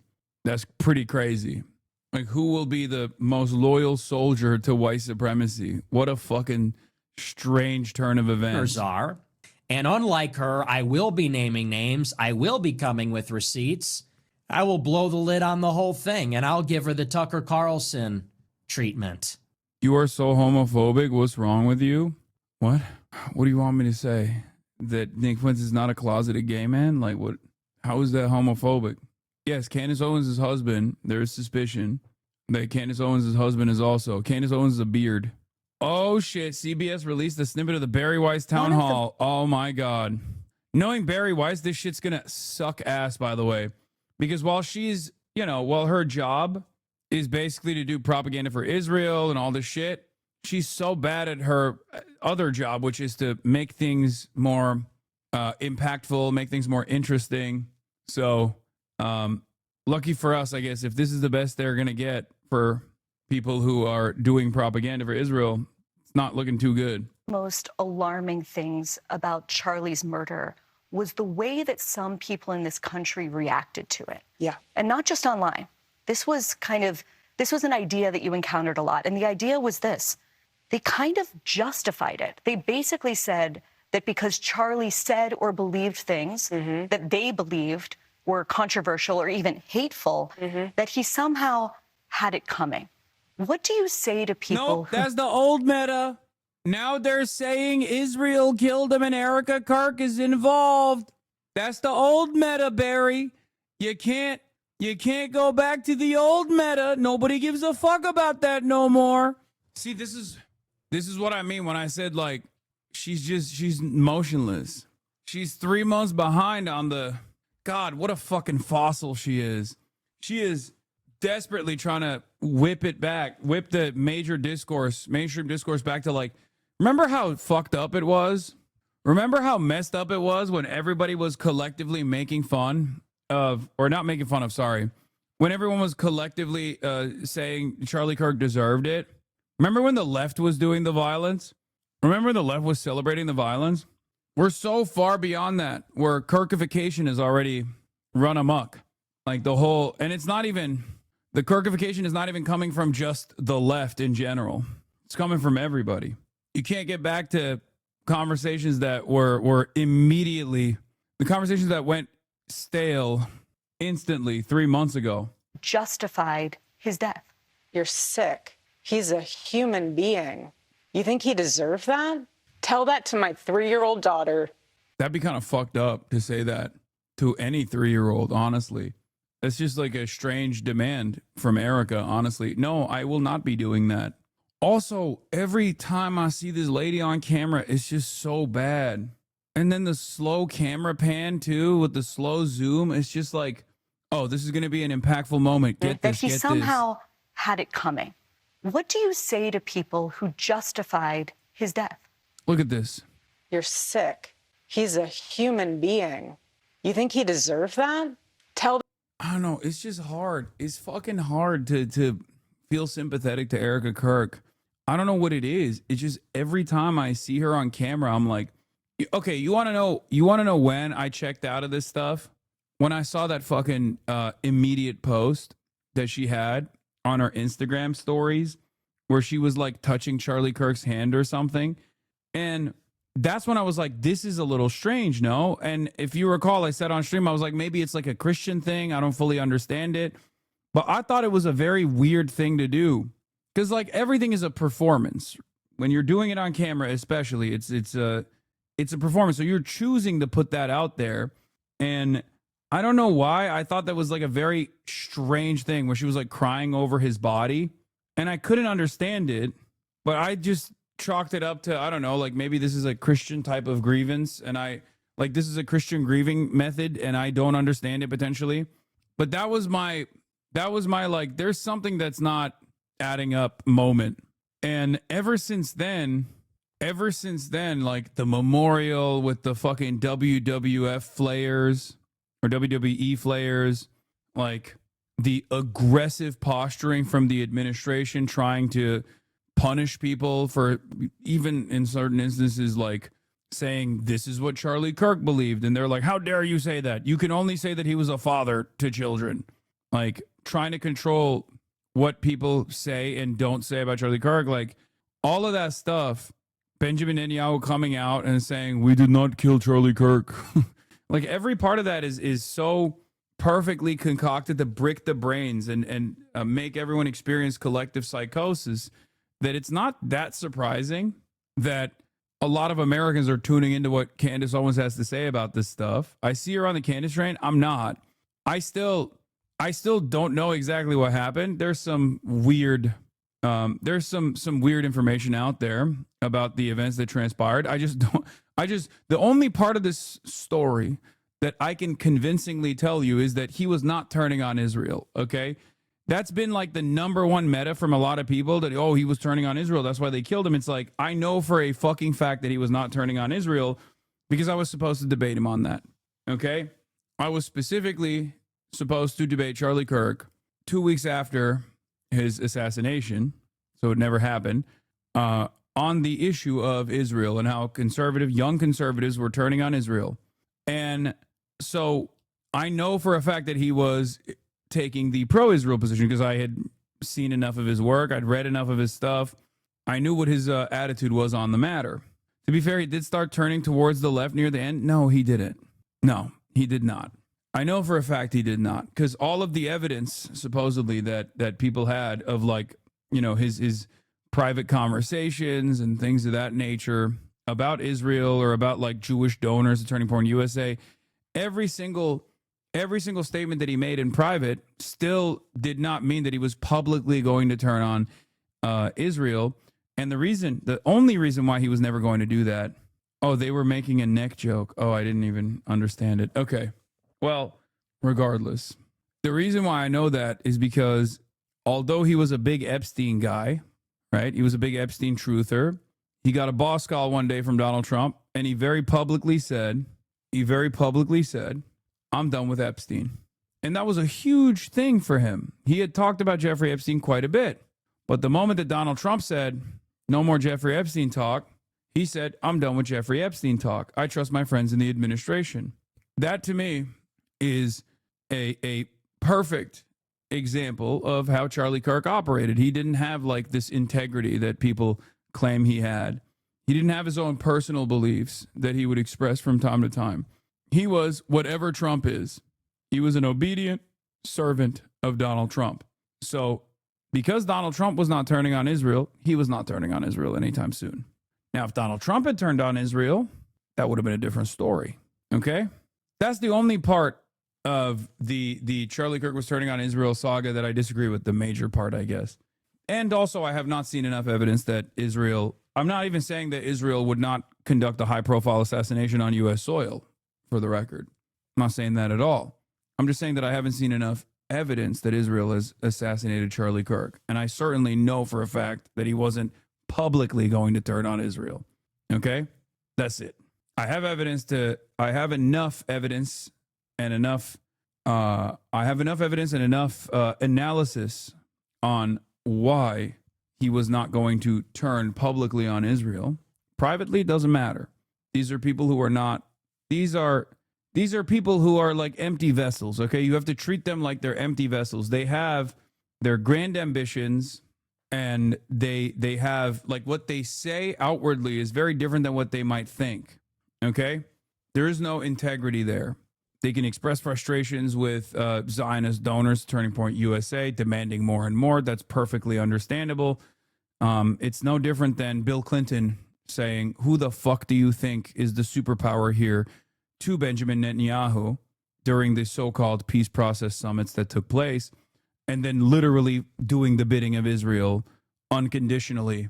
Being annoyed at Benjamin Netanyahu doesn't mean, or even hating Jews doesn't mean, that you are going to publicly say those things. Okay?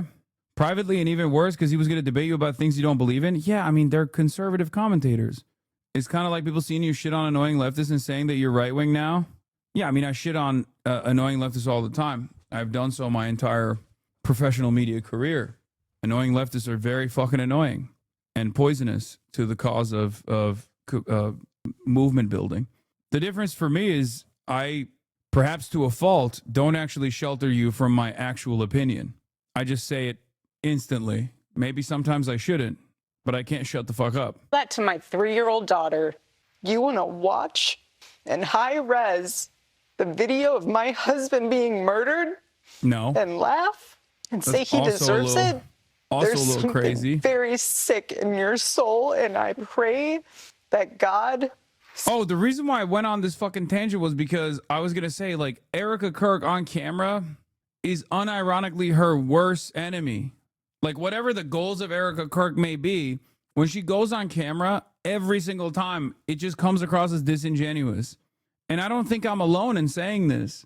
I feel like there's a lot of people who just genuinely, not even like enemies of Charlie Kirk. I mean, like, even fucking people who like Charlie Kirk or liked Charlie Kirk don't really like the vibes that she's putting out.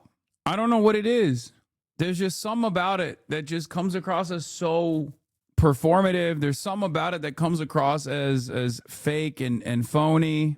I don't know. Saves you, I pray, because that is what is so wrong. The internet in this world has dehumanized us. Yo, if there's a person that was, you know, maybe not single-handedly, but if there's a person that participated in the dehumanization of entire swaths of the population, it was fucking Charlie Kirk. Like, let's be real.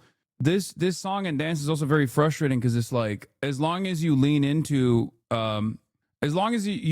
violence that's coming from the state, whether it be police or military, then you're not seen as though you are demanding more violence. Charlie Kirk didn't just shit on every marginalized community with regular frequency and also justify the violence that they were experiencing. He demanded more of it. But he also quite literally was shitting on the concept of empathy as well. He was doing that classic, like, suicidal empathy narrative as well. He demanded televised executions of political leaders. Like, I don't know what we're fucking talking about. Anyway, this is the last thing I'm going to get to about, the last thing I'm going to get to about where the right-wing media is headed. One sign, Will Summers says, of where the right-wing media is headed. Ben Shapiro protege Brett Cooper desperately trying to avoid criticizing Nick Fuentes in an NPR interview. That's pretty crazy. Take for granted as part of this conversation that people have a right to say what they want to say. Yes. There is then the matter of what Nick Fuentes and some other people have. I can't believe she was on Morning Edition, dude. That's crazy. That's my show. Okay? That's my show. Fuck she doing on Morning Edition? Said. Fuentes, this is a quote from a video in an interview with Alex Jones. Jewish elite gangsters that run our country. And in the Tucker Carlson interview, he talks about how he feels that Jews are extremely organized across borders and more loyal to Israel than to their home countries, which is a long-time anti-Semitic. It's so weird. I've been listening to that guy. I've never seen that guy's face, and I've been listening to him for like 15 years. Yeah. I'm Steve Inskeep. I'm Steve Inskeep looking ass. He doesn't have a face for radio, by the way. He's a handsome guy. I didn't realize. He has a face for television. Kind of idea. When we get down to the substance of what Nick Fuentes says, do you agree with it? You know, I don't agree with Nick Fuentes on everything. I don't agree with anybody on everything. Okay, there's a difference between saying I don't agree with everybody on everything versus Nick Fuentes specifically on his opinion on, you know, the international Jewry and how their loyalties lie with Israel first and foremost and primarily. That's a crazy cop-out answer. But the very fact that Brett Cooper is making that fucking crazy cop-out answer in this situation implies that she is too afraid to actually to criticize Nick Fuentes openly on NPR. That's crazy. I think that what especially older generations need to learn about Nick Fuentes is that he says it himself, he's an edgelord. He says things that are intentionally inflammatory. He knows that a lot of people are not going to agree with him. He knows that it is incredibly inflammatory. And honestly, I don't pay much attention to it. Do you think that Jewish gangsters are controlling the country? No, not really. I am concerned about the impact of Israel in our country. I think that a lot of young people are, and I'm concerned about it in the way of, you know, young people's biggest concern right now on both sides of the aisle is the economy. We are concerned about being able to buy homes. We are concerned about affordability. And so when we see the news, when we see how much money is being sent. I mean, Loki, this is how I would answer if I wanted to defend Nick Fuentes. Like, if I wanted to sidestep the Nick Fuentes condemnation, this is exactly how I would answer this question. So, yeah, she's very deliberately trying to sidestep criticism of Nick Fuentes in this. overseas, to Ukraine, to Israel, whatever it may be, my generation is concerned. We are upset. It's not because of anti-Semitism. It is not because we, dislike people because of their race or their beliefs or their creed. It is simply like, this is what we're focusing on. Like, at the end of the day, I think I and so much of my generation is just tired of it. Like, I want to focus on American There's more Brett Cooper, Nick Fuentes clips. That's crazy. issues. And so when we spend all day talking and bickering about, foreign affairs and where all the money is going, it's like, I want to get back to how are we going to make life affordable for my generation? And if you're going to be focusing on what's going on overseas and making that your big priority, like, I honestly. Yeah, she's talking about Nick Fuentes like Zoran was talking about me. It's crazy. Well, I don't agree with everything he says, but we got to talk to everybody. To be totally transparent, and I think most of my generation would agree, I don't care. And so as a result, I don't pay much attention to it. I direct my attention to American issues, to positive things. I amplify voices that I believe are good and truthful and wholesome. And that is what I focus on. With the kinds of things that he says continuously about Jews. Number one, because so many people have said not to listen to him. And they've said that, he is the equivalent of the Antichrist. And again, when you point at something, you are directing attention to it. And secondly, because he's become a meme. He is huge on social media. People are not watching his show in its entirety. We are seeing clips of him.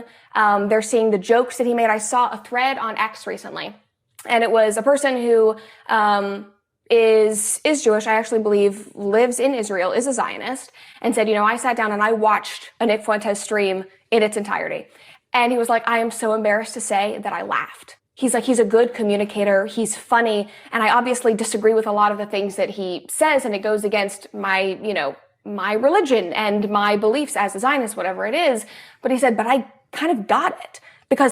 Yeah, because if you're a Zionist in Israel, you are also a fascist. It makes sense. Yeah, wow, I can't believe it. Jewish Nazi likes anti-Jewish Nazi. This is shocking. He's funny. And so I think a lot of people are not actually watching his show in its entirety, but they are consuming his memes and the TikToks that people make of him. And that is incredibly, incredibly powerful when it comes to my generation. Because if you can get social media, if you can bring people in through comedy and relatability, that will speak to them. It's just like, this is another problem with the expanding permission structure for unlimited white supremacist commentary, right? This is the power of the bully pulpit. The problem with Charlottesville wasn't that they came out and marched and said Jews will not replace us. They just did it too early. It turns out you had to let it cool a little bit. You had to give it a little bit of time. You know what I mean? Because in like 2016, 2017, it seems like Americans were not ready for it. But in 2025, I think Americans are ready for it. And what I mean by that is something that even Zaid Jilani talked about right here. The president outright banned people from 17 countries from coming to America and expresses Hitler-esque rhetoric towards entire ethnic groups. And we are supposed to be obsessed with some streamer. Fuentes is a sideshow at best.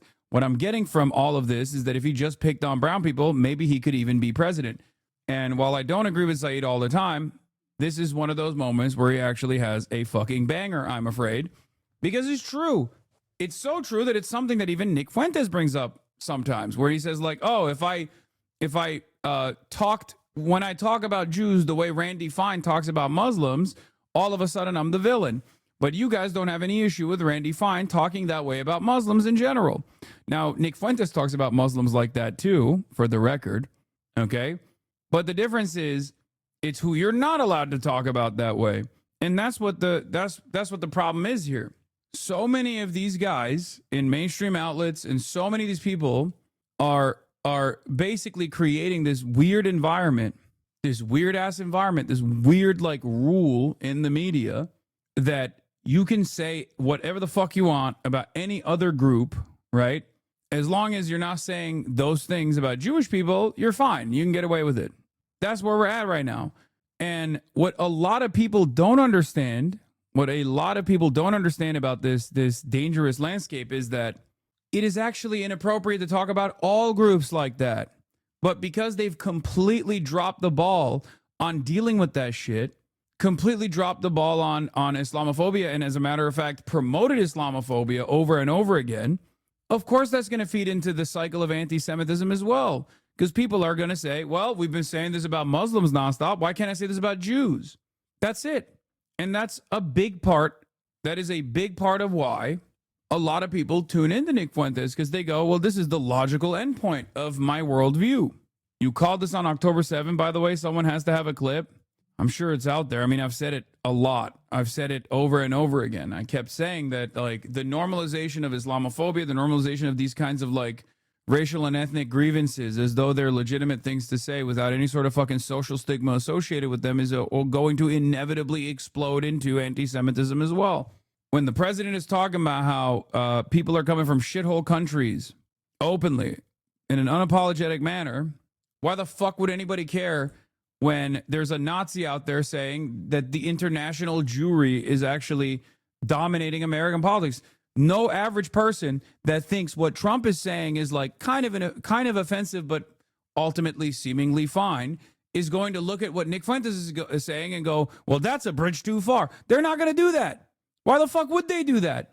To them, especially if they're not Jewish or haven't been around Jewish people, but have been, but have believed that, like, yeah, Jews are in actual positions of power in America. Isn't that a little strange? If they have that kind of like nascent anti-Semitic tendency, then all of a sudden this is just the last puzzle piece that falls apart, falls into place. Sorry, not falls apart.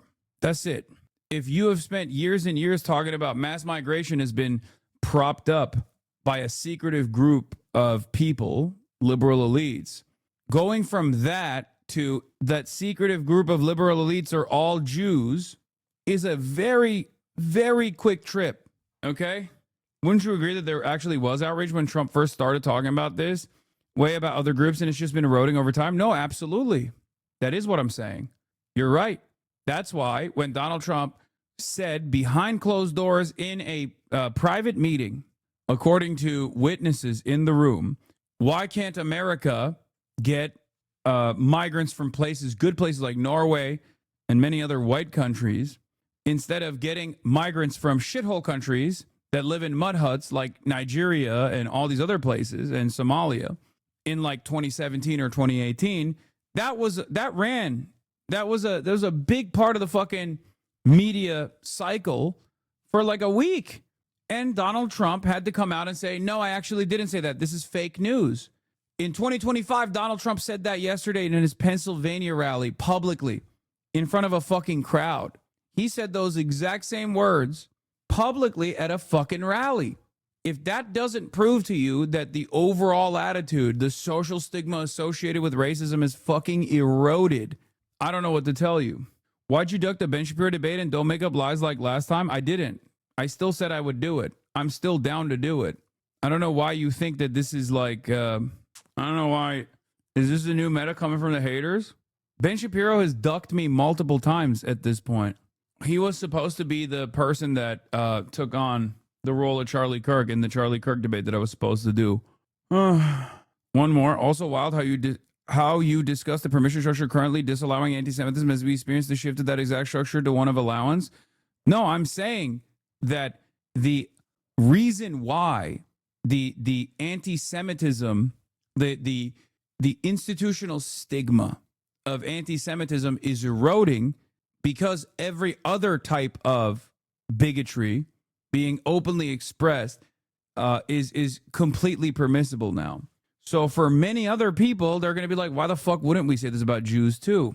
You can't have it one way. You can't just be like, we fuck DEI, but also we have to do DEI and woke for Jews only. That doesn't work that way. For most people on the right, they look at that and go, yeah, I don't give a shit about this. Why would I care about this? Fuck these guys.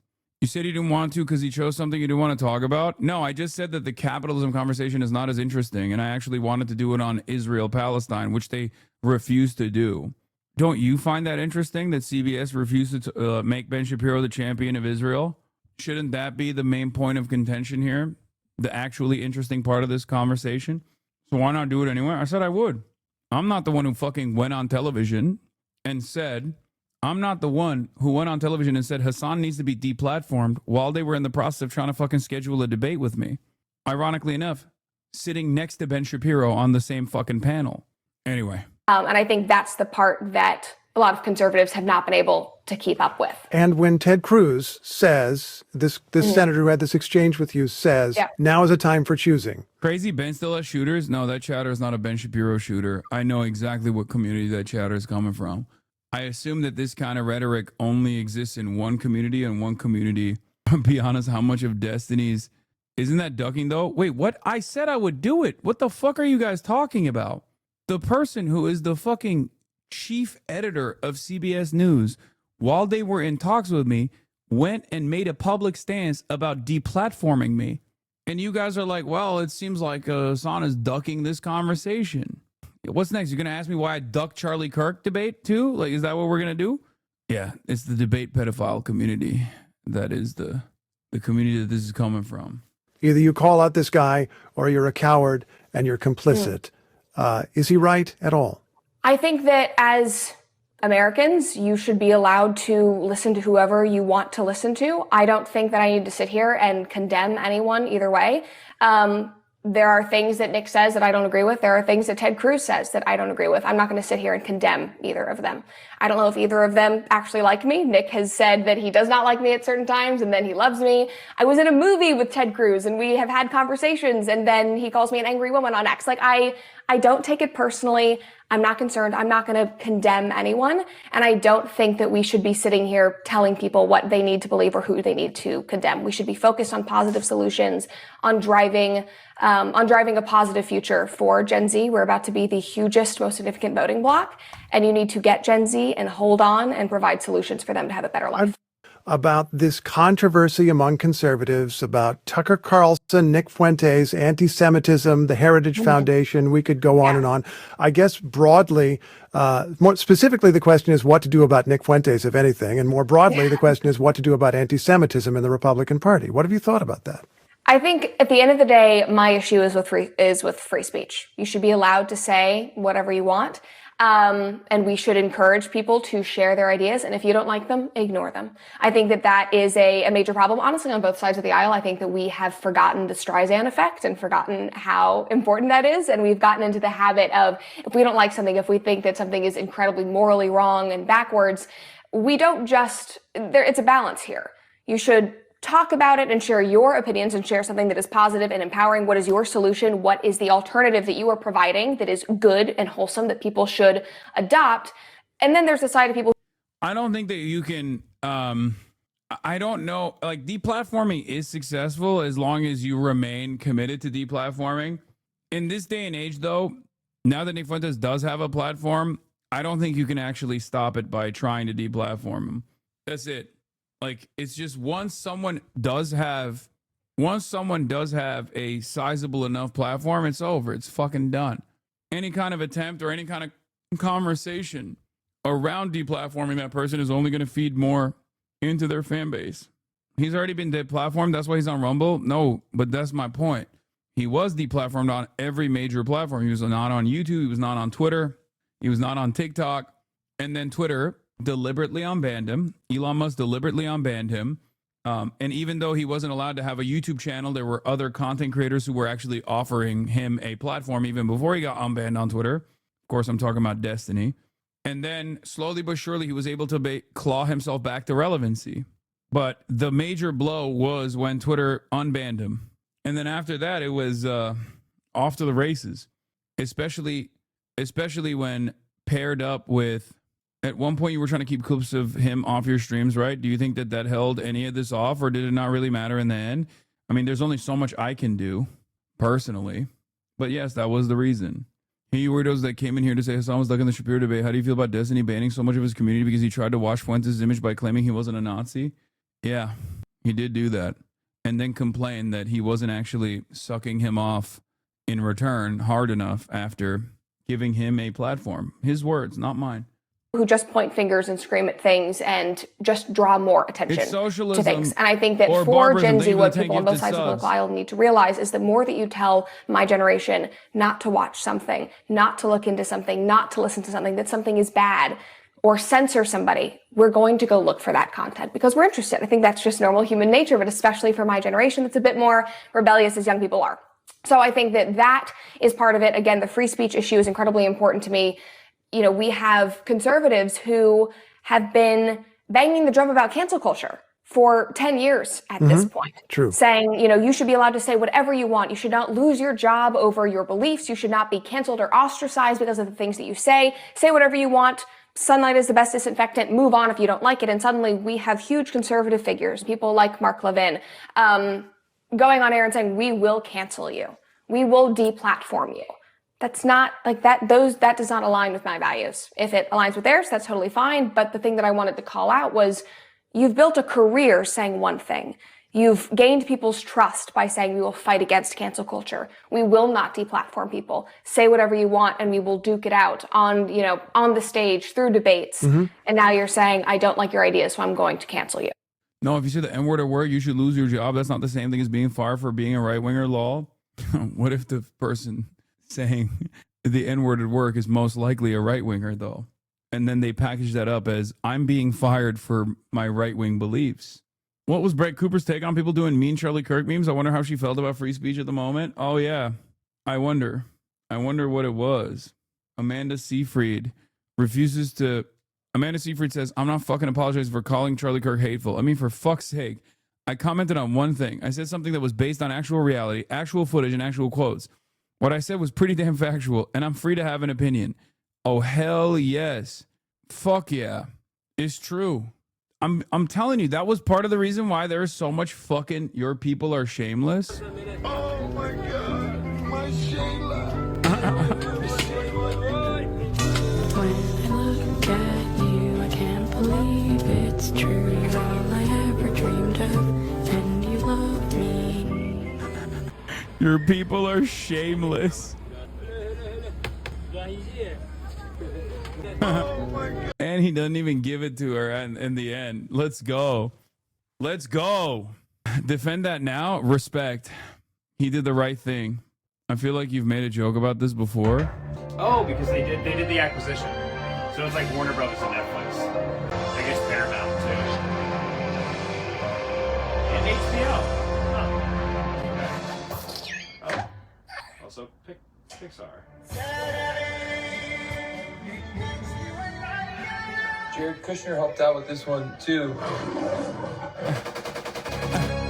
What's that? You know, this might not be the best. Yeah, let's turn this off. A Woody Allen movie. Oh, that's so good. Yeah, I'll be watching the Z-Way Vince Staples collab in a second. Yishai Fleischer, international spokesman, Hebron, says, I have no problem with Nick Fuentes' words here. Oh my God. As far as the Jews are concerned, I think that you cannot actually divorce Israel and the neocons and all those things that you talk about from Jewishness, ethnicity. That's Ben-Gavir's advisor. Religion, identity. And let me give you like a perfect example. You say on your show that we need to treat Israel like any other country. And I sort of understand that in principle because Israel is another foreign country. Yeah.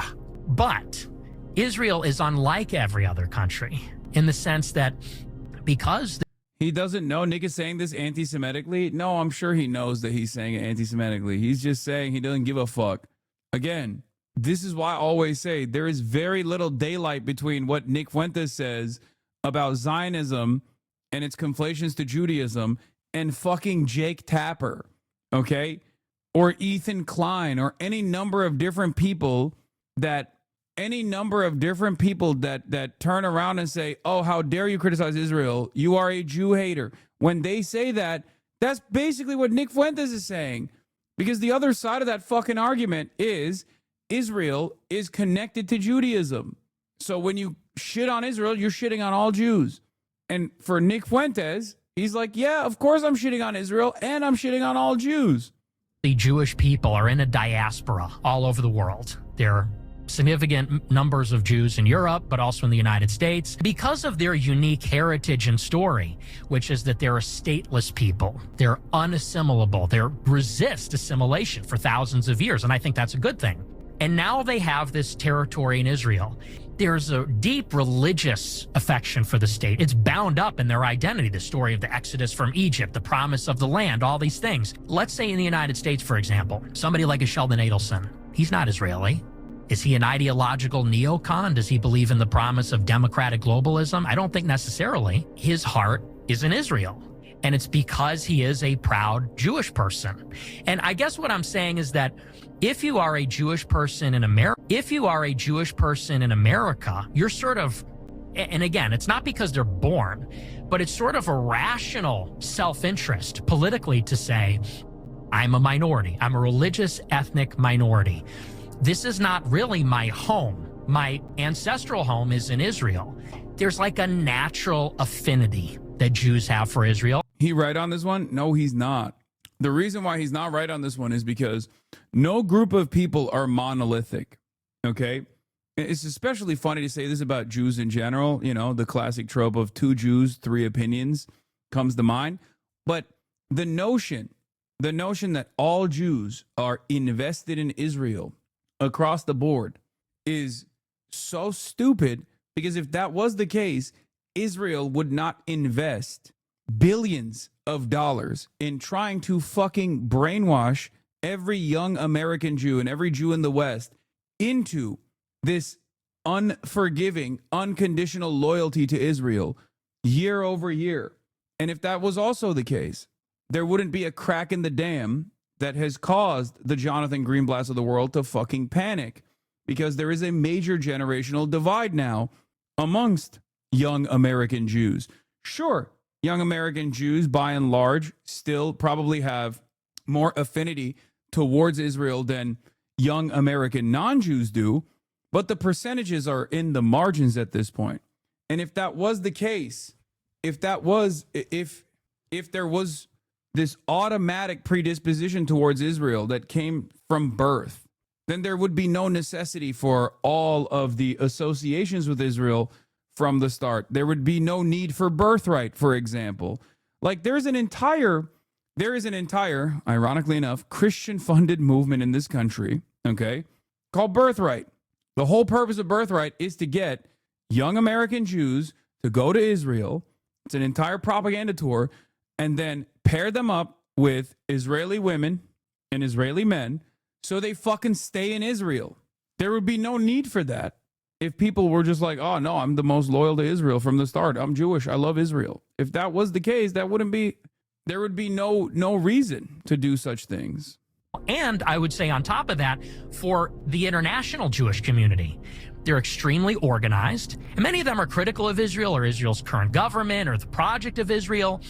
But I guess what they have in common, unlike, let's say, like Singapore, for example, is that they have this international community across borders, extremely organized, that is putting the interests of themselves before the interests of their home country. And there's no other country that has a similar arrangement like that. No other country has a strong identity like that, this religious blood and soil conviction, this history of being in the diaspora, stateless, wandering, persecuted, and in particular, the historic animosity between the Jewish people and the Europeans. They hate the Romans because the Romans destroyed the temple. That's why Eric Weinstein goes to the arch. Come on, man. It's just, yeah, modern Jews fucking hate the Romans, bro. Yeah, they hate that. They hate the Romans all the time. They're constantly chirping about the Romans. Of Titus and gives it the finger and takes a picture. We don't think like that as Americans and white people. We don't think about the Roman Empire in 2,000 years ago. They do. No, they don't. That's one example that you took so sincerely and got butthurt over. Who gives a fuck, dude? I do. Shut up, Jewish bag. My evangelical dentist used to ask my mom about Israel whenever we went in Lamount. Ugh. Ay, ay, ay. The problem with Hasbara and Zionism in general is that it is actually signaling what Nick Fuentes is saying, okay? I despise it because it's a fascist movement built around ethno-religious supremacy that is exterminationist, just like the Nazis also believed in the same exact things. But also beyond that, Zionist Hasbara does revolve around creating these kinds of attitudes. So if someone fucking actually sees this dangerous conflation in broad daylight and now all of a sudden they have a negative association with Israel, well, then they're going to have a negative association with Jews as well. And this dangerous conflation is not helped by the likes of fucking ADL CEO Jonathan Greenblatt that says that even anti-Zionist Jews are anti-Semitic. Let's take a look. We have people on the far left justifying like a biblical catastrophe or cataclysm like October the 7th, literally justifying it, literally describing some of the perpetrators who were caught and captured as hostages, which is so profane, I hesitate to even say it out loud. It's just so disgraceful and amoral. But the reality is there are segments of the far left which have been consumed by this anti-Zionist ideology. And we've talked on your show before, and I'm pretty out there saying anti-Zionism is anti-Semitism because it is. I also think the sky is blue. You know, I also think that the world is not flat. I mean, anti-Zionism is simply the latest way that anti-Jewish hate is. You're really ignoring what Benny Blanco? Wait, what? What the fuck did Benny Blanco say? Why are people spamming Benny Blanco in my chat? When the fuck have I ever talked about Benny Blanco? What is... There's like a bunch of people that are like, dude, you have to talk about Benny Blanco. I don't know what the fuck he said, bro. Is normalized and legitimized with a pseudo-scientific or pseudo-political veneer. But if you look at the tropes and if you listen to the words and you see them for who they are, like the rabid anti-Zionist is just an anti-Semite by any other name. By the way, even if they come from our Jewish community, we need to recognize that as well. I did Birthright many years ago, and it was one of the things that led me away from Zionism. The way you explain Birthright is exactly correct. At the end of the trip, the head of that Birthright chapter demanded everyone break up with their non-Jewish spouses back home and come back and marry Jewish. He's talking mad crazy about you. I swear to God, your chat makes up names. No, Benny Blanco is Selena Gomez's husband. But yeah, the point is when you got, I keep explaining over and over again to people that seem to not listen to what I have to say here. I keep warning that these guys are still operating like it's fucking 2003, okay? As though there is complete control over what kind of message gets said in polite society about Israel. That's not the case anymore. People don't fuck with Israel. And the more you associate Jews with Israel, the more enmity you create around Jews. It doesn't actually create the same line of defense it once did to say, oh, if you criticize Israel, then you're basically trying to do the Holocaust again or whatever. Anyway, Donald Trump commanded the theft of an oil tanker off the coast of Venezuela. I believe America has done this before as well. Let's take a look. Well, thank you very much. It's been an interesting day from the standpoint of news. As you probably know, we've just seized a tanker on the coast of Venezuela, a large tanker, very large, largest one ever seized, actually. And other things are happening, so you'll be seeing that later, and you'll be talking about that later with some other people. Well, thank you very much. Chuck Schumer won't say if he opposes regime change in Venezuela. Oh my fucking God. This is who we got. This is who we fucking got, dude. Disagree with President Trump's ultimate goal of regime change? This is the guy leading the charge against Donald Trump, dude. Fuck me. In Venezuela? Look, the bottom line is President Trump throws out so many different things in so many different ways. You don't even know what the heck he's talking about. You know, obviously, if Maduro would just flee on his own, everyone would like that. But we don't know what the heck he's up to when he... Hello? What? Obviously, if Maduro would just flee. What are you talking about, brother? That's the... He talks about that. So it's very, very... You cannot say, I endorse this, I endorse that, when Trump is all over the lot, not very specific, and very worrisome at how far he might escalate. Do you disagree? Careful, last time you watched a video like this, you got accused of being a terrorist propagandist. Yeah. Remember when we watched the Ansar Allah movement take over a fucking tanker? Yeah, they were doing that to implement a blockade against the state of Israel that was, at the time, committing a genocide. America's doing this because they can, and that's it. Because they want to do their very own, they want to do their own potential genocide in Venezuela. Fantastic. The Ansar Allah movement did this off the coastline of Yemen. America's doing this off the coastline of Venezuela, a different country, a sovereign nation. Oh, But of course, I watch one and say they're doing right. I'm a terrorist. I watch this and I say this is fucked up. I'm a terrorist again. What happened? I mean, I know exactly what happened. It got it started a little bit, but we'll see if we can put it out. We're interested in the seizure of this tanker. What happens to the oil on this ship? Well, we keep it, I guess.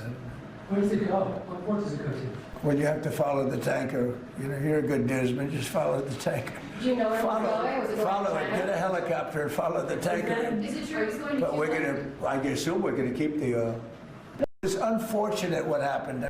I am universally pro seizing ships, no matter who's doing it. We need to bring back old school pirates. Trump looks like shit, talks like shit, is talking shit. Today, the Federal Bureau of Investigation, Homeland Security Investigations, and the United States Coast Guard, with support from the Department of War, executed a seizure warrant for a crude oil tanker used to transport sanctioned oil from Venezuela and Iran. For multiple years, the oil tanker has been sanctioned by the United States due to his involvement in an illicit oil shipping network supporting foreign terrorist organizations. I love that. It's just, it's illegal for other countries that we don't want to do trade with one another to actually end up doing trade with one another. So we're just going to steal it. This seizure, completed off the coast of Venezuela, was conducted safely and securely, and our investigation alongside the Department of Homeland Security to prevent the transport of sanctioned oil continues. Yeah, try this with Russia, man. Come on, get bold. Yeah, this is the, this was a 20-year-old oil tanker called the Skipper. I believe it was sanctioned years prior to this actual incident. The seizure was initially announced by President Trump. Operation to seize the tanker began at 6 a.m. Yeah, tanker was sanctioned by the Treasury 3 years ago. Isn't that awesome? We could just decide that, you know, you're not allowed to engage in any trade whatsoever. Two countries that we decided are bad are engaging in trade with one another. Nope, not allowed. It's all might makes right. Law of the jungle. For the record, for the Treasury to sanction something like this requires pretty much nothing, okay? That's why the sanctions process controlled by the Treasury is unfortunately one of the most used and abused tools that we have in our arsenal. And if you're wondering how the cable news is reporting the U.S. seizure of a Venezuelan oil tanker, here's CNN saying this is absolutely normal. Seeing a tanker, how could this escalate the conflict with Venezuela? Well, you know, we've had sanctions on Venezuelan oil since the first Trump administration. And Biden kept them. Kept them. Yeah. So to me, this is absolutely normal. I mean, seizing an oil tanker? Yeah. We've been seizing Iranian oil tankers in the past. We also... Are you seriously excusing Venezuela filling an oil tanker with Fent and shipping it to America? That could kill every cop in America 200 times over. Yeah, that would have been like even a better lie to tell if they were like, this is not really an oil tanker. There's fentanyl in it or something. Nope. They were just like, no, it has oil and it's going to Iran and we don't like that. It's our oil now. Yeah. They could have tried and at least lied and said like it's filled to the brim with fentanyl, you know? Nope. Why would they need to even do that when this is what is coming from liberal news? This is the liberal newscast, okay, at CNN, Clinton News Network, Centrism News Network. They're like, no, absolutely, it's perfectly valid. Why is it perfectly valid? Because we've been doing it. We've done it before. Okay, it was not valid when you did it before either. What the fuck? According to the law that I've read, that oil is up for forfeiture. So we could keep that. We've kept Iranian oil in the past. So I actually think that this is... Remember, one of the things that Biden did was unfreeze assets, or not unfreeze assets, but unfreeze payments that Korea owed Iran for purchasing Iranian oil. And that was a big deal at the time in the media. They were like, how dare Biden do this? They're funding Iran. They're giving Iran $1 billion. And if you recall, at the time, I said, it is ridiculous that we froze those assets to begin with. It was ridiculous that we stopped the trade between two foreign nations because we don't like one of those nations. It's fucking insane. It's ridiculous. It was $6.8 billion. It was Iran's own money that we froze, that we did not allow Korea to send to Iran for the oil that they sold to Korea. Do you feel the same about Russian frozen assets and sanctions? I don't. And the reason why I don't is because, unlike Iran, At least Russia is doing shit, okay? There's a difference between deciding at the behest of Israel that Iran is this fucking enemy state that we have to destroy, okay? Or Venezuela, because of our own fucking foreign interests, the nation state that we have to destroy, is a little different than like one sovereign nation invading another one in an act of irredentism. There's a difference there. Like, I'm not saying across the board that you shouldn't try to leverage negotiations when other countries actually decide to you know, act out or do something that's ultimately harmful. The American justification for Iran and the Iranian sanctions, in my opinion, are fucking bullshit. Okay? They'll say, oh, they're funding terror networks. They're funding the network of resistance with the funds that they're getting from selling oil. There would be no need for a resistance network in the region if America wasn't dominating the fucking region to begin with. That's the difference. That's why I think it's fucking bullshit. Piracy should be allowed, but only if you use your old equipment. If Trump took out that tanker with flintlock cannons on a sailing ship, it would be A-okay. Same for the Houthis. Hoist the sails, me hearties. The issue here is that only America gets to do this because they dominate the planet.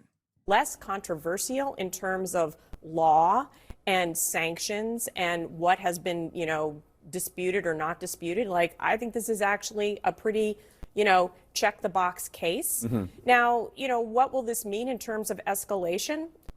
You know, what is he going to do? What is Maduro going to do? Is he going to step aside? That's the analysis? Oh my God. I mean, this is just might is right. We're just the fucking bullies. What is he going to do? What are they going to do? Do something about it. Okay, thanks. Great take from CNN. I mean, this is fucking ridiculous, dude. There will come a day. Hopefully I won't be alive to see it, but there will come a day. Eventually, American power on the global stage is already waning, and it's going to diminish to a degree where people will no longer consider America to be this like invulnerable nation. Okay? America has already done enough damage on the global stage post World War II to invite a lot of enmity anyway. The Treasury sanctions are so pervasive and so vast that it quite literally forced a secondary market to be created. They created it out of necessity.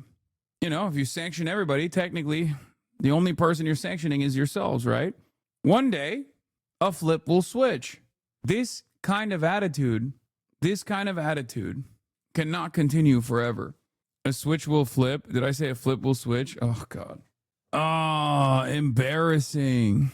I had 8 hours of sleep last night, too. Why don't you want to be around when it happens? Because I think it'll be very, very deadly. Because we're sanctioning this oil.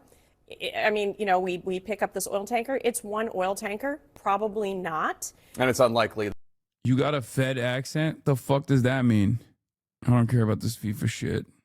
Where's the Iraq comparison? Territories. How can you look at all this and not feel like we're fucking villains, dude? It's also like a lot of liberals who look to, even like the liberal Zionists in America, they look to like what Netanyahu did, the continuation of the genocide in an effort to make sure that he's not unseated, or look to what Vladimir Putin did about like solidifying his legacy and invading Ukraine. How do they not see similarities here with Donald Trump? It's so crazy that they just look at when Donald Trump does it, it's the American government doing it. So therefore, automatically, we must be in agreement. It must be for good reason. And good afternoon, everyone. I'm Kira Phillips. Breaking news to bring to you. President. Like, this is why I'm more frustrated with like the Chuck Schumers of the world that are just letting this fucking hang, you know? Donald Trump confirming that the United States has seized an oil tanker off the coast of Venezuela. As you probably know, we've just seized a tanker on the coast of Venezuela. Large tanker, very large. Largest one ever seized, actually. And other things are happening, so you'll be seeing that later, and you'll be talking about that later with some other people. Senior White House correspondent. Are you fucking kidding me? Are you fucking kidding me? Did you hear about the oil tanker? Selena Wang, also retired Lieutenant Colonel Rachel Van Landingham, joining me now for more. So, Selena, what more do we know about the seizure? Yeah, Kira, well, we're just learning from a U.S. official that the U.S. Coast Guard seized that oil tanker off the coast of Venezuela, but we didn't get any further details from the president or the White House beyond that soundbite you just played there. The president calling this the, quote, largest one ever seized. But again, no further information on this. But the bigger context here is that all this comes as the president has been escalating pressure on Venezuela's government, particularly the president, Nicolas Maduro. In recent weeks, the U.S. has launched more than 20 strikes on suspected drug boats, killing more than 80 people. And just yesterday, the president said that Maduro's days are numbered, and he has repeatedly said that strikes on land in Venezuela could be coming soon. We have also in recent weeks, Kira, seen a pretty massive show of military force in the region, a big U.S. military buildup, including deploying the massive aircraft carrier, the USS Gerald Ford, into the Caribbean Sea. All right. Well, Rachel, clearly this is a major escalation between the U.S. and Venezuela. What's your reaction? Well, this will definitely inflame tensions. And President Trump was on the phone with President Maduro last week, asking him to step down. Since the President Maduro isn't going anywhere, it definitely seems like we are inching closer to actually war with. Like, you guys realize that all of this unbiased news coverage, right? In air quotes, unbiased news coverage is basically just saying like Maduro's so selfish for not handing off the country to our puppet. Like, that's all this is. It's like, wow, how selfish of him. Does he want Venezuelans to die? Bitch, who's killing the Venezuelans? We are. Like, what do you mean?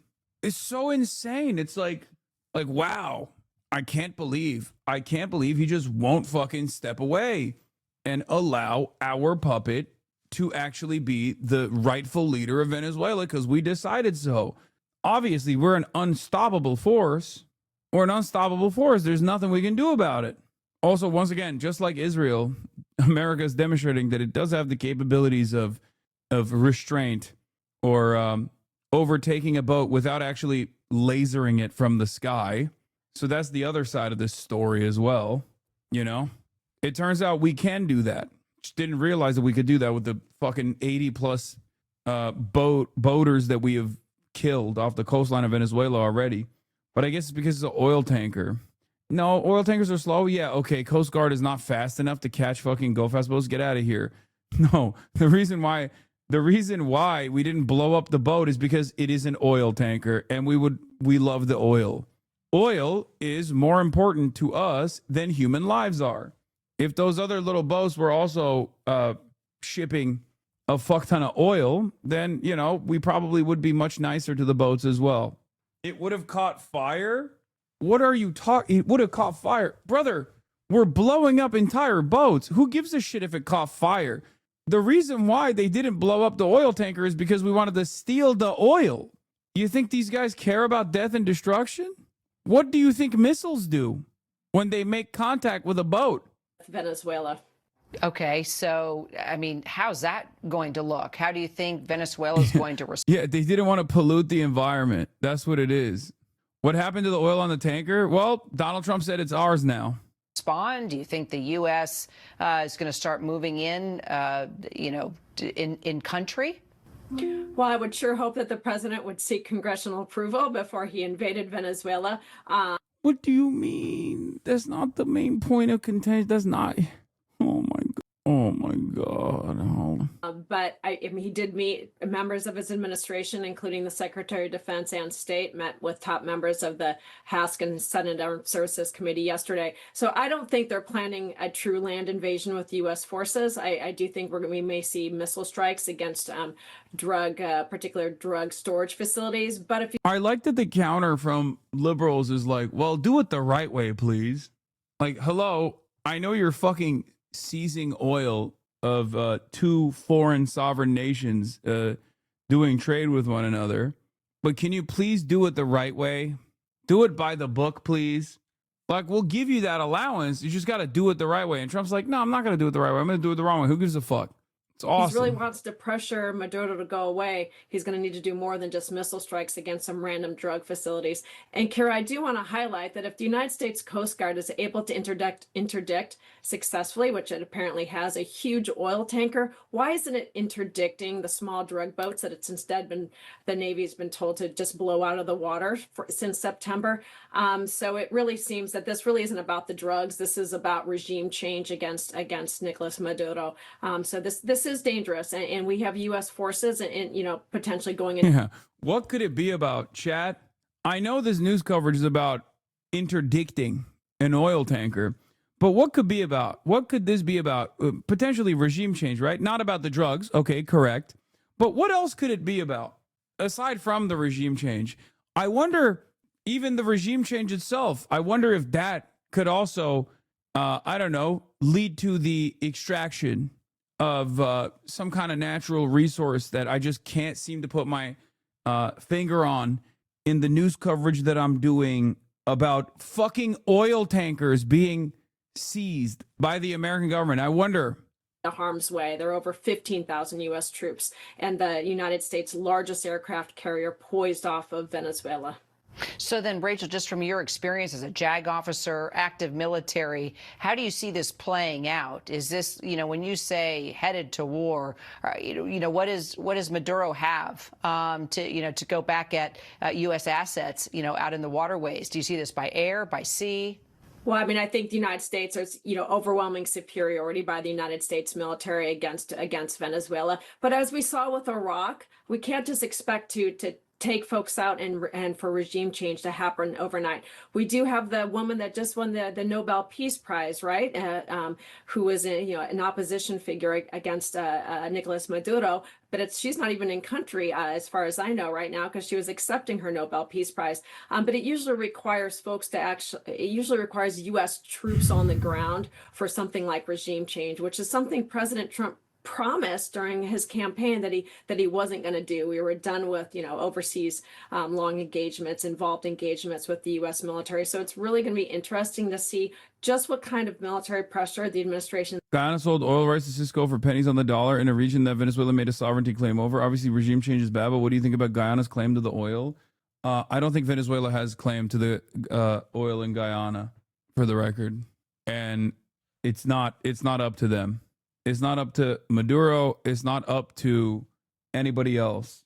I know that Maduro was trying to lay claim, which was also very frustrating for a lot of the other regional actors as well.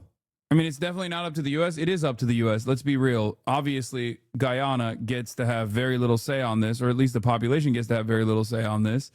But just because I think it's silly to say like, oh, Venezuela's doing this in an anti-imperialist manner or something. What is the significance of Venezuela's naval incursion in the Guyana? No, I'm familiar with what was going on at the time. Guyana was stolen from Venezuela. There's definitely a fair claim. At this stage, it's up to the population. The issue, of course, is that a lot of smaller countries that were former European colonies end up not really having the best interests of their population in mind. So it ends up becoming the claim of ExxonMobil. Anyway, I'm not going to get into this. This is irrelevant to the point of contention here, unless liberals are using it to justify war with Venezuela. There's no reason to talk about it at the moment. Things they can bring to bear to actually force regime change without actually putting troops on the ground. All right, stay tuned. We'll keep tracking it. Selena, Rachel, thank you both. First, we have the special chicken. While the few private companies can hire the entire U.S. military, what are you talking about? That's literally the entire history of the U.S. military. All right. I think the end all be all is to gatekeep the oil from China because China figured out a way to refine Venezuela's hard to refine oil, and it seems like Venezuela wants to keep playing ball with China. I don't think America has direct use for Venezuelan oil because it's considered sour and not sweet. I think this is Nixon madman theory on steroids to get at China all the way from Venezuela. Oh, shit. The Australian social media ban. I don't disagree with you. I do think that a lot of the ways that the American government is currently moving is directly trying to undermine any sort of regional influence or aspirations that China might have. China has increasingly, China has increased its alliances in Latin America. Many American refiners are configured to handle Venezuelan oil. For your information, mostly West Coast. I took a screenshot on my Twitch page where it says this. Well, how the fuck are you in here right now? Australians. I assume from VPNs, but in compliance with Australia's social media minimum age law, Twitch will no longer allow Australian users under the age of 16 to have an account. Starting today, new users in Australia under the age of 16 will not be allowed to create a Twitch account. And existing Australian Twitch users under the age of 16 will have their accounts deactivated on January 9th, 2026. Oh my God. Maybe the chatter's over the age of 16, actually. That's true. And yes, it's because Australia has launched the world's first social media ban for kids under 16. For 15-year-old Demi, social media is more than just a hobby or a place for mindless scrolling. I upload my daily routines on social media so that many viewers on Instagram, TikTok can see what I do. Demi owns a food stall at a market in Sydney, Australia, where he posts videos online showing off his cooking skills and signature chicken noodle dish. And the order is done. I do find customers coming in and they're like, oh, I've seen you on TikTok. Some people even get photos with me here and there, selfies. But I can't feel the impact of social media with my business. But growing his fan base will have to wait. Starting today, Australia's ban on social media for anyone under the age of 16 is now in effect. The law, the first of its kind in the world, means potentially 1 million accounts across nearly every major social media platform, TikTok.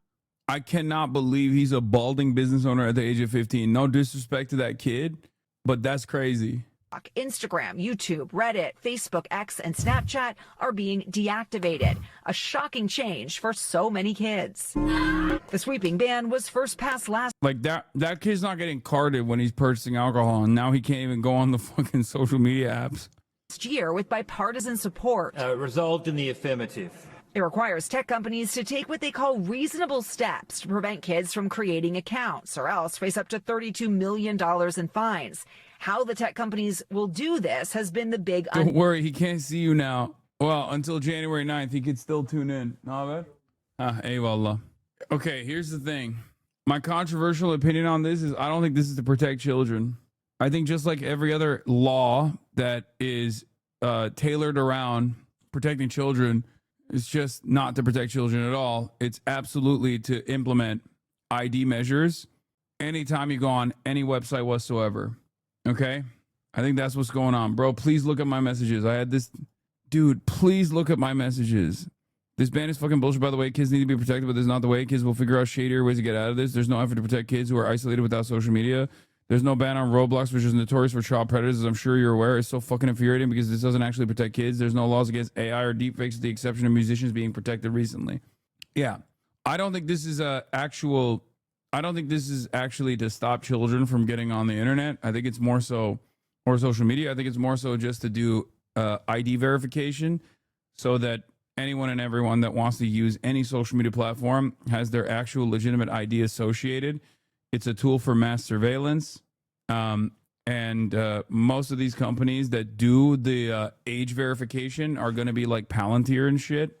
And they're going to do everything in their power to use this for evil. And yeah, I think bye-bye to anonymity on the internet. The thing is, like, I just got back from China.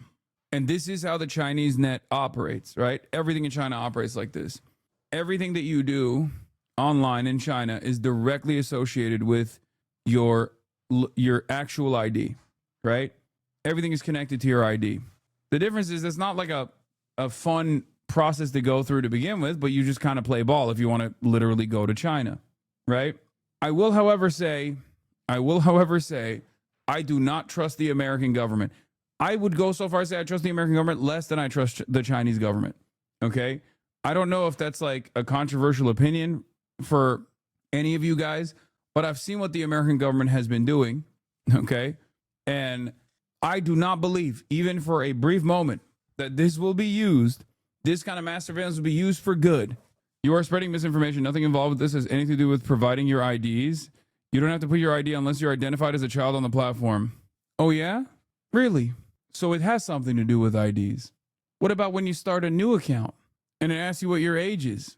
How will they know? And even if that's the case in the interim, to get you to be comfortable with this, if you think that it's not going to lead to IDs across the board, IDs having to be uploaded for usage of any website across the board, you are silly. Elon Musk shaped COSA. Meta is lobbying for ID verification. Thiel's age verification tech. Co stands to make billions. Progressives in all forms are about to be deplatformed and will have a level of mass surveillance akin to authoritarian states, and leftists are cheering it. But it doesn't matter if you're not doing anything wrong, right? What the fuck do you mean? Dude, that's the point. Do you feel like this government knows right from wrong? I mean, look at the last 2 years. Oh, you're joking. Okay, because that is a very common thing that I hear from people. It's like the classic dumb guy take. Not only is ID uploads going to be an issue with data breaches, but also on top of that, do you trust this government to decide what's right and wrong? I don't. Maybe I'm crazy. Yeah, Peter Thiel is like the Kash Patel of the tech world in terms of trustworthiness, dude. Anytime he's on camera, I'm like, that's not a human. That's a lizard. That's like a literal lizard. How has nobody realized that this is a lizard person wearing a human skin and not even doing a good job with it? Look at how much he's sweating. The human skin that he is wearing is not reacting positively to his lizard skin underneath the human skin.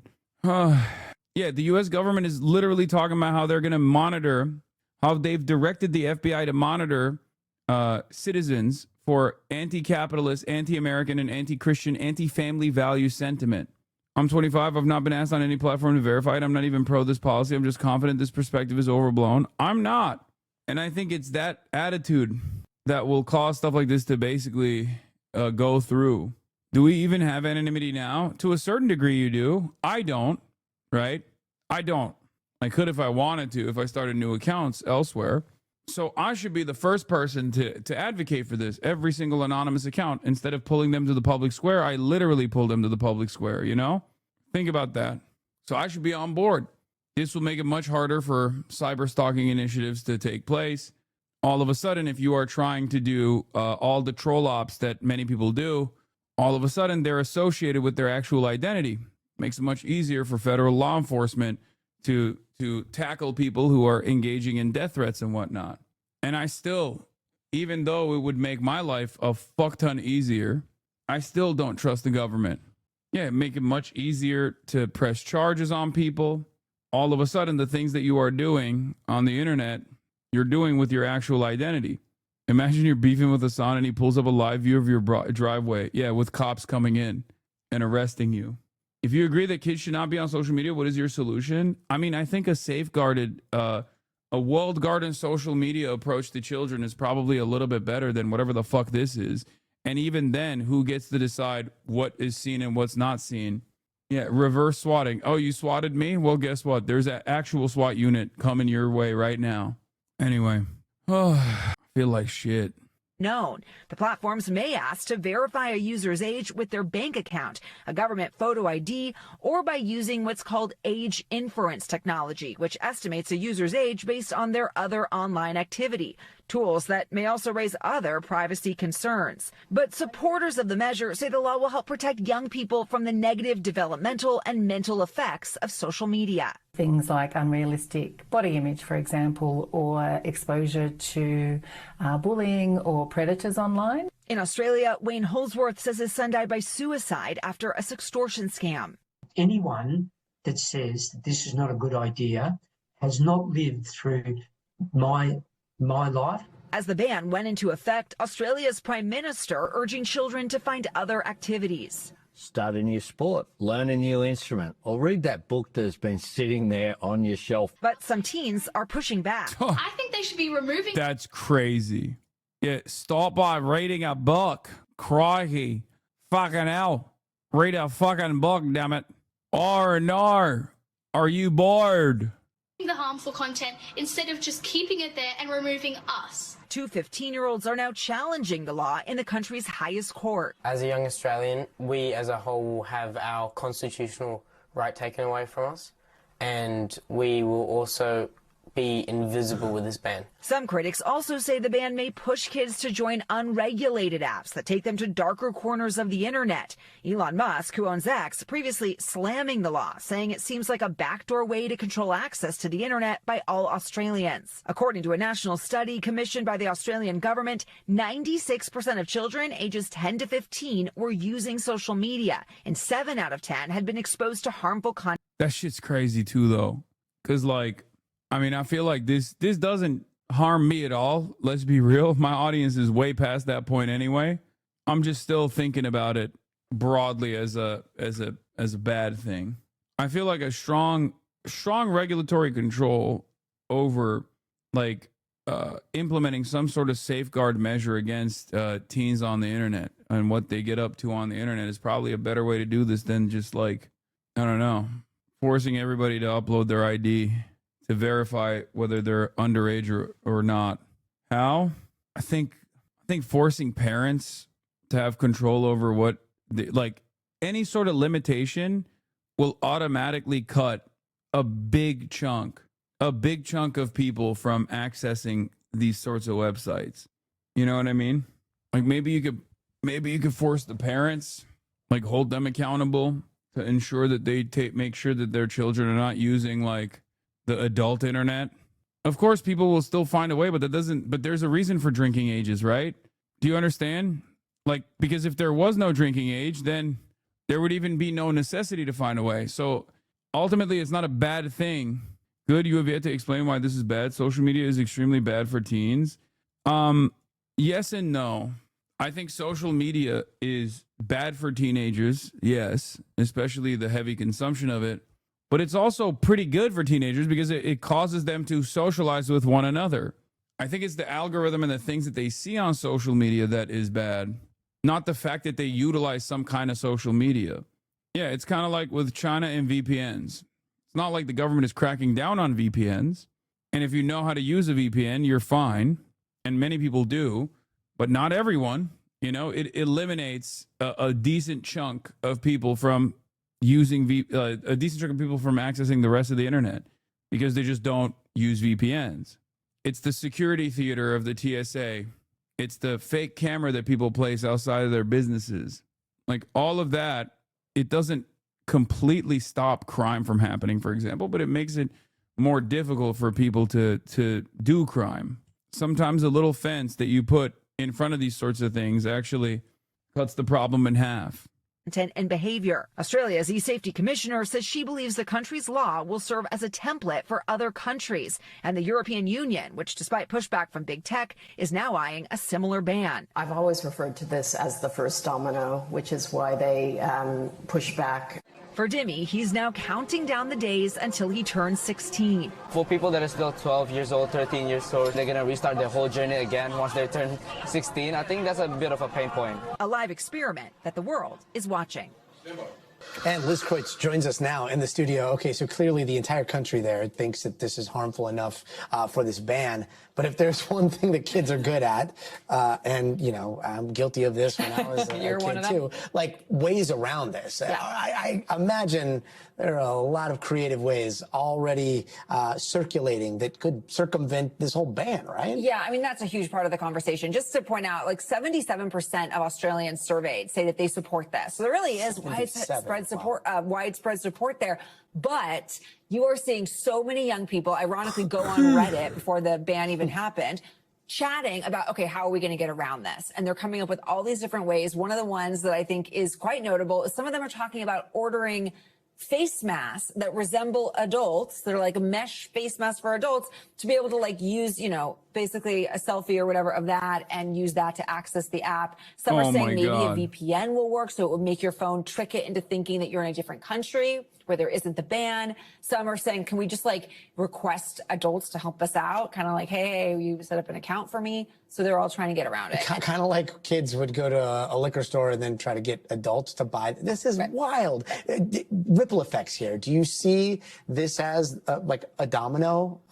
In that woman's interview, she described Australia as potentially being the first, and then everybody else might follow suit. Yeah, I mean, we are somewhat seeing that, actually. Starting January 1st, Malaysia is going to implement a similar ban. New Zealand is discussing it right now. Denmark is far along in discussing this, and you heard the EU has also proposed a similar. What the fuck? Platforms excluded from the Australia social media ban is Discord and Roblox? Where do you think the radicalization happens? What? I mean, I'm not even touching LinkedIn because, like, no one should be on LinkedIn, let alone children or adults, honestly. But Roblox, that's the worst one. No, LinkedIn is great. What do you mean? Oh my God. Ew, gross. Idea. So we are I don't even know what fucking lemonade is. I guess I understand WhatsApp, kind of. seeing other countries follow suit. We have not seen that same discussion to that same extent here in the United States, but we are seeing some different changes with some of these social media apps putting in more restrictions for children and teens. Like Reddit recently did this to kind of prevent how many direct messages minors can have with adults on that app, in sort of anticipating, you know, a little bit more of We'll it. see what happens next. Liz Kreutz, fascinating. Thank you so very much. We thank you for watching, and remember, stay updated on breaking news and top stories on the NBC News app or watch live on our YouTube channel. Lemonade was a TikTok alternative when the ban was first announced. No one used it. What, do they not let you fucking speak on Israel on there? What just happened, Grace? I just got banned off Instagram. On Instagram, the second I log in, it just comes up with this page. I can't access anything whatsoever. I've opened TikTok and I'm still able to scroll without anything popping up about the ban, and same with Instagram. Now, to go onto my other account that is 16 and over, or 16 years old, it's absolutely normal. Got a message this morning. If you're 16 or older, verify your age to unlock your account. I did try, and I tried to sign up, but it says, sorry, it looks like you're not eligible for Snapchat. I'm going into Snapchat. They emailed me, but I didn't open their emails, and I can just go straight on. This morning, I went to use TikTok, and I have 3 accounts. 2 of them have my real age, and they pretty much showed something like this. Like, they pretty much just got deleted. Okay, I'm opening YouTube. I can still see everything, and I'm still logged in. Going to Instagram, it tells me all this stuff about why I can't be on Instagram anymore. Sad, because I love Instagram. Across Australia, those under 16 are starting their day. Fuck you, Albo! A little differently, without social media. I believe that as a young Australian, we as a whole will have our constitutional right taken away from us, and we will also be invisible with this ban. We won't be able to share our views or opinions, and we won't be able to hear others' views and opinions, political or just about anything. My biggest thing is that if somebody can go get a piercing, can go get a job, can go get their own Medicare card, can get a tax file number, can go take their driver's knowledge test before the age of 16, and they can do all of these things with the trust that they're responsible enough to handle it and advocate for themselves if it becomes too much. How can we then say they can't hold a social media account? It's going to be worse for like queer people and like people with like niche interests, I guess, because like that's the only way they can find their community. And okay, my conspiracy theory is literally this is because of Israel. Like, it's not that like Israel is directly doing this, but governments in the Western world saw what it looks like when people have unrestricted access to the social media platforms at a young age, and how quickly their attitude shifted because it wasn't coming from like controlled institutions that were disseminating information in the right way, and they have no more narrative control capabilities. They were like, we have to do something about it. Everything is not Israel, you weirdo. It will save lives. I think, well, first of all, the TikTok ban was directly because of Israel. They said it, right? The TikTok sale was directly because of Israel. And they openly said it, so we don't even have to speculate on that front, right? Like, you agree with me on that, right? At least. I'm just saying that my suspicion is that they're trying to sell this as like a good thing to protect children. But I think the reason is because, and it's not just Israel. Like, Israel is the canary in the coal mine, if you will, because obviously their goals are to at least have some semblance of control over what kind of information people are seeing, especially at their most malleable, right? When they're young children. So Israel is more so a catalyst rather than the only reason. The actual reason is that they want to control the dissemination of information, especially when kids are young. And because of the impossible to ignore generational divide on this issue, I think it made it much easier for people in power to basically take action when they were probably fearful beforehand, fearful of the backlash. One way that you can tell these age verification laws are not about fighting against big tech is that big tech money stooge is promoting them. He didn't have a come to Jesus moment. On this, these laws are censorious off-ramp that misconstrues the problem. Oh, yeah, Rahm Emanuel. Oh. Australia is banning all TikTok, Instagram, and all social media from kids that are 16 and younger. I think it's time for America to pick up. I love you, bro, but these are some of your worst arguments. What would, like, children do about Israel regardless of their awareness of it? Wait, what? Brother, you know children don't stay children, right? What are you talking about?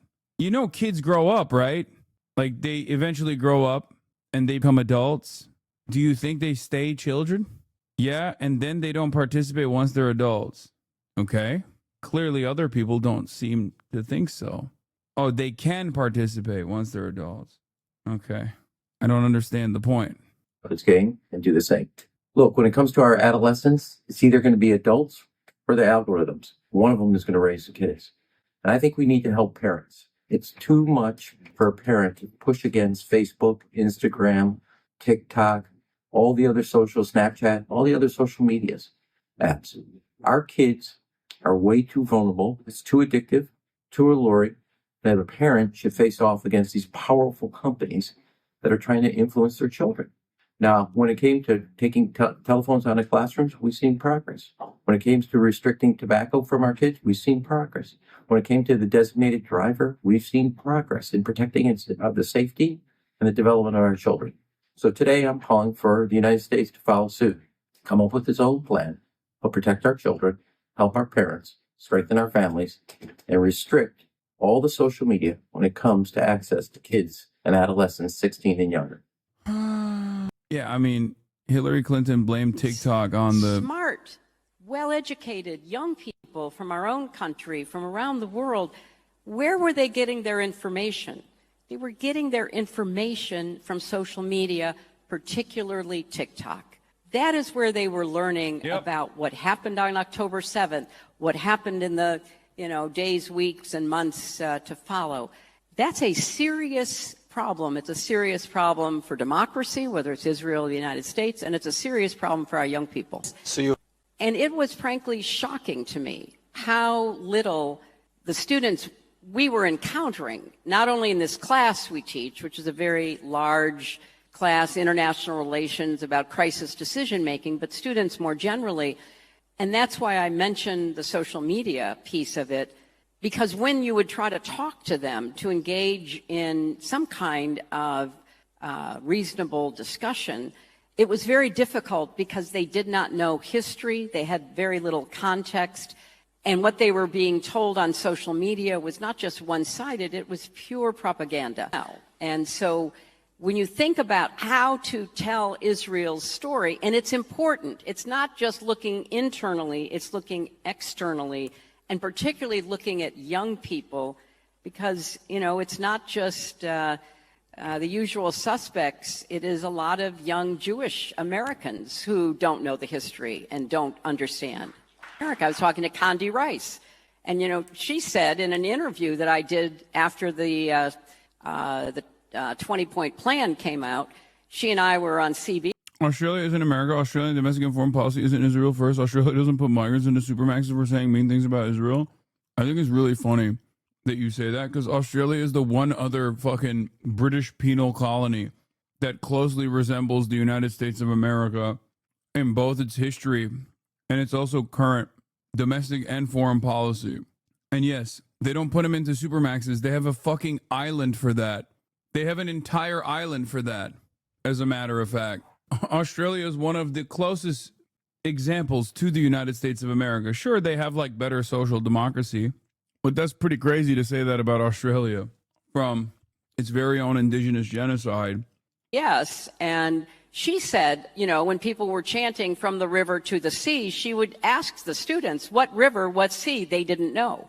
I had the same experience. A lot of the challenge is with younger people. More than 50% of young people in America get their news from social media. So just pause on that for a second.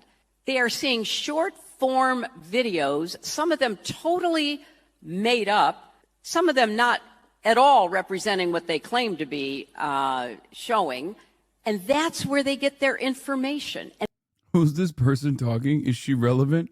Nah, you don't have to worry about her. Oh yeah. I don't fucking know, man. I feel like this Some sucks. people also use it to like vent their feelings and like talk to people. By banning social media for those under 16, we're giving children a childhood and parents more peace of mind. It's just kind of like pointless. Like, it's just like, we're just going to create like new ways to get on these platforms. So, like, what's the point, you know? I kind of see where they're coming from, but also I think if you can get a job at 14, I think you should be able to, like, have... I think they're also low-key kind of fucked up by putting the age at 16. Because I feel like if they had done, like, 10 or something, there would be much less resistance to this. Because, like, past that point, or, like, 12, you know what I mean? But when you do 16, all of a sudden, like, these are people who are 2 years away from being seen as adults. These are people who are already, like, capable of getting a job, capable of driving a car. Obviously, they shouldn't be treated like adults, and they shouldn't be seen as adults. But as far as, like, allowing them to, you know, operate on social media, I don't know. I get your point, but you honestly think seeing a genocide at 15 in HD is healthy? Wait, what? I don't think seeing a genocide at any age is healthy. Yeah, even 14 is like more reasonable than 16, I think. Like when you're getting into high school, I guess. I just think the younger they made the age limit, the less resistance there would be. So why would you want a kid to see it if it's terrible for adults? You're right. I think we should close a blind eye to genocide that's taking place. This will fix the problem. Why do you lie, Hasan? Where is the gaming? Okay. Like, this is probably a child. You know what I mean? So if this guy got banned off social media, I'd be fine with it. By the way, it's really funny.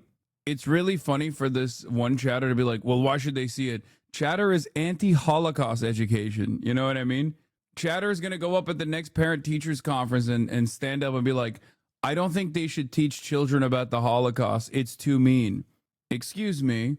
Are we teaching our children about slavery? Chattel slavery? Do you know how gruesome of a practice that was? Why would you ever teach our children about such gruesome practices? They will get the wrong lessons. Yeah, it's crazy that you can get a job at 14, but you can't be on social media for 2 extra years. Be able to have social media, and I think they will just use their phones on different apps. Like, you can still watch Netflix, you can still go on Pinterest, like, you can do a lot more different things on similar kind of apps, but yeah. Maybe it will make people go outside more, but not really. Everyone's going to find a way around really easily. How? Just do other people's IDs, although that does have to match with your date of birth and name. Just VPNs, getting your parents to do it for you, anything.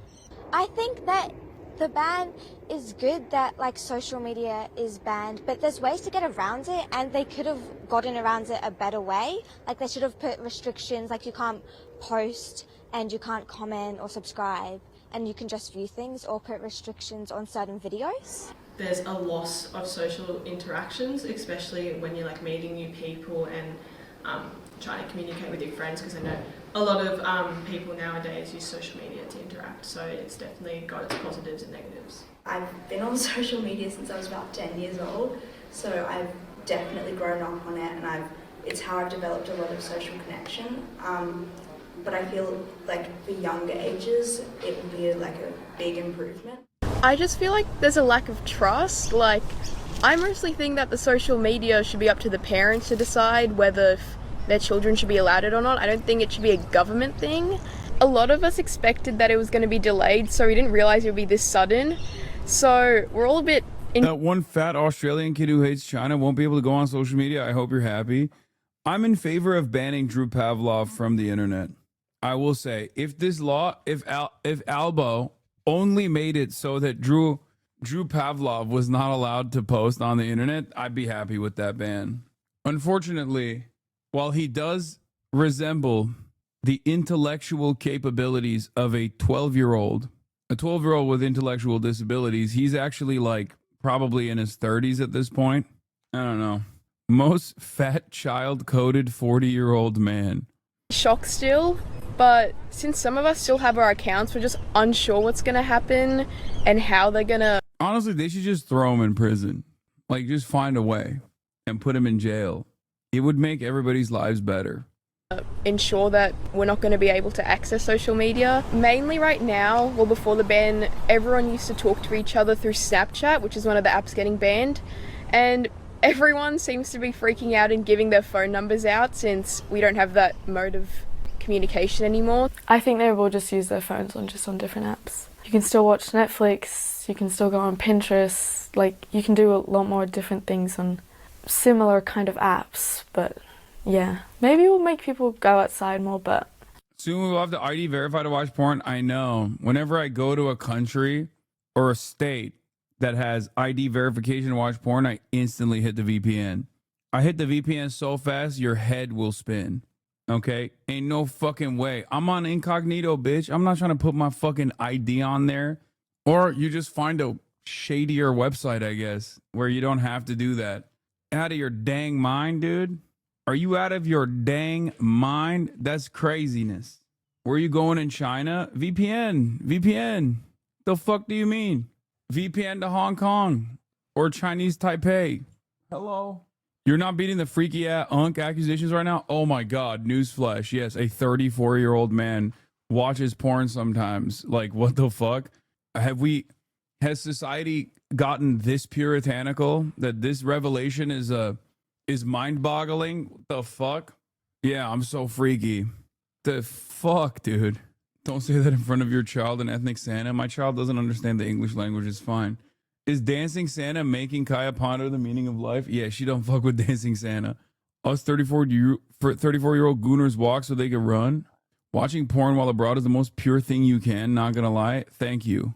Exactly. Hasan, I had a dream about you last night swimming in the Gulf of Mexico and a shark bit your left leg off. It was nuts. Well, that's never going to happen because I'm worried about that. Bro, you jerked it in China. I'm reporting you to Xi. Not really. It's just kind of like pointless. Like, it's just like, we're just going to create like new ways to get on these platforms. So, like, what's the point? I feel like it's kind of unfair because they do give us like a really short notice to prepare and all that. I feel like it should be like maybe like 14 or 15, have an exception because they can like start to get a job and start to get like their learner's permit and stuff. And I feel like, yeah, that's kind of unfair that they can't use their socials. As young Australians, we will be completely silenced and cut off. I don't know why they don't do this off like the, off ISPs or something. Like ISPs, your phone provider knows how old you are. Like, that's the other thing. Like, why do they have to do this from the point of, why do they have to do this with age, like shitty ass age verification?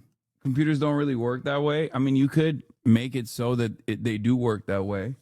Like IP lock everything that is handled by children.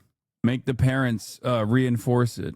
And even then, I don't think that they should just like stop kids from going on social media in general. I just think that like IP locking certain devices and shit like that, and then allowing them to use like a walled garden social media platform would probably be a better idea, you know? The worst part is they didn't even ban the Epstein game Roblox, so this won't do shit. Also, my nephews already have like 5 ways around this shit. They scan random things or watch through embeds and things. Yeah, if they didn't even ban Discord, so they could just like go on. I feel like you can use Discord as an entry point into all these other platforms almost. Discord group viewership of YouTube videos.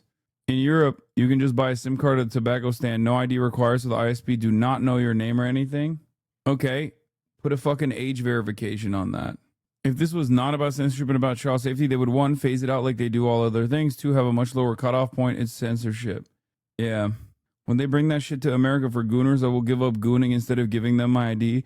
Let's be real. If you're calling jorking your shit off, jorking your peanuts, you're gonna, if you call that gooning, you're definitely gonna keep gooning. You're just saying that in the chat and maybe even lying to yourself. Okay, 63-month subscriber. You're gonna be kirking your shit real fucking hard. Okay, you're not gonna stop it. You're just saying that you're gonna stop it, but you'll find a way around it. Let's be fucking real. Don't act like you won't be. Kirkle jerk. Yeah. From our country and the rest of the world with this ban. It's like we just grown up with this our entire lives, and now it's just being taken away from us all of a sudden. We wouldn't even know what else we could do. I've already heard of these like different apps that kids are going to jump to because like this social media is being taken away. But I believe once this social media is taken away, these platforms, the main ones, they're not like perfectly regulated, but we can like control them, and like they're more regulated than other social media platforms. And when kids like jump to these less regulated social media platforms, that's when like they're shown more things, or they're more like vulnerable to online bullying or predators. It's when it's less regulated. And Noah engages social media in so many positive, wholesome ways. The things that Noah's generation learns, we dreamed of. We were so limited to libraries and single Is this the mom in the same car? What the fuck's going on? pages of encyclopedia. My parents would never have Did they just like, what the fuck is happening? They first asked the kid and then they asked the mom? dreamed that my children could be so fortunate to have this library of knowledge. But I really credit Noah as a young person who recognizes the dangers of social media. It's not all sunshine and lollipops. Mayor-elect Zoran Mamdani is addressing the affordability. I think she pulled over to do her bit. My son Noah. Yeah, in Australia, by the way, they don't call it gooning. They call it gurning. Gurning. I'm gurning. Oh no, I'm gurning. I didn't laugh. Bad bit. Fart smeller. We on Gab down here now.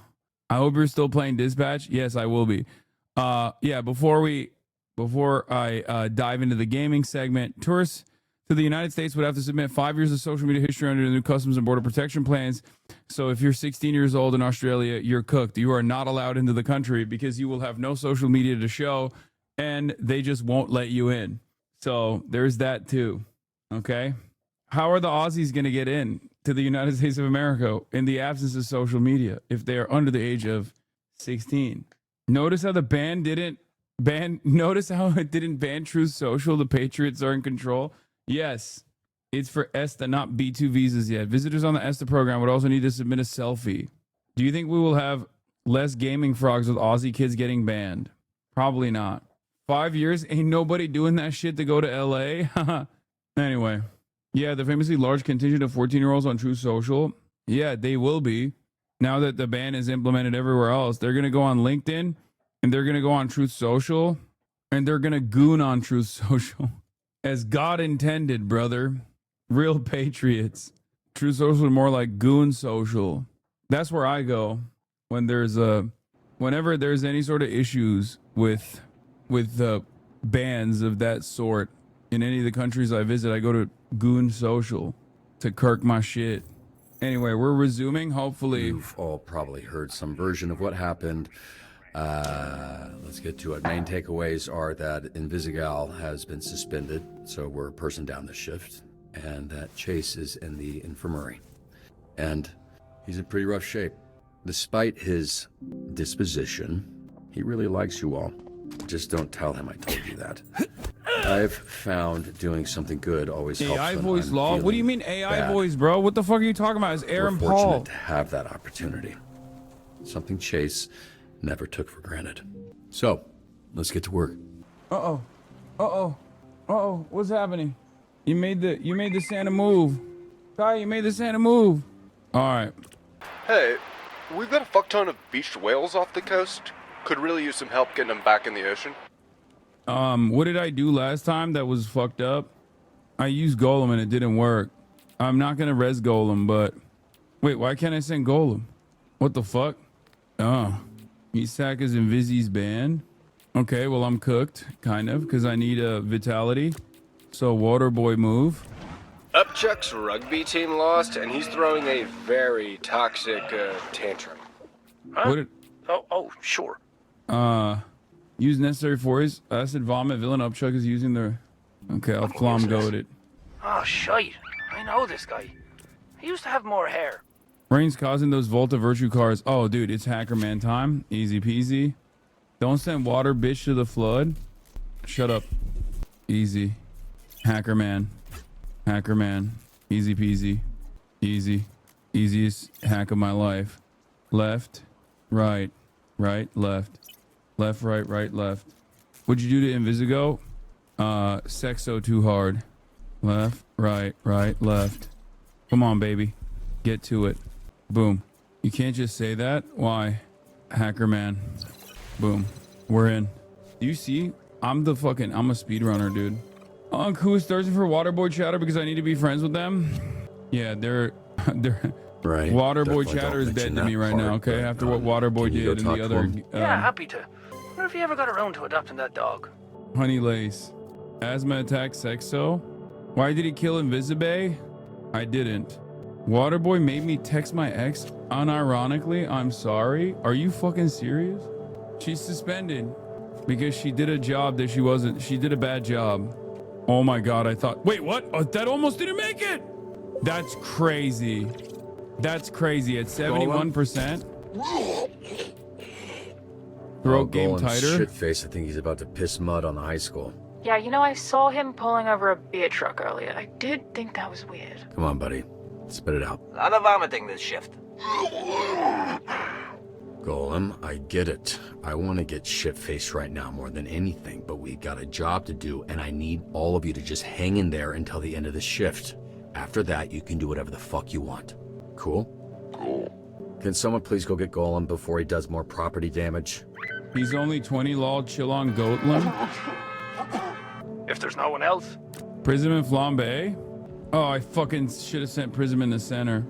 Yeah, whatever. They'll still do so it. we've got a super down here who controls bugs. Apparently they have beef with one of our farmers using pesticides. It's getting real biblical down here. Take down the bug controlling asylum, save the former... What did I do with this? Oh, no. Fuck. Sure, yeah. Made the fucking rain. Flang's a bitch, you can't see shit. I think Flambe solos that, but it's fine. Goddamn slip and slide. I fucking love slip and slides, bro. I haven't seen it come down this bad in a while. I like it. Feels right for today. Fucking cool it, emo boy. Oh, what the fuck? 58%? No! Doesn't even matter. It was a mobility play? Too much. Why would that be a mobility play? Dude, it's crazy. I already fucking literally played this mission. At least Punch Up doesn't get injured. Not so tough with the bees in another dimension. I'm doing better than last time.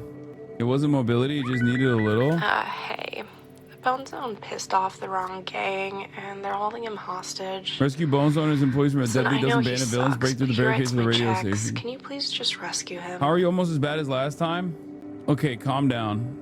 As long as I don't just like fuck this up. Okay? Punch Up and Coop. If we must. Hi, just calling to confirm one of your Z Team heroes for our interview this afternoon to discuss the Phoenix program. Bro, I did Prism on this and it didn't work last time. I remember. So I'm gonna do Waterboy instead. And I'm gonna use Brain.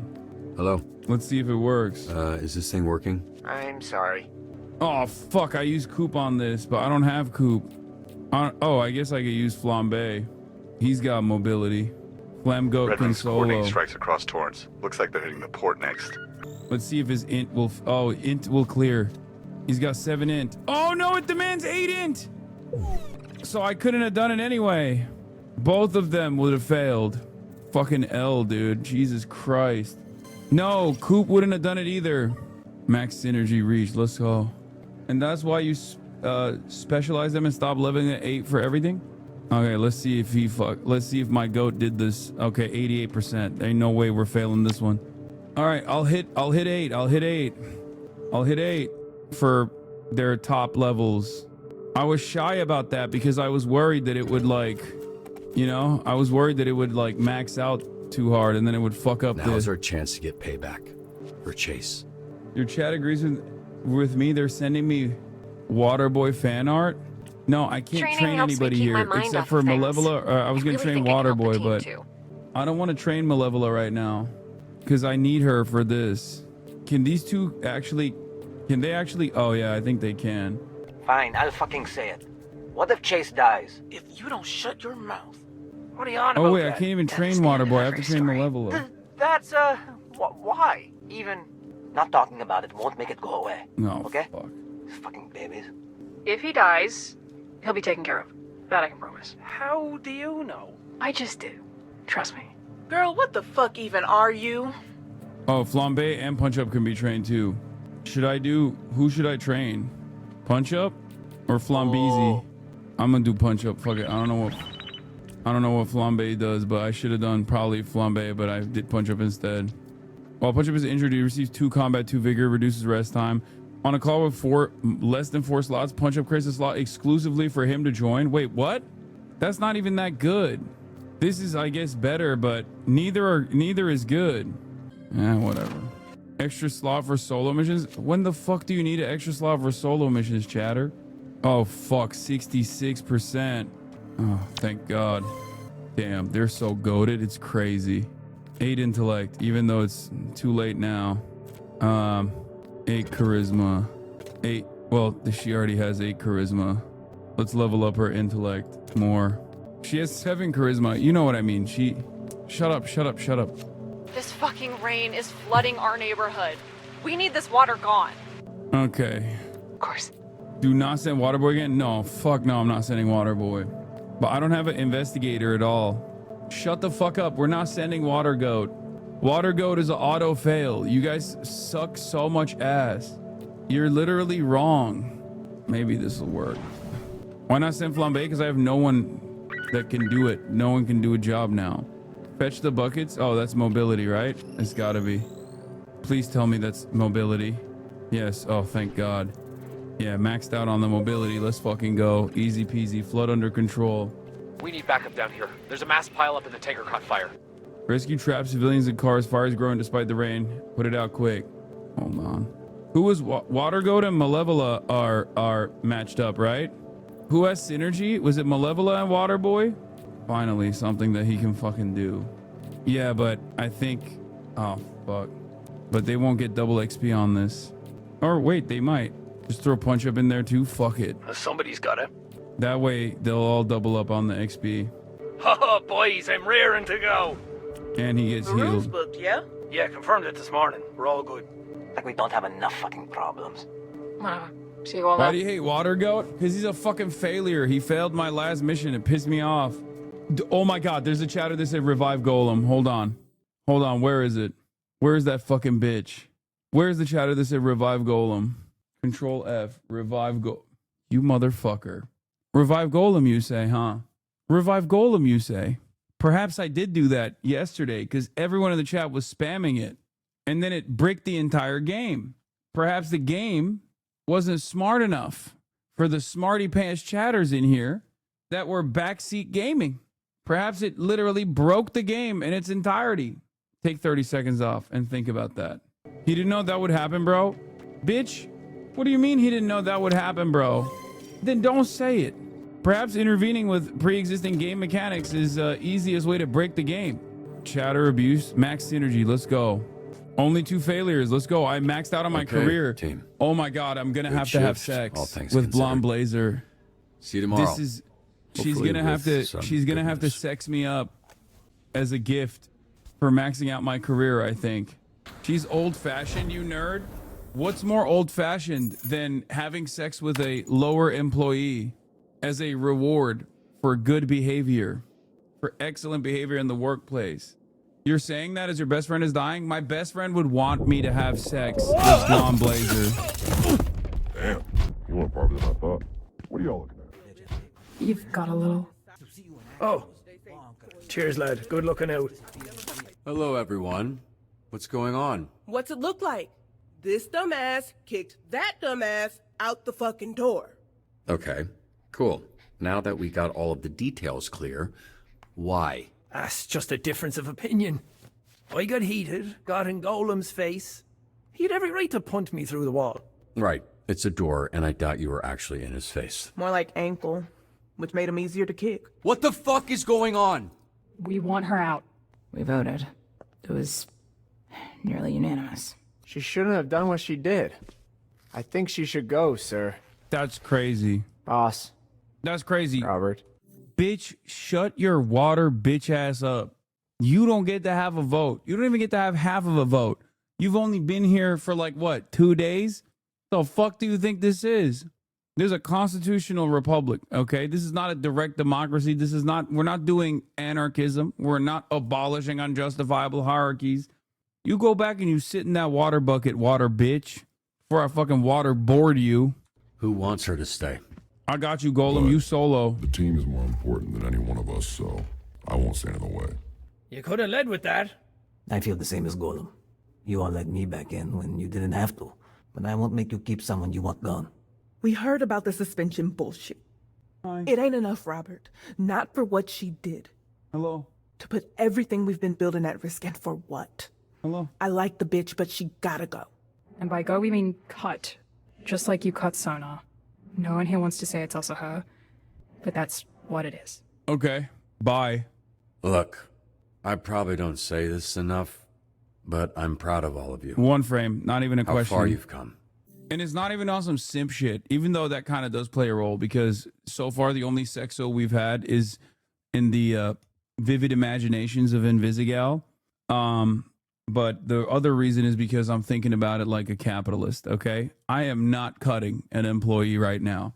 We already are lacking in manpower and woman power, okay? It's not happening. It's going to lower your burden. It's going to lower your workload. And honestly, if I get a higher success rate, Blonde Baddie's going to have sex with me. So, sorry, not going to happen today. Also, we're cutting Waterboy. A few months ago, you wouldn't have been in a room like this discussing the needs of the Z team, and if you did, there'd be a lot more than one broken door. But I'm not cutting Invisigal. We don't kick people when they're down. We lift them up, and I believe of her what I believe of all of you, that her heart is in the right place. It's what took us from being a team to being this weird, fucked up family. Look, you're hurting. Okay, I get it. I'm hurting. We are all hurting. Uh-oh. Now isn't the time to cast blame. Gaia, please. It's the time to come together and heal. Z-Team won't forget this. Morale has dropped. Okay, Z-Team are a bunch of fucking fakes, dude. Let me have my work wife with my other work wife, okay? That's crazy that they're like, they're fucking cock blocking me like this. Nah, they're valid. You a bitch. Why would I fucking cut Invisigal? Are you insane? She literally put her body on the line for me, almost died. It's crazy. Yes, she has a hard time listening to leadership, but she was doing the right thing, okay? She thought she was doing the right thing at least. And it was also Chase's own personal decision to expend what remains of his life force to save her, okay? Some of y'all are being misogynistic. It's okay. Also, I'm suspicious. She's always invisible, so maybe she was invisibly listening, and maybe, you know, she might throw some work my way. Who knows? Okay, sue me. Sue me. I always talk like Invisigal is in the room, you know? You missed it? Won't even defend chatters like that? Oh. Busy? Oh, Sorry. come on now. I can come back. Why? First time we met, you were in your underwear. Damn. Fitting, right? Last time you see me, that I'd be in mine? I really do appreciate you defending me, but you shouldn't. Listen care to your about you. team. They don't want me here. Courtney, look, you went in knowing the risks. I want You you. were willing to put on the line to help me. What you didn't know was what Chase was willing to put on the line for you. Because he cares about you. And he's not the only one, so please don't throw all of that away by walking away from this. From us. Fuck, from me. Please. They're right. I don't deserve anyone's forgiveness. Anyone's help, anyone's Oh my love. God. Brother, are you kidding me? This is the second time we see Invisit titties? Brother, for someone who's otherwise supposed to be invisible, her titties are so visible in this game. I love it. Game of the year, dude. Holy fuck. Dude, give this all the awards. Jeff Knightley, give this all the awards. It needs more sex, but that's why I'm docking a point. It's a 9 out of 10. You just called her family? Okay, what's up? We live in Trump's America, okay? Donald Trump literally talked about marrying his sister the other day, like yesterday in Pennsylvania, and the crowd cheered. That's the type of timing we're on right now, okay?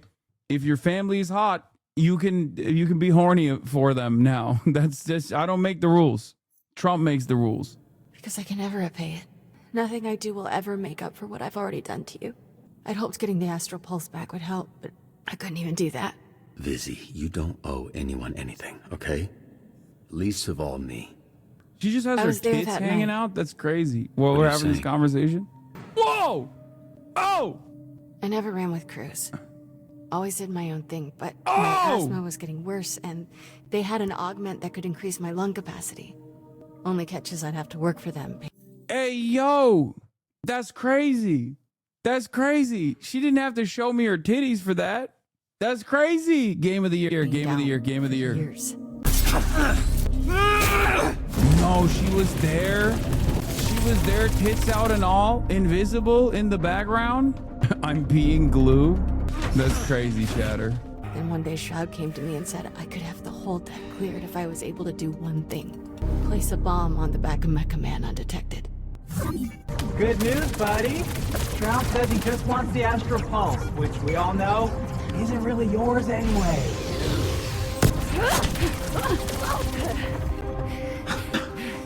Damn. She wasn't showing you her titties, she was showing the augments from the Shroud? Okay, first of all, in my head canon, she was showing me her titties. I quit the moment I placed it. Secondly, I forgive her. Obviously, redemption. I walked out before it even blew. And no, it's not because she showed me her titties. My Stop augments saying that. conveniently stopped working. So I signed up for the Phoenix program the next day, which gave me the chance to fuck No, your no, life it's up fine. You don't have to twice. put it. Well, I forgive you. I'm a simp. So there. Will you fucking chill out now? You can't fucking forgive me? You haven't even, like, processed what's going on. You did villain shit while you were a villain. I'm woke. It's called restorative justice, okay? Rehabilitative justice. And by that, I mean you showed me your titties. And now I forgive you. It's that simple. If you showed me anything else, I would, you know, sell the fucking family house. I'd sell the Mecca. Does it change things that you directed at me? No. Give you the money. It doesn't. That's in the past. You're not the same person that was there that night. Neither am I. That's sweet, but... You were such a pig? Oh, I'm sorry. I'm sorry that I'm a feminist, okay? I will not apologize for being forgiving of women's rights and women's wrongs, okay? It's not just that many of you just care about women's rights. Not enough of you care about women's wrongs. Excuse me. Excuse me, everybody. Hey, stop making this feel like a goodbye. Okay, you're suspended. It's temporary. I'm not letting anyone cut you. I wanted from this was for you to look at me the same way you look at Blazer. Oh! Even if it was just once, you know? That'd have been enough. I don't know what you mean by that. Yes, you do. Oh my God. Am I busting? Do we get the twofer? Is this a harem anime? Is that allowed? Chat, do not fuck me for this. Do not fuck this up for me. Is it a fumble? If you lose, do you lose both? Do you lose both? Be honest, be honest. No, I'm not. I will not entertain this. Because this game is a little prudish for all of the titty showing that we've seen so far. There's no sexo. Is there a double sexo route or not? What do you think, bro? I think she just friend zoned you because you chose Blazer. Yo, we're not in a fucking relationship. Blazer never actually defined she never DTR'd. Okay? She never hit me with a DTR. There is no exclusivity agreement. I didn't sign the dotted line. It's not cheating.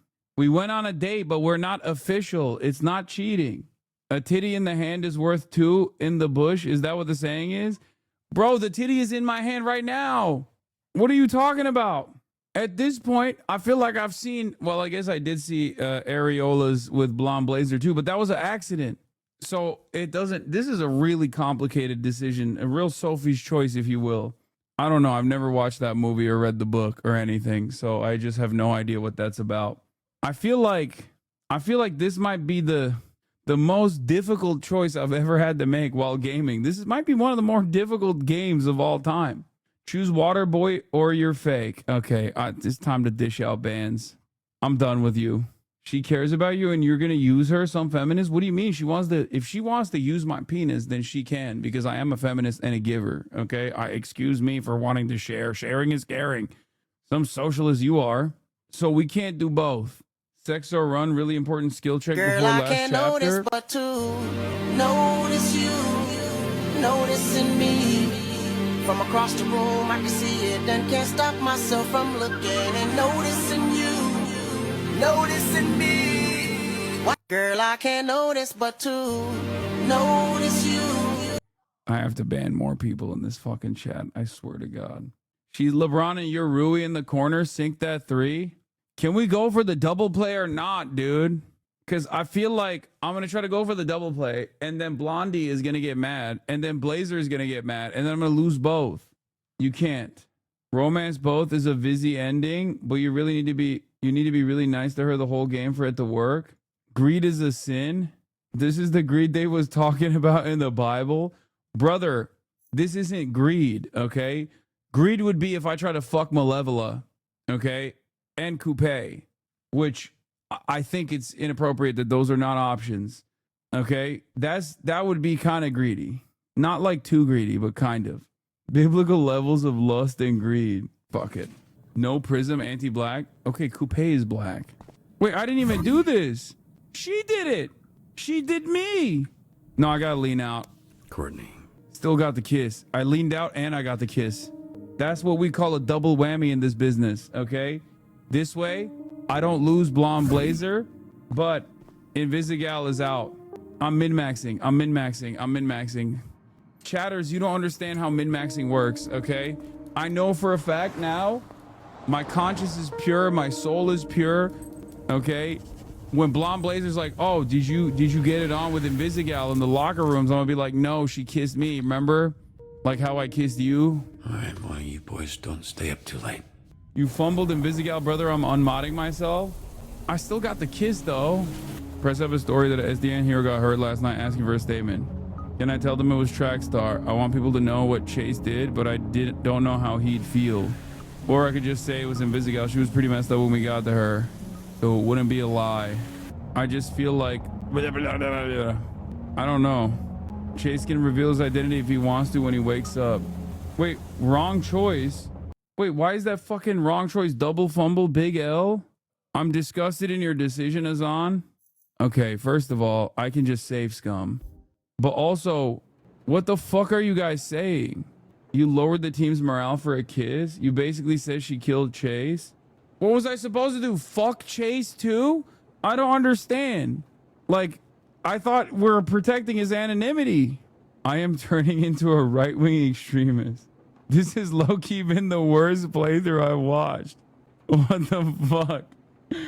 I really never should listen to chat. It's so dumb of me to even listen to chat. I'm gonna pick Invisigal again. Fuck you guys. All right, well, you boys don't stay up too late. Yeah, I'm picking Invisigal again because I'm a fucking simp. Okay? Because she's a hero in my heart. And some of you don't appreciate her as much as I do. You're blaming her, dumbass? I don't want to fucking... Okay, so I'm blaming Chase? Tell the world how much of a hero Trackstar is. It's the least we can do. No! God damn it, it's on. Stop listening to these idiots. How is picking Invisigal blaming her, but picking Chase makes him out to be a fucking hero? This doesn't make any sense to me. You guys are so fucking stupid. Half the chat literally just spams no matter what decision I make. Fuck you guys, okay? Whatever, Chase in the hospital. He won't know any better anyway. Fuck you, chat.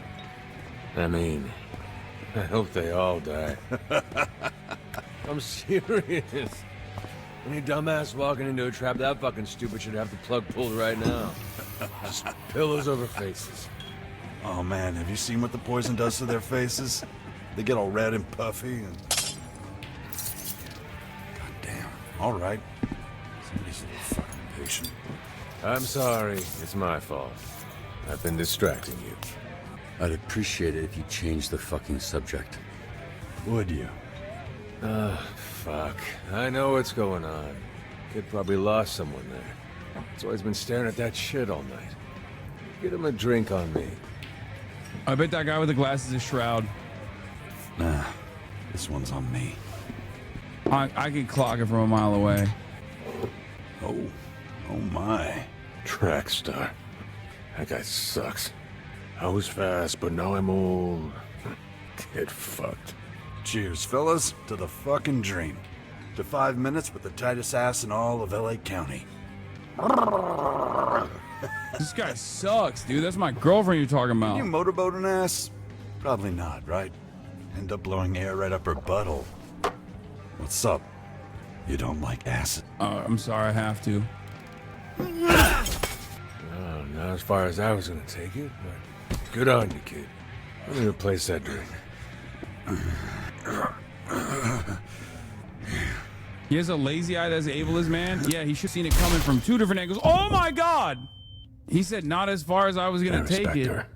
Blazer. Real fucking superhero. Shroud. I know Called we're in it. a villain bar, but have some class, you know.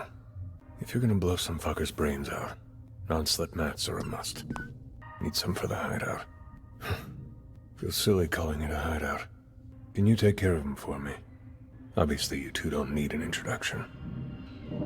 I've been waiting for this. No!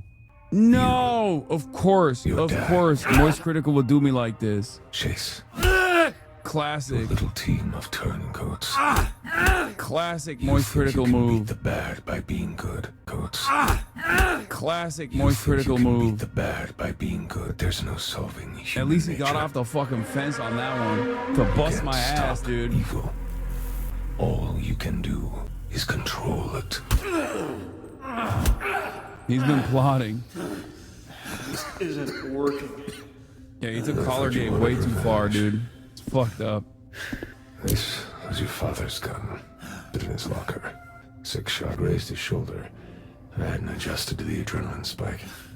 The second hit his upper chest. The third burst his heart. He was lying on the floor, eyes full of fear, when I put the 4th through his face. Bit of a waste to put the 5th through that idiot's skull, but I wanted to make sure it worked after all these years. Your father was the last person to touch this bullet. And now, there's a 16.5% chance it touches you next. Your invisible girlfriend stole my astral pulse to give it to you. Where the fuck is it? Mega Man. Heroes are the past. Oh, God damn it. Fucking generational aura loss. You couldn't get it off? I don't want to redo. I don't want to save scum that, but that's so bad. That's so fucking... Oh my God. I just spat on my own face. God. This is why I hate luck. Runs out. If I had it wide, I'd let you string me about a fucking piñata. She didn't get the pulse. You actually, if that. Show him. This bitch has the pulse. That I know. Oh my... Water goat wouldn't miss. Take a second off. It's fucked up, dude. What I don't know is why she didn't give it to you. She... Sexo, maybe? Here I am thinking she's working with you, but she's fucking us both. Maybe it's because I didn't sexo her? Take it for you. For herself. It's okay. She fooled me too. Oh, hell yeah. Mommy's here. Oh my God. Look at her thighs, dude. So fucking strong. The blonde blazer. I fired the bar. Oh, I'm sorry. Did you just say holy moly, Anaphase? Don't fix it with Invisigal. You don't deserve her. Don't call her Invisibitch. You don't get to say holy moly when earlier I caught you in the chat saying you were going to unmod yourself because I didn't lean into the kiss with Invisigal. Now you're over here. Now you're over here enjoying the consequences of my decisions, it seems. Tender, but I can still get you something to drink. No, thank you. Busted. And to what do I owe the pleasure? I'm here for him. In Mommy, 5 minutes, save this me. bar will be surrounded by SDN agents, heroes, and whoever else you and your ring have pissed off recently, which happens to be every gang in Los Angeles. Now, if... Oh, shit. Not disrespect one of the last true heroes. Yeah, you deserve it. Sorry about that. If they weren't shit, you wouldn't have cut them. You were saying... I can see I'm outnumbered, that eventually I would fall. But by my read, I'm taking a lot of you with me.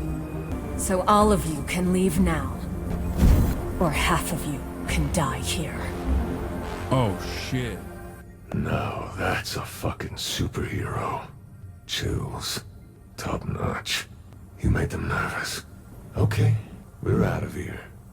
Take your piss-soaked pants out the back, please. Don't want to tempt this tiger. Now's not our time, Blazer. But it's coming sooner than you think. Oh, and by my calculations, it was closer to 32%. Half sounds better. Bro, he's trying to fuck my girl, dude. After I spat in my own face, I mean... You saved me. Again. Yeah. You should really sign up for this SDN service I keep hearing about. Y'all really thought Invisigal had aura? Like enough aura? Look at Blonde Blazer. She just cleared out an entire room of the worst criminals in the fucking city with just the threat that she would kill half of them. That's aura. Bro fell for the Palantir Snow Bunny every time, dude. Every time. Don't worry. I've got you. He really tenderized you. Are you sure he's right about Invisigal? Yeah. I saw the footage. What is her play? Why wouldn't she tell you if she has it? I don't understand what she would want it for unless she's trying to keep you out of the suit. What matters is I trust her. I think you're more optimistic than I am. I'm not being a simp. I'm just a good mentor. Shut up. You're probably right. Just need to sit here for like a few weeks, then I'll be right as rain. Take your time. Chat will remember that. Chat can't remember shit. Pain's constant. It's easier to get used to. That goes for physical and emotional. Ow. Really is nice up here. Thank you. Don't remember if I've thanked you before, but... About 50 times. You were muttering it the whole flight. Then I take it back. You should know I was going to take you to the actual Hollywood sign. Not as sturdy as you... This guy with his dick out every time. Blonde Blazer, don't fight him. His penis is out. Hey.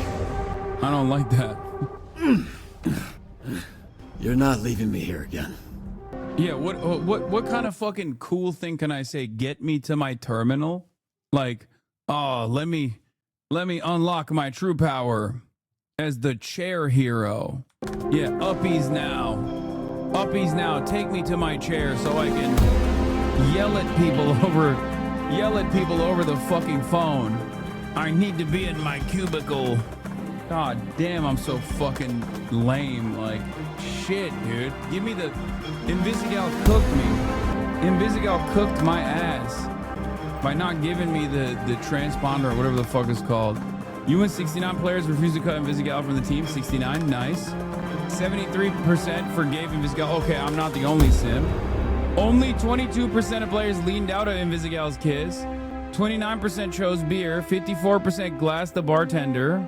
UN 3% couldn't save Golem from himself. Wait, what? 80... What does that even mean? Oh my god, only 3% of players failed that game. That's an achievement in and of itself. UN 80% chose to go all out against the Red Ring. Your most... Oh god, my most sent was Water Boy. You performed better than 30% of players in today's shift. Okay, that'll be all for today. That's another... I know I said I would do 2, but I'll do the next one tomorrow. Save it for tomorrow. Okay? We'll save the best for last. Or the last is the best. I don't fucking know. Anyway, I'm tired. But that was another day of HasanAbi gaming. No lies told. No lies told. I told you I was gonna game and I fucking gamed. Shut the fuck up. Anyway, love you guys. All the chatter is trickling. Even though you don't deserve me. Hostile people hate. And I will see you tomorrow. More gaming tomorrow. Sunny Los Angeles, California. And we got the Game Awards tomorrow as well. I'll be watching that, obviously. Otherwise, chat will be very annoying. Anyway, peace, everybody. Bye-bye. There he is again. The sun is streaming. The sun is streaming. There he is again. The sun is streaming. The sun is streaming. Reviewing the P.O. box. Uncle Euchre's face. Sudden discord, agitprop. Gray names take on race. Tiny Bernie Sanders, LGBTQ Air Force. The whole left at your fingertips. And Anya out your door. The H3 Crowder debate. The Young Turks online show. 3 full fucking years of this, and plenty more to go. 90-day fiance talks of champagne bourgeoisie. A Trump rally live reaction, a mass riot in DC. There he is again, Hasan is streaming, Hasan is streaming. There he is again, Hasan is streaming, Hasan is streaming. Reading live stream fail comments, Austin show chat advice. In all the ways the right-wing pipeline can suck you in online. JCS react, Lord Frame gets broken, cover blown. A full-blown mass pandemic, months of streaming in your home. Total radicalization coming out to find.